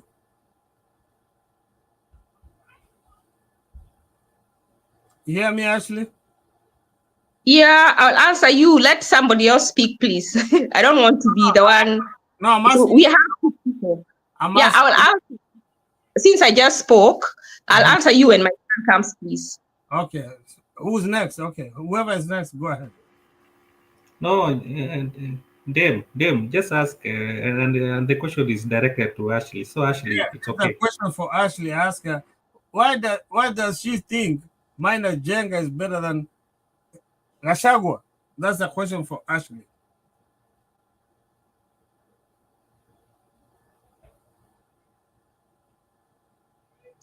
You know yeah, I didn't say that, but I don't mind answering. I do need to respect. We have people on the panel that haven't spoken, so I don't want. No, I don't. I actually don't think that. So that's why it will take a while for me to explain that. But I don't think that. That's not true.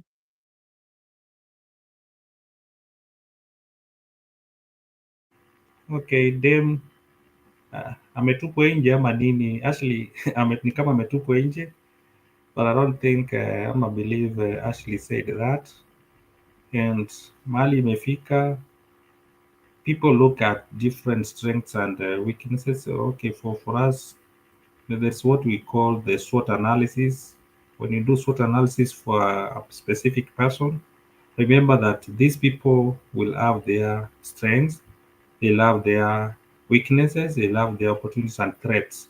So when you look at Maina Njenga and Gachagua, you'll do that analysis, SWOT analysis, to find out who is better in what and in what. And one person can be good in things and another can be good in a specific thing. So maybe them 99, you didn't maybe put the question correctly, so that actually can answer, because umeiweka tu, it's just a global question.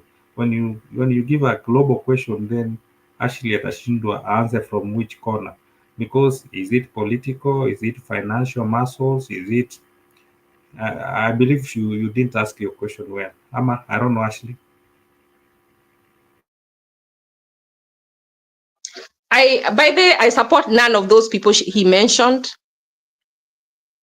Personally, I don't.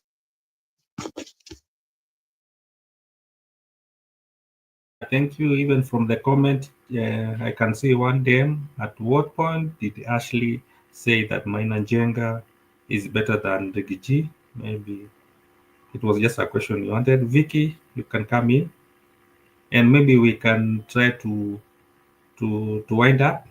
Some of us need to take a nap for tomorrow's work. So Vicky, karibu sana. You can be giving your closing remarks. Okay, so that guy is asking the question which I don't think Ashley said, but Njenga and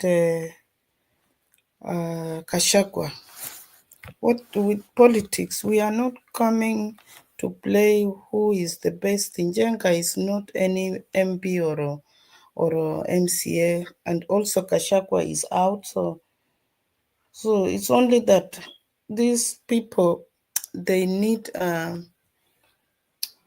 be, unajua, kufundishwa, kuelezwa mbunge wako ni huyu na huyu mbunge afanye hivi. Lakini sasa most of Kenyans, wengine wanaenda wanapewa pesa, mpora mtu akule 1,000 ama 5,000, anaona mimi niko sawa.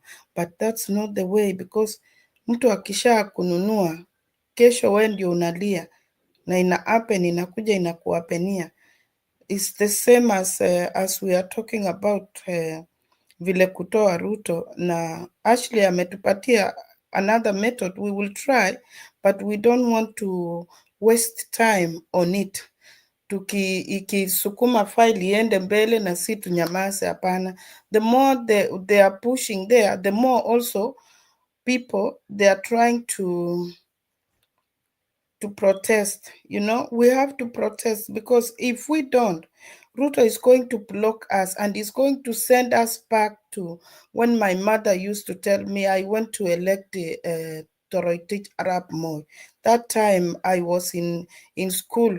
When we come back home, he say, tumetingisa kitole tu, tukitingisa kitole if ujue hiyo ni Toroitich Arap Moi. So we don't want these things, and these things, Ruto is taking us there. I'm telling you, Ruto is taking us back to Nyayo. If we don't catch our hands and ears and try to put our pressure in our hearts, Ruto is taking us in 80s and 70s. I'm telling you.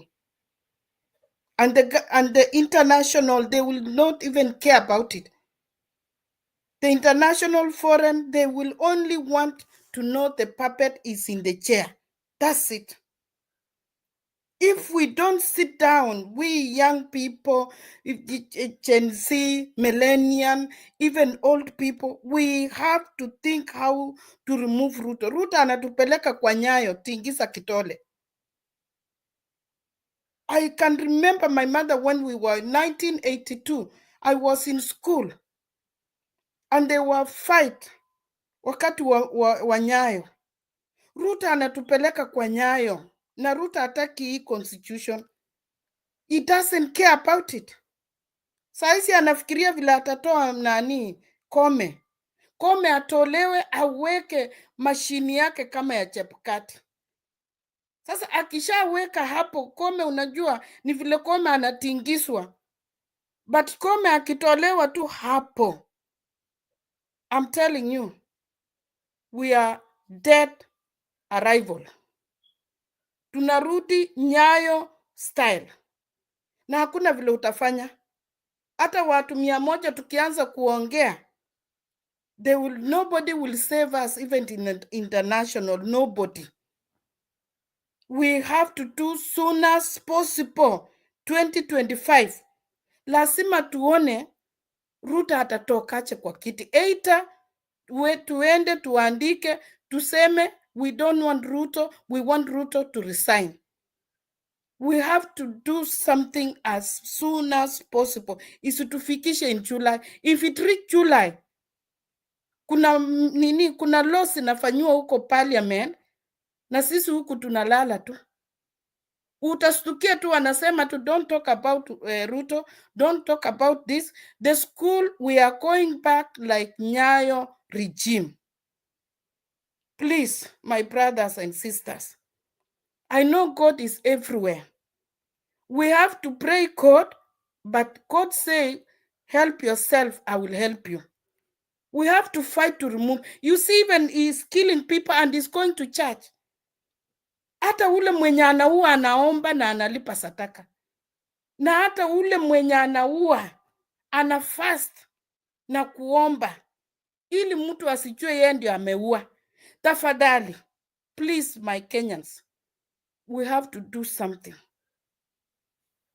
Nitawacha na hiyo na naombea mkuwe na akili ya kufunguka. Kama mtakaa hivi tunarudi kwa Nyayo regime. Thank you. Thank you, Vicky.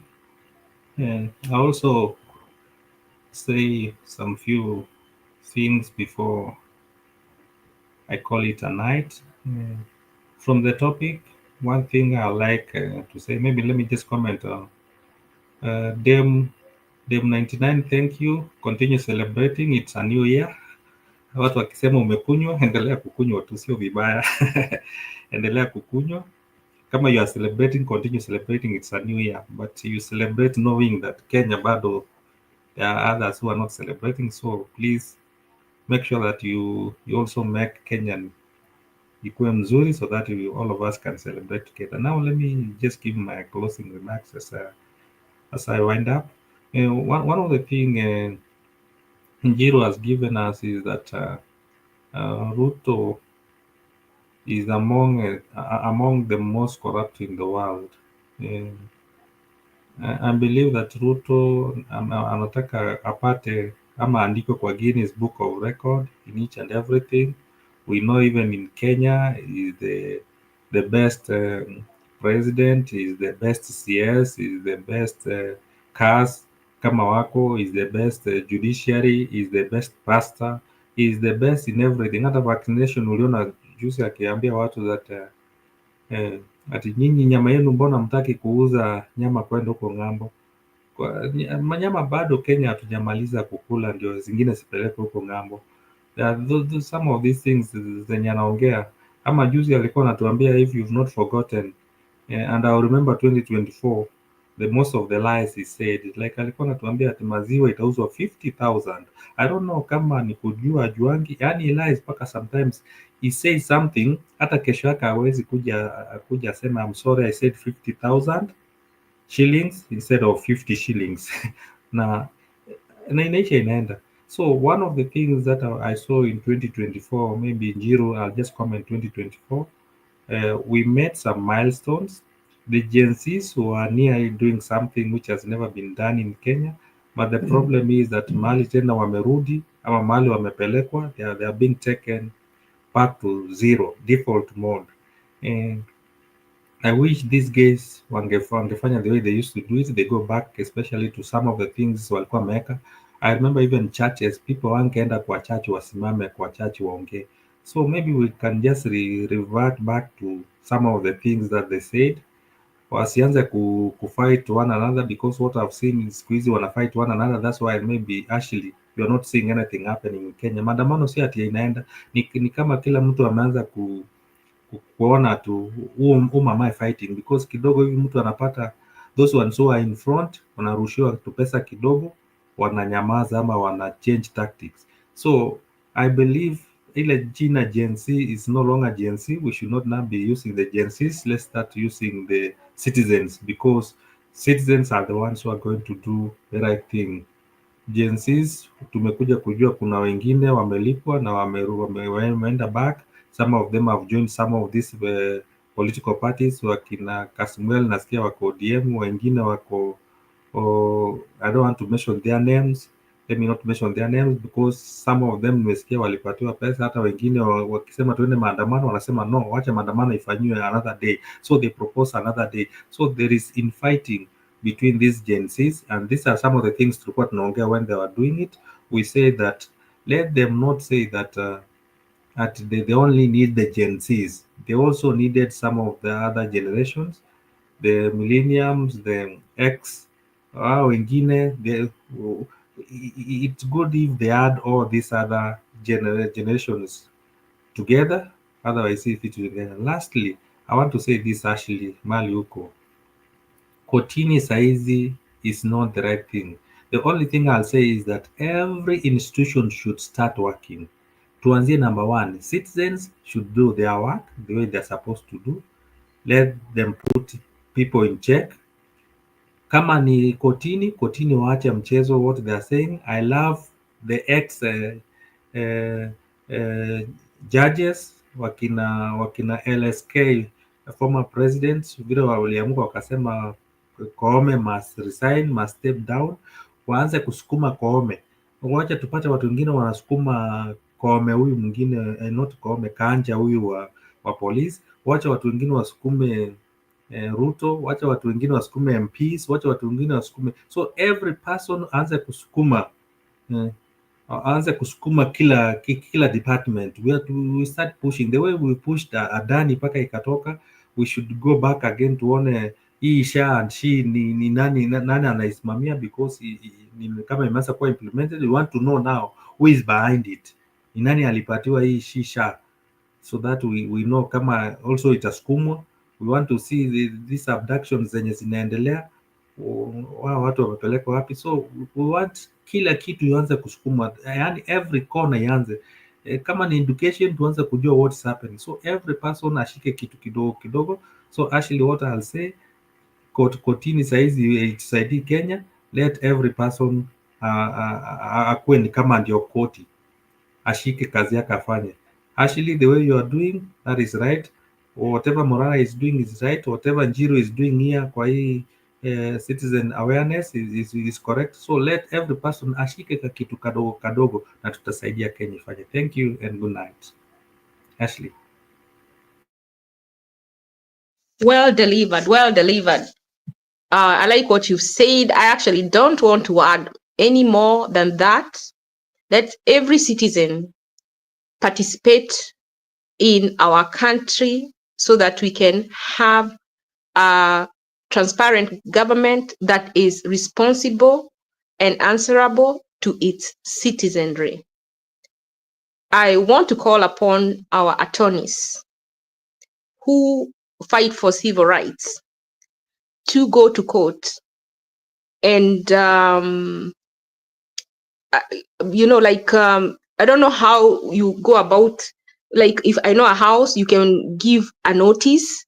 I don't know whether you can give the president as a notice as we the people that we don't want you there. And if you insist you have a 5-year term, just know at the clock of midnight, whether there is an IBC, whether there is another president in waiting, you will have to leave and there will be no extension. That should be done preemptive. We should do it before, not after. We have a constitution. The importance of documentation. What I'm saying, we might go to court and it might not work. But that footnote, if you go to UN, is what is going to work for you. If we go right now, after engaging them violently. Ruto, remember when people came on June 25th, he called them terrorists. He said they were committing, what do you call that crime? Treason. So how do you protect yourself from being called treasoners? Step by step, you document. We did this, this happened. We went to court, this happened. We went to assembly. You know, long time when Raila used to call people, the police would engage them, and then the protesters would throw stones. So they made people believe that those people who are with Raila were violent. But in actual fact, they were protecting themselves. Now with this new group, they sit down. So you can see they are not violent. So even when they are attacked by the police, you can see who the aggressor is. So what do they now have changed? And now they can't say they are violent. Now they are saying it is, someone said assembly, unconstitutional, illegal assembly. Now, do you know how arguable that is? They already gave them notice. They posted that notice. So it is evident to anybody that the government is on the wrong. So the importance of doing things, that's what we call it in my tribe, in order. Even God is a God of order. Have documentation. Even if you have a tenant who is not paying. In Kenya, I see they lock your door. In some countries, if you lock the door, you go to jail yourself, and that person owes you rent. Because even if that is your house, and they have been there more than 30 days, you can't just come and pluck them out. You can't just come and lock their door. You can't just come and enter. You have to give them time to cure the breach, which is 7 days sometimes. You give them 7 days to pay or leave, vacate. If they don't, then you go to court and you file a right of possession, asking the court to evict them. You don't just come and get them out. Then they either come to court. If they don't, you get a default judgment. Then when you get that default judgment, you go and get a sheriff, which is a police officer, and they come and get those people out. That's how you get back your apartment. Now, in Kenya, you see, if you follow all those steps, then you're covered. You cover yourself.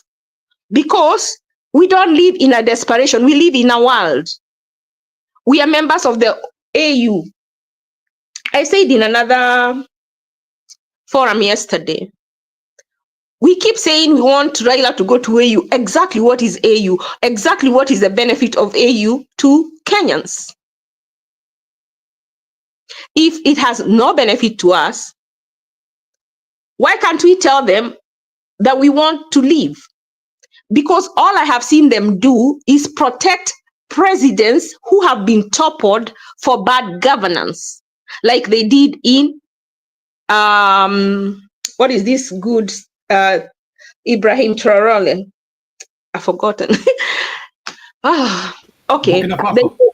Burkina Faso, my best country. I think I'm getting overtaken by my speaking, getting nervous. But like they did in Burkina Faso, now they took them out of AU. So we need to go to us. They took them out because of taking out a constitutionally elected president.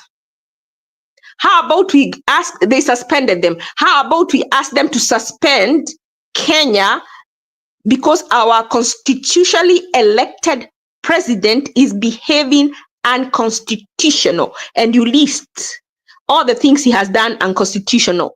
How do you get him? You box him in so that he does something and you document it. Ni kama shetani ufanya unafanya dhambi, and then he goes before God and accuses you before God with that sin that you have committed.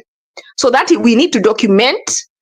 And so when we go to court and ask for that, whatever I was saying, and they don't give us that documentation, that advisory, if they refuse, if they take 6 months, they haven't answered, or they refuse, when you go to somebody for help, you tell them, we have tried everything. They say, did you do this? Yes, we did. Did you do this? Yes, we did. Everything we could. And we do not want to result into a civil war. We need help. You go to the AU, you go to the UN. Every time there is a meeting, you go. Every time you go into a meeting, you go. And that is the work of diaspora. The work of diaspora is not to do demonstrations because it costs nothing. It's like going to buy a burger. Go doing demonstrations abroad is theater. That's playing theater. We have a duty to go and knock doors because Ruto fears the West. Can I And step Ruto in, acts please? on the West. My sister. And the only way Ruto will get out, he will have to be pressured by the West. Either that, or he will go by the the other way, which I don't want to mention. I would love to see him live and rot in a police cell, watching Kenya prosper. I would not want him dead. I would want him to live, to see Kenya prosper. That is what I want. But in order for us to get there, and he won't come out. If he didn't resign when Uhuru was president, I don't see him resigning. But I do see him being pressured to step down. Thank you. Happy New Year to everybody. Okay, thank you, Ashley. Yeah, thank you for your contribution and all the other people. I wanted to bring something into. Sorry.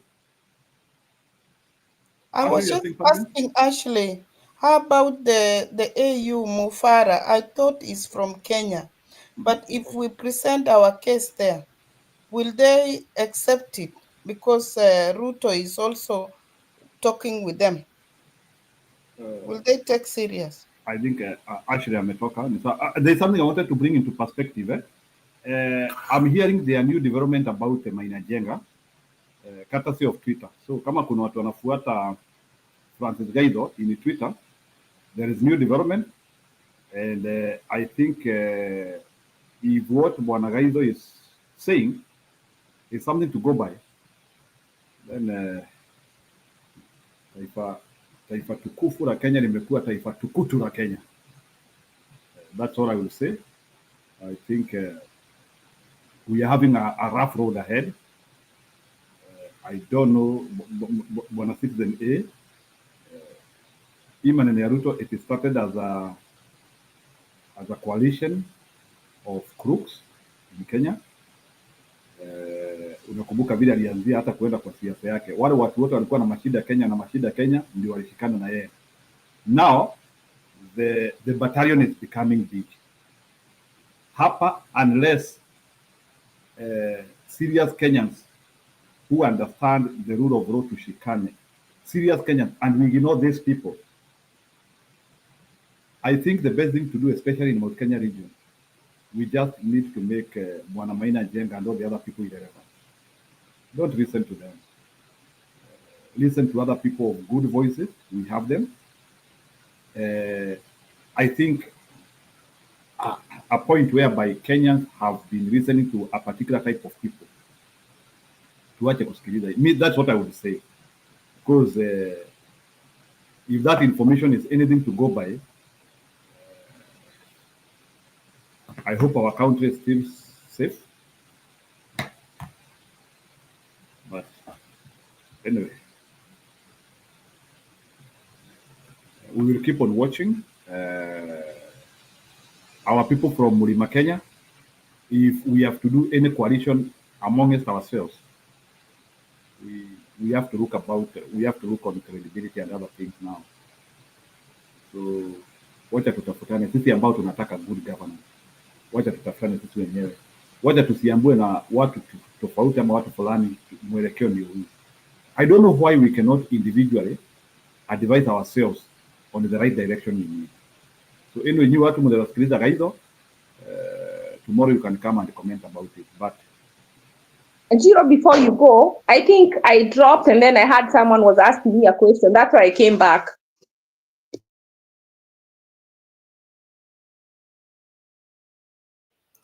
It was me, Ashley. Okay, go ahead, please. No, I'm just saying, about the AU, if we can complain there. But the Ruto is also a friend to Farah. I don't know Farah is he from Kenya or from which country? Because I remember Martha Karua when the election for Ruto and Raila, and they went to Tanzania. They went and complained, and they realized that the election, Ruto didn't win. They say it was Raila, but now the Ruto already is a president. So, which means this East Africa AU chair, they still also corruption. It's not like the way you say Burkina Faso, they remove them on the join the AU. So if we want ourselves as a Kenyan, I think there is a way we can file the case to the Tanzania that we are complaining Ruto is doing this, but we have to have the evidence, and there's somebody who can try to push the case out. That's what I wanted to say. What I've noticed, you have to study someone and know what their weaknesses are if you want to defeat them. So one thing, I watched a movie. It said, never let someone know what your weakness is, because then you have told them how to penetrate you. Ruto's biggest weakness is he's inferior to white skin. So taking him to Tanzania will not move him. Taking him to the UN will make him pee on his pants. The reason Adani was taken out, we complained, people were killed, we went to court. Guess what? The day after US there was a case about corruption of Adani, the next day Ruto said, no more Adani. The white skin is his weakness. That is why, and they go a lot on documentation. What is supreme is supreme. You can be mad with God all you want, but the loser is you. These white nations, they are supreme. Whether we say we don't need them, at a point they help us. So in this case, when we get documentation, we document, and then we take that packed documentation, not things that are fake, things that anyone with eyes or even without eyes can see, and we take it to them. We pray. It's not always fair because life is not fair, but we pray that somehow they'll be able to. Adani came out in the twinkling of an eye. We tried to remove him, but until Adani was taken to America and there was a case on him, the next day Ruto was pinned and he immediately withdrew anything Adani. So I don't see taking him to AU as anything, but since they want AU so much, let me tell you, since they want AU so much, I would hurt them by going to AU and saying we want our country suspended because of the abductions that are going on, because of the extrajudicial killings that are going on, because of all the corruption that's going on. And we tell them, and we do not see the need of AU if all these things are going on in our country and you are silent. So we need to look and investigate. How do we even leave AU? Then how can Raila be the president of AU or the chairman of AU if Kenya is not one of them? So if they think they can be smart, we can also be smart. We can derail him by requesting to withdraw from the AU. That's what I think. And I'm going to end by saying, I have a dream that my 4 little children will one day live in a country where they will not be judged by the color of their skin, but the content of their character. That is what Dr. Martin Luther King said. My dream is that one day, as citizens of Kenya, we will judge our leaders by the content of their character and the substance of their ideology than what dialect they are speaking. That is the dream that I have. Can I speak after Ashley, please? Can I speak after? I mean, Njiru mazee, nimekuwa hapa for a very long time na nimejaribu sana kuongea. Ashley is my sister. Na mimi nimesikiza Ashley for a very long time, kitu 2 years. Unaona? Na Ashley hajaijaribu hata kutuonesha venye anakaa. Umesikia amesema ati I want my children to be judged not by their skin by their character. Mimi kutoka hata heri mimi nilitokezea siku moja nikasema wacha watu waone mimi nakaaje. Ashley hajaijaribu. Na Ashley is my sister. Na mimi hata sienda kutana na yeye Ashley. Namgotea sana. Juu ile vita tulipigana na yeye alikuwa hapo. Hii ya 2022. Alikuwa anaongea vile anaongea tu saa hizi. Lakini away from that, mimi nasemaje? Shida yetu ya Kenya ni huyu Ruto. By the way, tunazunguka, tunaenda hivi. But our problem ni Ruto. Unajua Ruto, I respect anything. I respect law. I respect Ruto. Hata mkiongea saa hizi ataamka kesho atafanya vile anataka. Ruto hata understand ati yako na CS, ma CS. Ushaisikia CS wote akiongea huko Kenya sijui apart from Joho anaongea sijui nini makelele hapo.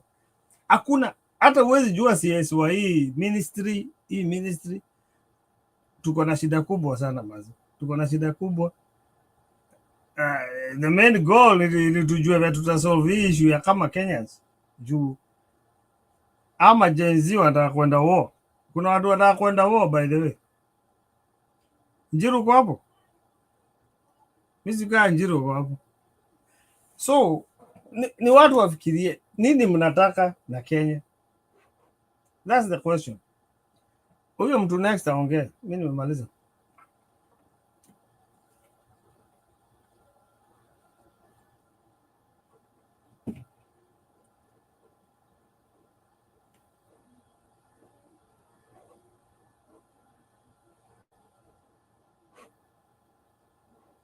Nafikiri watu wanalala. Watu wamelala. Kama watu wanalala sawa. Tuendelee. Nafikiri watu wanalala. Unajua mimi mi tangu Ruto aingie kwa kiti sijafurahia, hata nawasikianga tu kando tu, nimekaanga tu kando nikasema ni sad. Watu wamekasirika, watu wako na sijui tutamtoaje. Unajua that's the big problem. Sasa saa hii either tujaribu tu, yani wengine wapelekange maparua huko na wengine wanafanya maandamano. Sasa tutafanya nini? Ruto alisema that 2027 election is just formality. Alisema hivi. He texted that to somebody from his phone. Ati ni formality. Usinifanye tumbo iniume. Please, tena huyu mtu akae miaka 10. Tunaenda wao. Mimi hata nilikuwa naambia mtu mwingine hapa, Kenya inaenda vita. Unajua watu wanaona kama ni mchezo. Lakini watu wamelia. Sasa ikifika hiyo tena ati tunaona the next is Ruto. Watu wanaenda vita na Mungu yuko, watu wanaomba. Hata yeye mwenyewe anaweza kufa, unajua? Lakini watu wako, hakuna mtu amefurahi. Unajua kulifanywa evaluation nyingine sijui at the worst at the end the second last corrupt person in the world. Imagine ilikuwa jana kwa news, at the end the second worst dunia mzima. Unajua nani alikuwa number 1? Huyu president wa Syria, huyu mwenye alitolewa, Assad. Sasa ati Ruto alikuwa number 2.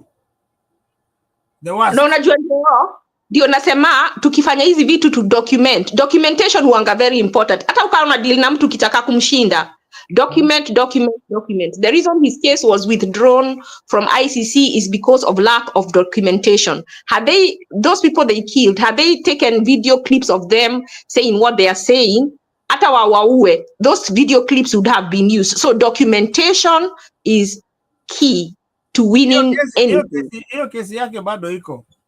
Haijaisha. Hiyo kesi iko. Lakini the witnesses are not there. That's what I'm saying. That's why I'm saying the importance of documentation is key to anything. Kwa hivyo Ruto anaweza toka, but we have to document, but also we have to not cage ourselves and remember there are so many ways to kill a cat. This one, you know, in 2017 when Raila went to court, when the election was overturned, nobody thought that it could be nullified. That was a sitting president. So you don't know on what side of bed those judges will have woken up from to give us a victory ruling.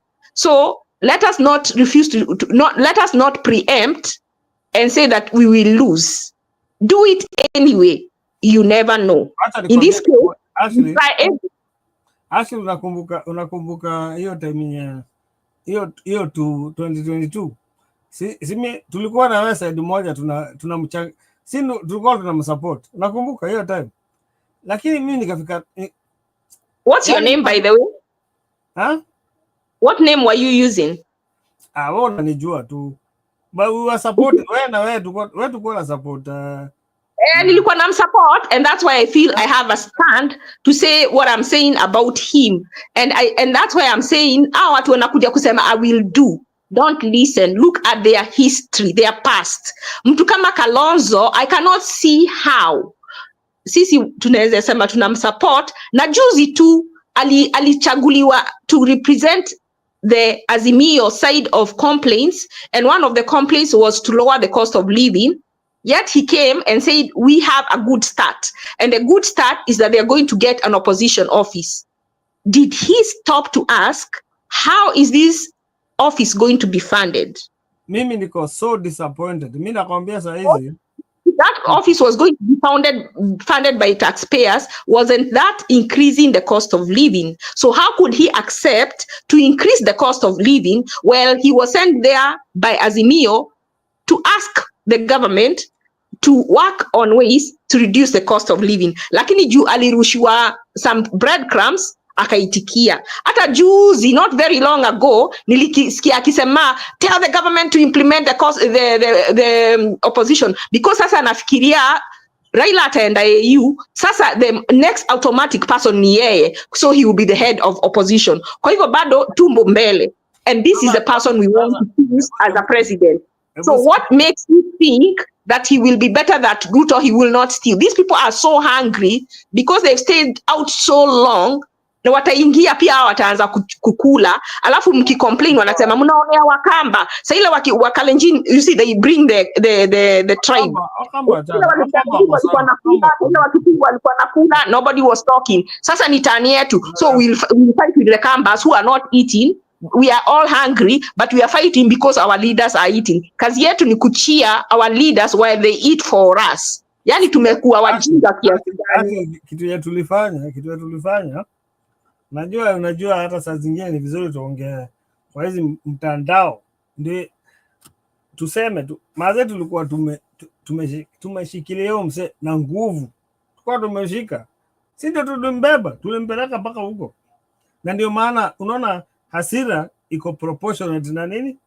Na venye tulifanya. Unashika? Tumekasirika juu sisi ndio tulimbeba maze. Tulimpeleka, tulikuwa si ndio tumvukisha huko kote, tulimpeleka mpaka Murang'a hiyo nini. Unafikia watu wamekasirika? Tumekasirika. Mimi nakwambia zaidi hata mtu anaweza dedisha huko ukikaa mbaya. Watu wako nare.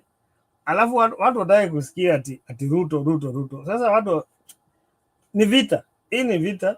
Mimi kitu nasema watu wasikizane tu. Watu wasikizane.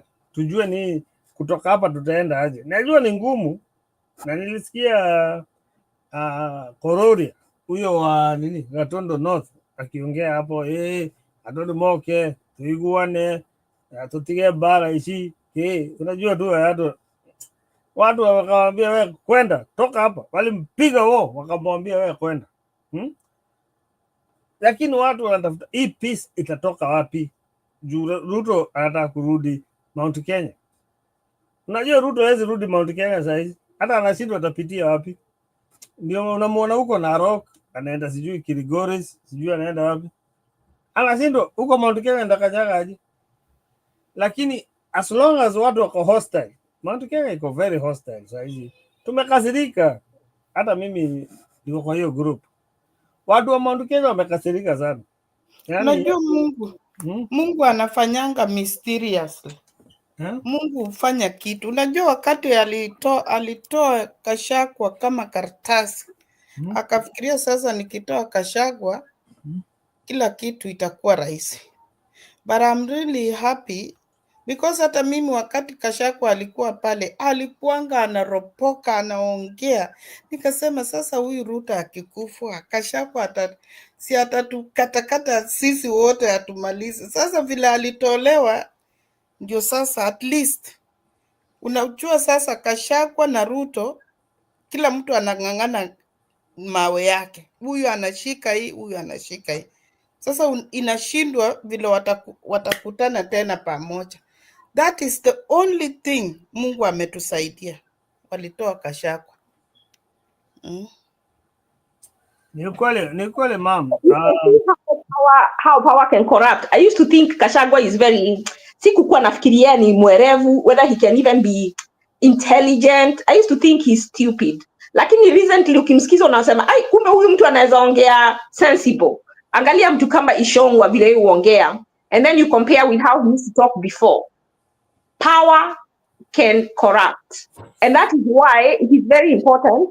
You see, kama vile Ruto alikama kanyenyekea, akaenda kanisa akaombewa and blah blah blah, but we forgot to look at his past. Akasema amechange. Na sasa ndio nilikuwa nasema about Kalonzo, look what he was doing the other day, and now we want to elect him. Look at someone like Matiang'i, how he mistreated Mtukana Miguna, how he disobeyed court orders, how he even did, there were bodies at Yala, and he was the CS Interior, and yet we are considering him.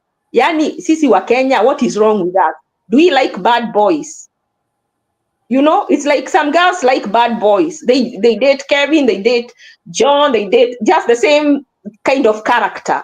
And it seems when I look at the kind of people we are choosing the same kind of character over and over and over again. And then we get surprised when they act how they've always acted. So how do we get a better Kenya? We have to choose our leaders differently. And one of the things we need to stop doing is seeing that they come from our tribe. As a Kikuyu tribe, how many leaders or presidents have they had? They have had 3. Yet, most of them are still fetching water from the river. They have to go and fetch water and drink water from the river like animals. At the very best, they should not be drinking water from the river after having 3 presidents. But those 3 presidents are trillionaires. So what benefit is us uniting so that they can benefit? What we want is uniting so we can benefit. So we have to look for a leader that will bring benefit to us. When I look at someone like Okiya Omtata, he is not from my tribe, but from his past, he has shown me, 1, he respects the rule of law. 2nd, he respects the constitution. Even if he may not know anything else, if he can safeguard those 2 things, Kenya can flourish because there are so many experts who can do the rest. I rest my case. Thank you. Tufunganishe sasa. Closing remarks, please.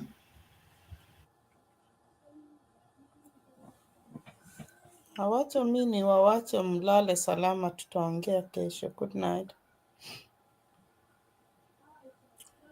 Good night. Okay, sawa. Kuna mwingine akona jambo la kuongeza kabla ya tufunge? Mimi naongeza hapo niseme aje. Juu naona kuna watu bado kwa channel wanasikiza. mi naongeza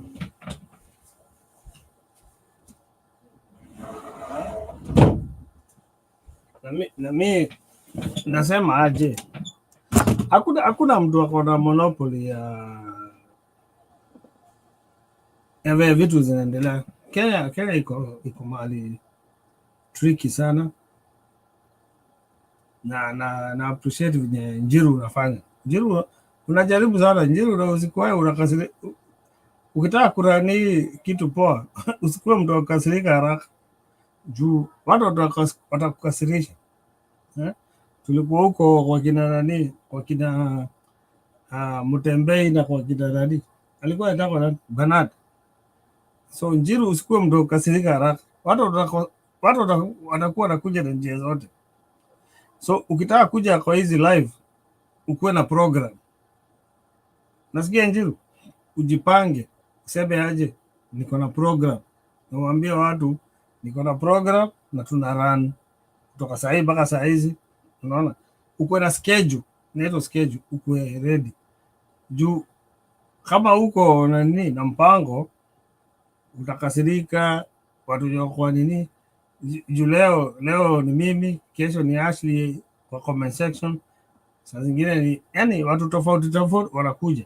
So unakuja na plani, una plani yako, unasema nitakuwa hapa 3 hours ama 4 hours. Kama ni kwa live huko, watu wajiongelesha kwa live, lakini avoid kukasirika. Unaona time yenye Bernard alianza kukasirika na kutukana watu, ndiye alianguka mtihani. So unapanga, mkuje na Shiko na mkuje na Ashley na mnapanga hiyo kitu. Uavoid sana kukasirisha. Hata kama umekasirika, kama ni kufunga ufunge, lakini mkuje na plani. Hapo tu ndio nakuwa advise mimi Njiru. Mimi naweza kutokezea tu random. Na ujue si watu wote wanataka kuona ukisucceed. Unajua hii mambo ya IT huko kwa internet, watu wengi wanakuona hivi lakini wataki usucceed. So lazima hapo pia uput hapo manani, uweke hiyo kitu manani. Yaani ukuwe smart mse. Wewe ni kama brother yangu Njiru. Unajua mimi hata nilikusupport hivi, lakini nakwambia nataka ukuwe strong Njiru. Lakini ukuje na plan. Yaani ukiingia kwa live hivi, wewe unajua sasa utatoka. Unajua within 3 or 4 hours mimi naishia. Unacheki? Yaani juu hauwezi furahisha hawa watu wote. Unacheki? Alafu kikiumana unasema nimeishia. Lakini hata wewe Njiru, wewe ni msempoa. Mimi nimefurahi sana venye umegrow. Mimi nakusupport na hata kwa hizi channels mimi napitiana na kuweka huko watu wakuone, watu wa kulink up. We muthuri wa biũ man, ĩno nĩ mbara, neno mbara no nginya tũmĩrĩre na nginya tũhotane. Ĩno mbara no nginya tũhotane, mende kana tũtiende. Mũndũ akuaga rita rĩmwe, nĩguo Njiru, mũndũ akuaga rita rĩmwe. Matũhota nĩ matũhota, no twamahota twathiĩ na mbere. Rathimwo mũno Njiru, rathimwo. Okay, ni sawa. Thank you for that. So Ashley, uko na la kuongeza ama tufungeni sasa? No, I'm good. Goodbye. Okay, thank you very much. Pia mimi nimeshukuru sana. Thank you.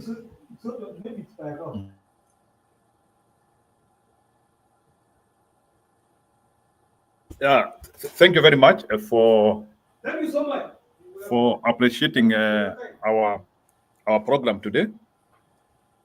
Yeah, so nashukuru sana sababu wapendwa mmekuwa hapa. So kesho tukipata wakati mwingine I will be here. So for now I just pray that you people, you have participated in our program na mmekuwa watu wa busara sana. Yeah. You people mmekuwa watu wa busara sana. I don't take it for granted. We had quite some good time here together, especially wale marafiki wote wameweza kukuja hapa. Joyo Besa anasema Njiro, happy new year. Okay, asante sana Joyo Besa, nashukuru sana. You people, you are really productive, so I cannot take it. K, unfortunately nataka kufunga saa hii, wacha tukuje kesho because I also need to go and do other things tafadhali. Yeah, so kuja kesho. I think the link was there for close to 5 hours. Unless kama unataka kusalimia watu, maybe just come and greet people is okay. Naweza kupea hiyo nafasi. I can give you 5 minutes. Useme nimekufungia. So that is the link. So okay, ingia kwa kituo, you say what you want to say and then I close. Is that okay? Na kungoja. So okay, I'm waiting for you. You can click. So let me post the links when we meet on the next live. I'm on my phone right now. That is Chief Nagas. Okay, happy new year. Huyo ni Jenny Njoroge. Hiyo story ya Maina, I know it is making everybody get scared. Let's hope that things will not go out of hand. Yeah. The government is supposed to protect life and property. That is the work of the government. So mambo ingine, you don't deserve it. So I just hope that we have a coalition of good enough people who will say no to anything which doesn't look okay in our country. I hope good people are majority in Kenya. Wale watu wazuri wako, tuko wengi. We have, let me put it this way, we have a coalition of many good people who are ready to protect their nation. So if that is who we are, then I can say that there is no any group which can come and take over our country. If a coalition of good people is the majority. But if we allow all the other people, we don't know who they are, to form a coalition against us, or unto us. And I believe a coalition of good thinking people, sisi ndio majority. We are the majority. Coalition of good thinking people, and we have to support them. So okay, anasema what's the link over? Oh, yeah, IDP. I think nitaitafuta nitakurushia. I think you shared me your contact. Sawa, okay.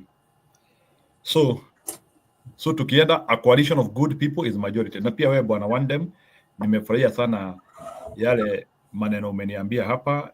Hii channel tutaigrow for the prosperity of Kenya. We need such channels for the prosperity of Kenya. So once again, sorry? Hata nisema kitu kingine Njiru. Hata Julia today. Hii safari si umeanza na umeipiga na miezi mbili ulikuwa umepata 1000 subscribers na umeenda sasa. Wewe uko huko, unaenda huko mbele. Hii safari ujue kuna watu wengi hawata kupenda. Unaona hata mimi nikiingia unasikia watu wamenitukana. Utatukanwa sana.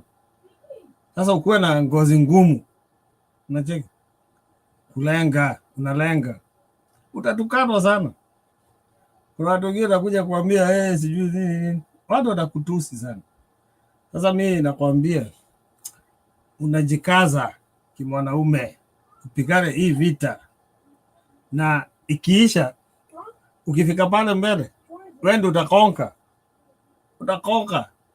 Tukienda pale 2027, hiyo 2027 wewe ndio utakuwa unaongoza kila mtu huku na hiyo mambo ya nini.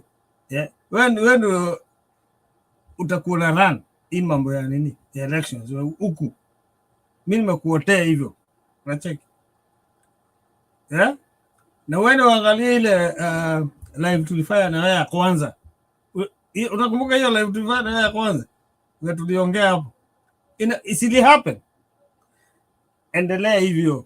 Ndio yatikira modo. Wewe fanya vile utafanya. Kuna watu watakutukana, hata mimi nakuja natukanwa. Kuna watu wengine hata wawezi jitokeza hivi kwa kamera hivi wakuface, wanakutukania huko kwa comments. Unaona? Lakini usistuke, wewe jikaze. So one day the information is clear. Each channel, it will be here for the prosperity of Kenya. Tunaomba Mungu aisaidie tuendelee kugrow. Na wale ambao hawajafinya kibonyezi cha subscribe, out of the 54 people who are listening to us, like our video and subscribe also. It's a honor for our channel. So tuko hapa tena kesho. Barikiwa Jiru, bless. Thank you, be blessed. And congratulations to Bwana William Ruto for winning the most important award in human history. Thank you. Shalom. Kesho ni siku. Sina lingine. Maybe naweza shukuru watu kadhaa wale wamekuwa na sisi hapa. Francis hujanipea hizo publications za Bwana Ruto. It could have been good for me to show them. I hope you saw. I honored him by showing one of the publication which we know, Jenny Joroge alileta maneno ya hizo hapa. Sijui hiyo maneno ya maina imefika wapi. Maybe mkuwa na information mlete kesho. Chief Nagas, asante sana, we honor, we appreciate. Lucy na kuonanga Kadai, I saw you. So many people have participated tonight. Yeah, Emi Kasagin, Yosef, Beidas, so many participations by the way. Acha nikusaidie kuwataja. Okay. Acha nikusaidie kuwataja. Ni wengi sana. Na wamekaa hapa juu yako kina Gypsy Kona, ni wengi sana hawa watu. Jen Joroge.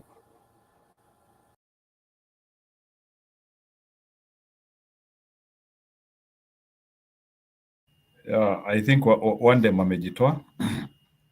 I'm not the one who removed him, so amejiondoa. Ni sawa wapendwa. So kesho tupatane 9 p.m. time ya Kenya. I'll be here very early in the morning. No, not every time ya Kenya. I mean 9 p.m. Just before the news niko hapa. So tukutaneni. Tunasemanga masharika heri Waswahili. And please keep on sharing our podcast na tuombee taifa. Yeah, if we lose Kenya, we all lose it. If we gain Kenya, we all gain it. And we can defend our country. We are the real Mau Mau now. Askei, my comments are being deleted in this chat. Chief Nagas, my comments are being deleted in this chat. No, Chief Nagas, sija delete comments leo.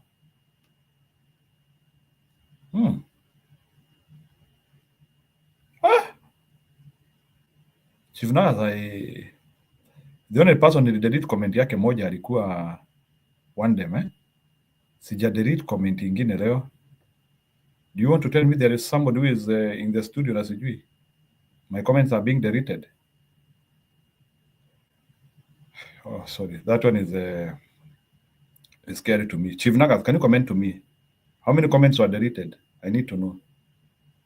That one is a bit scary to me. So, no, your comment don't need to be deleted. The here for us are there. Niweke live. Oh! Sikujua. Kwani ulisema kitu noma? I don't know. So one day munasema uwekwe live, lakini kwani nitakuweka live kimiujiza? Sikuoni studio na siwezi kukujia wherever you are. One day leo manze. Leo you want me to discover you, nikukujia mpaka pale huko na nikuingize studio. One day sala. Anyway, ni sawa. Njiro, did Uhuru tell Ruto ajiondoe ama ni leo? Yeah, I don't stress it, Njiro. It happens on many. Okay. Yes, some ones are being deleted. Okay. Ni sawa. Oh, I didn't know that. So, but ni sawa. Yeah, channel yetu imekuwa mzuri. Tukutaneni kesho. Happy New Year. Mungu awape mwaka mzuri mwema. Yule ambaye ameomba Kasongo anaenda, ombi lako na lisikiwe. Yule ambaye whatever you are praying, mimi naomba tu Mungu akutunuku. That's all I can tell you. Sababu huwezi omba Uwezi omba mkate Mungu ukapewa jiwe. Tafadhali na Mungu awabariki. Tafadhali Mungu awabariki na kile chote ambacho mwataka. Na Mungu awabariki, na Mungu awabariki. Yeah. Guys, kuna niuliza do I do these days I'm unable to do the morning ones, but nafanya hii this big one. But nikianzia za asubuhi tena I will help you understand. Niliacha kidogo because niliona hazikuwa na traffic sana. So but if you people you can promise me that you can be available hiyo wakati ya asubuhi time ya Kenya, I would be happy here. Hazikuwa na traffic. I think it's like people are committed elsewhere. So I didn't have good traffic. So one day wanasema and then mcheki live yetu ya kwanza na Njiru. Okay, ni sawa. Good. I really appreciate you people. I cannot be here if you people you are not here. So you are part of this great work we are doing here. And this channel is going to grow. It will become the same corner for our country. And that's what we pray for it to be. We don't want it to become na swali yote and take care Njiru. Okay. Mungu ndiye analinda. Sisi tutu we will just present ourselves well. But Mungu ndiye analinda. At 6 a.m. time is the best time. You see Spice FM. You see Spice FM traffic daily. Okay. So kwa hivyo umeniambia 6 a.m. So you are saying if I do a show at 6 a.m. I can get traffic. Okay. I'll try. Maybe after 2 days I will try that 6 a.m. So 6 a.m. Kenyan time, somebody is telling me I can get telling me take over Spice FM audience with the real Anti-Kasongo channel. Okay. So kwa hivyo unaniambia niingie 6 a.m. So 6 a.m. hiyo ni 6 a.m. time ya Kenya. That's around okay. Tutaona Kasongo. I think I can take over that time. It's good. So kwa hivyo hata naweza chukua hiyo niachane na hii nyingine. So nichukue ya 6 a.m. niachane na hii. Is that what you say? Nichukue hiyo, nichukue 6 a.m. alafu niachane na ya 9 p.m.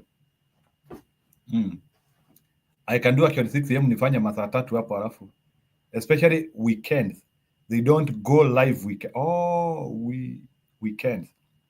Start weekend and have some people with you. Kwa hivyo unaniambia weekend niingie 6 a.m.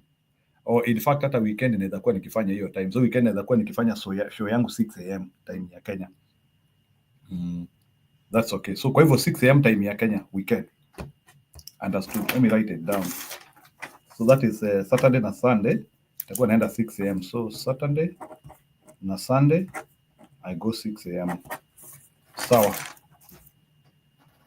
Good. I think that one is in order.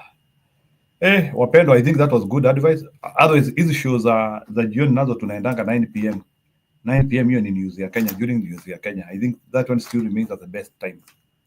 So can you comment about hii ambayo ya 9 p.m. time ya Kenya?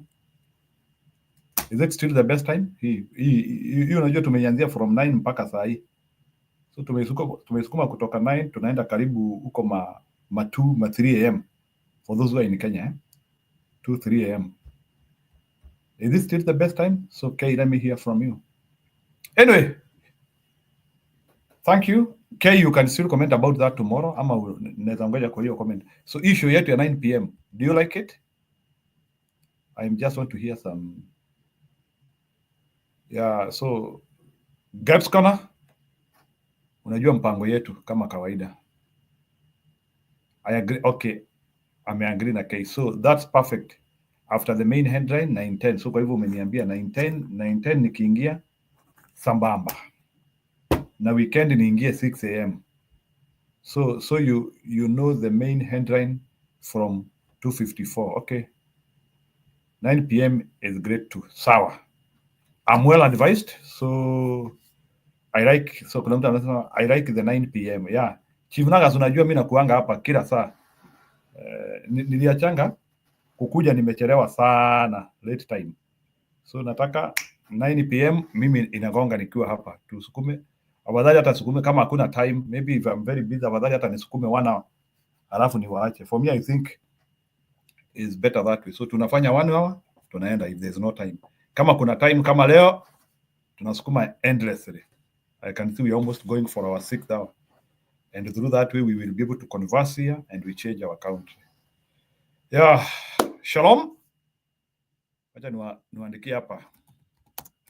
God bless you. So mubarikiwe nyote. Keep subscribing for those who haven't. Keep subscribing. Like our video. Like our video. Kesho ni siku. Kesho ni siku. Tomorrow is another day.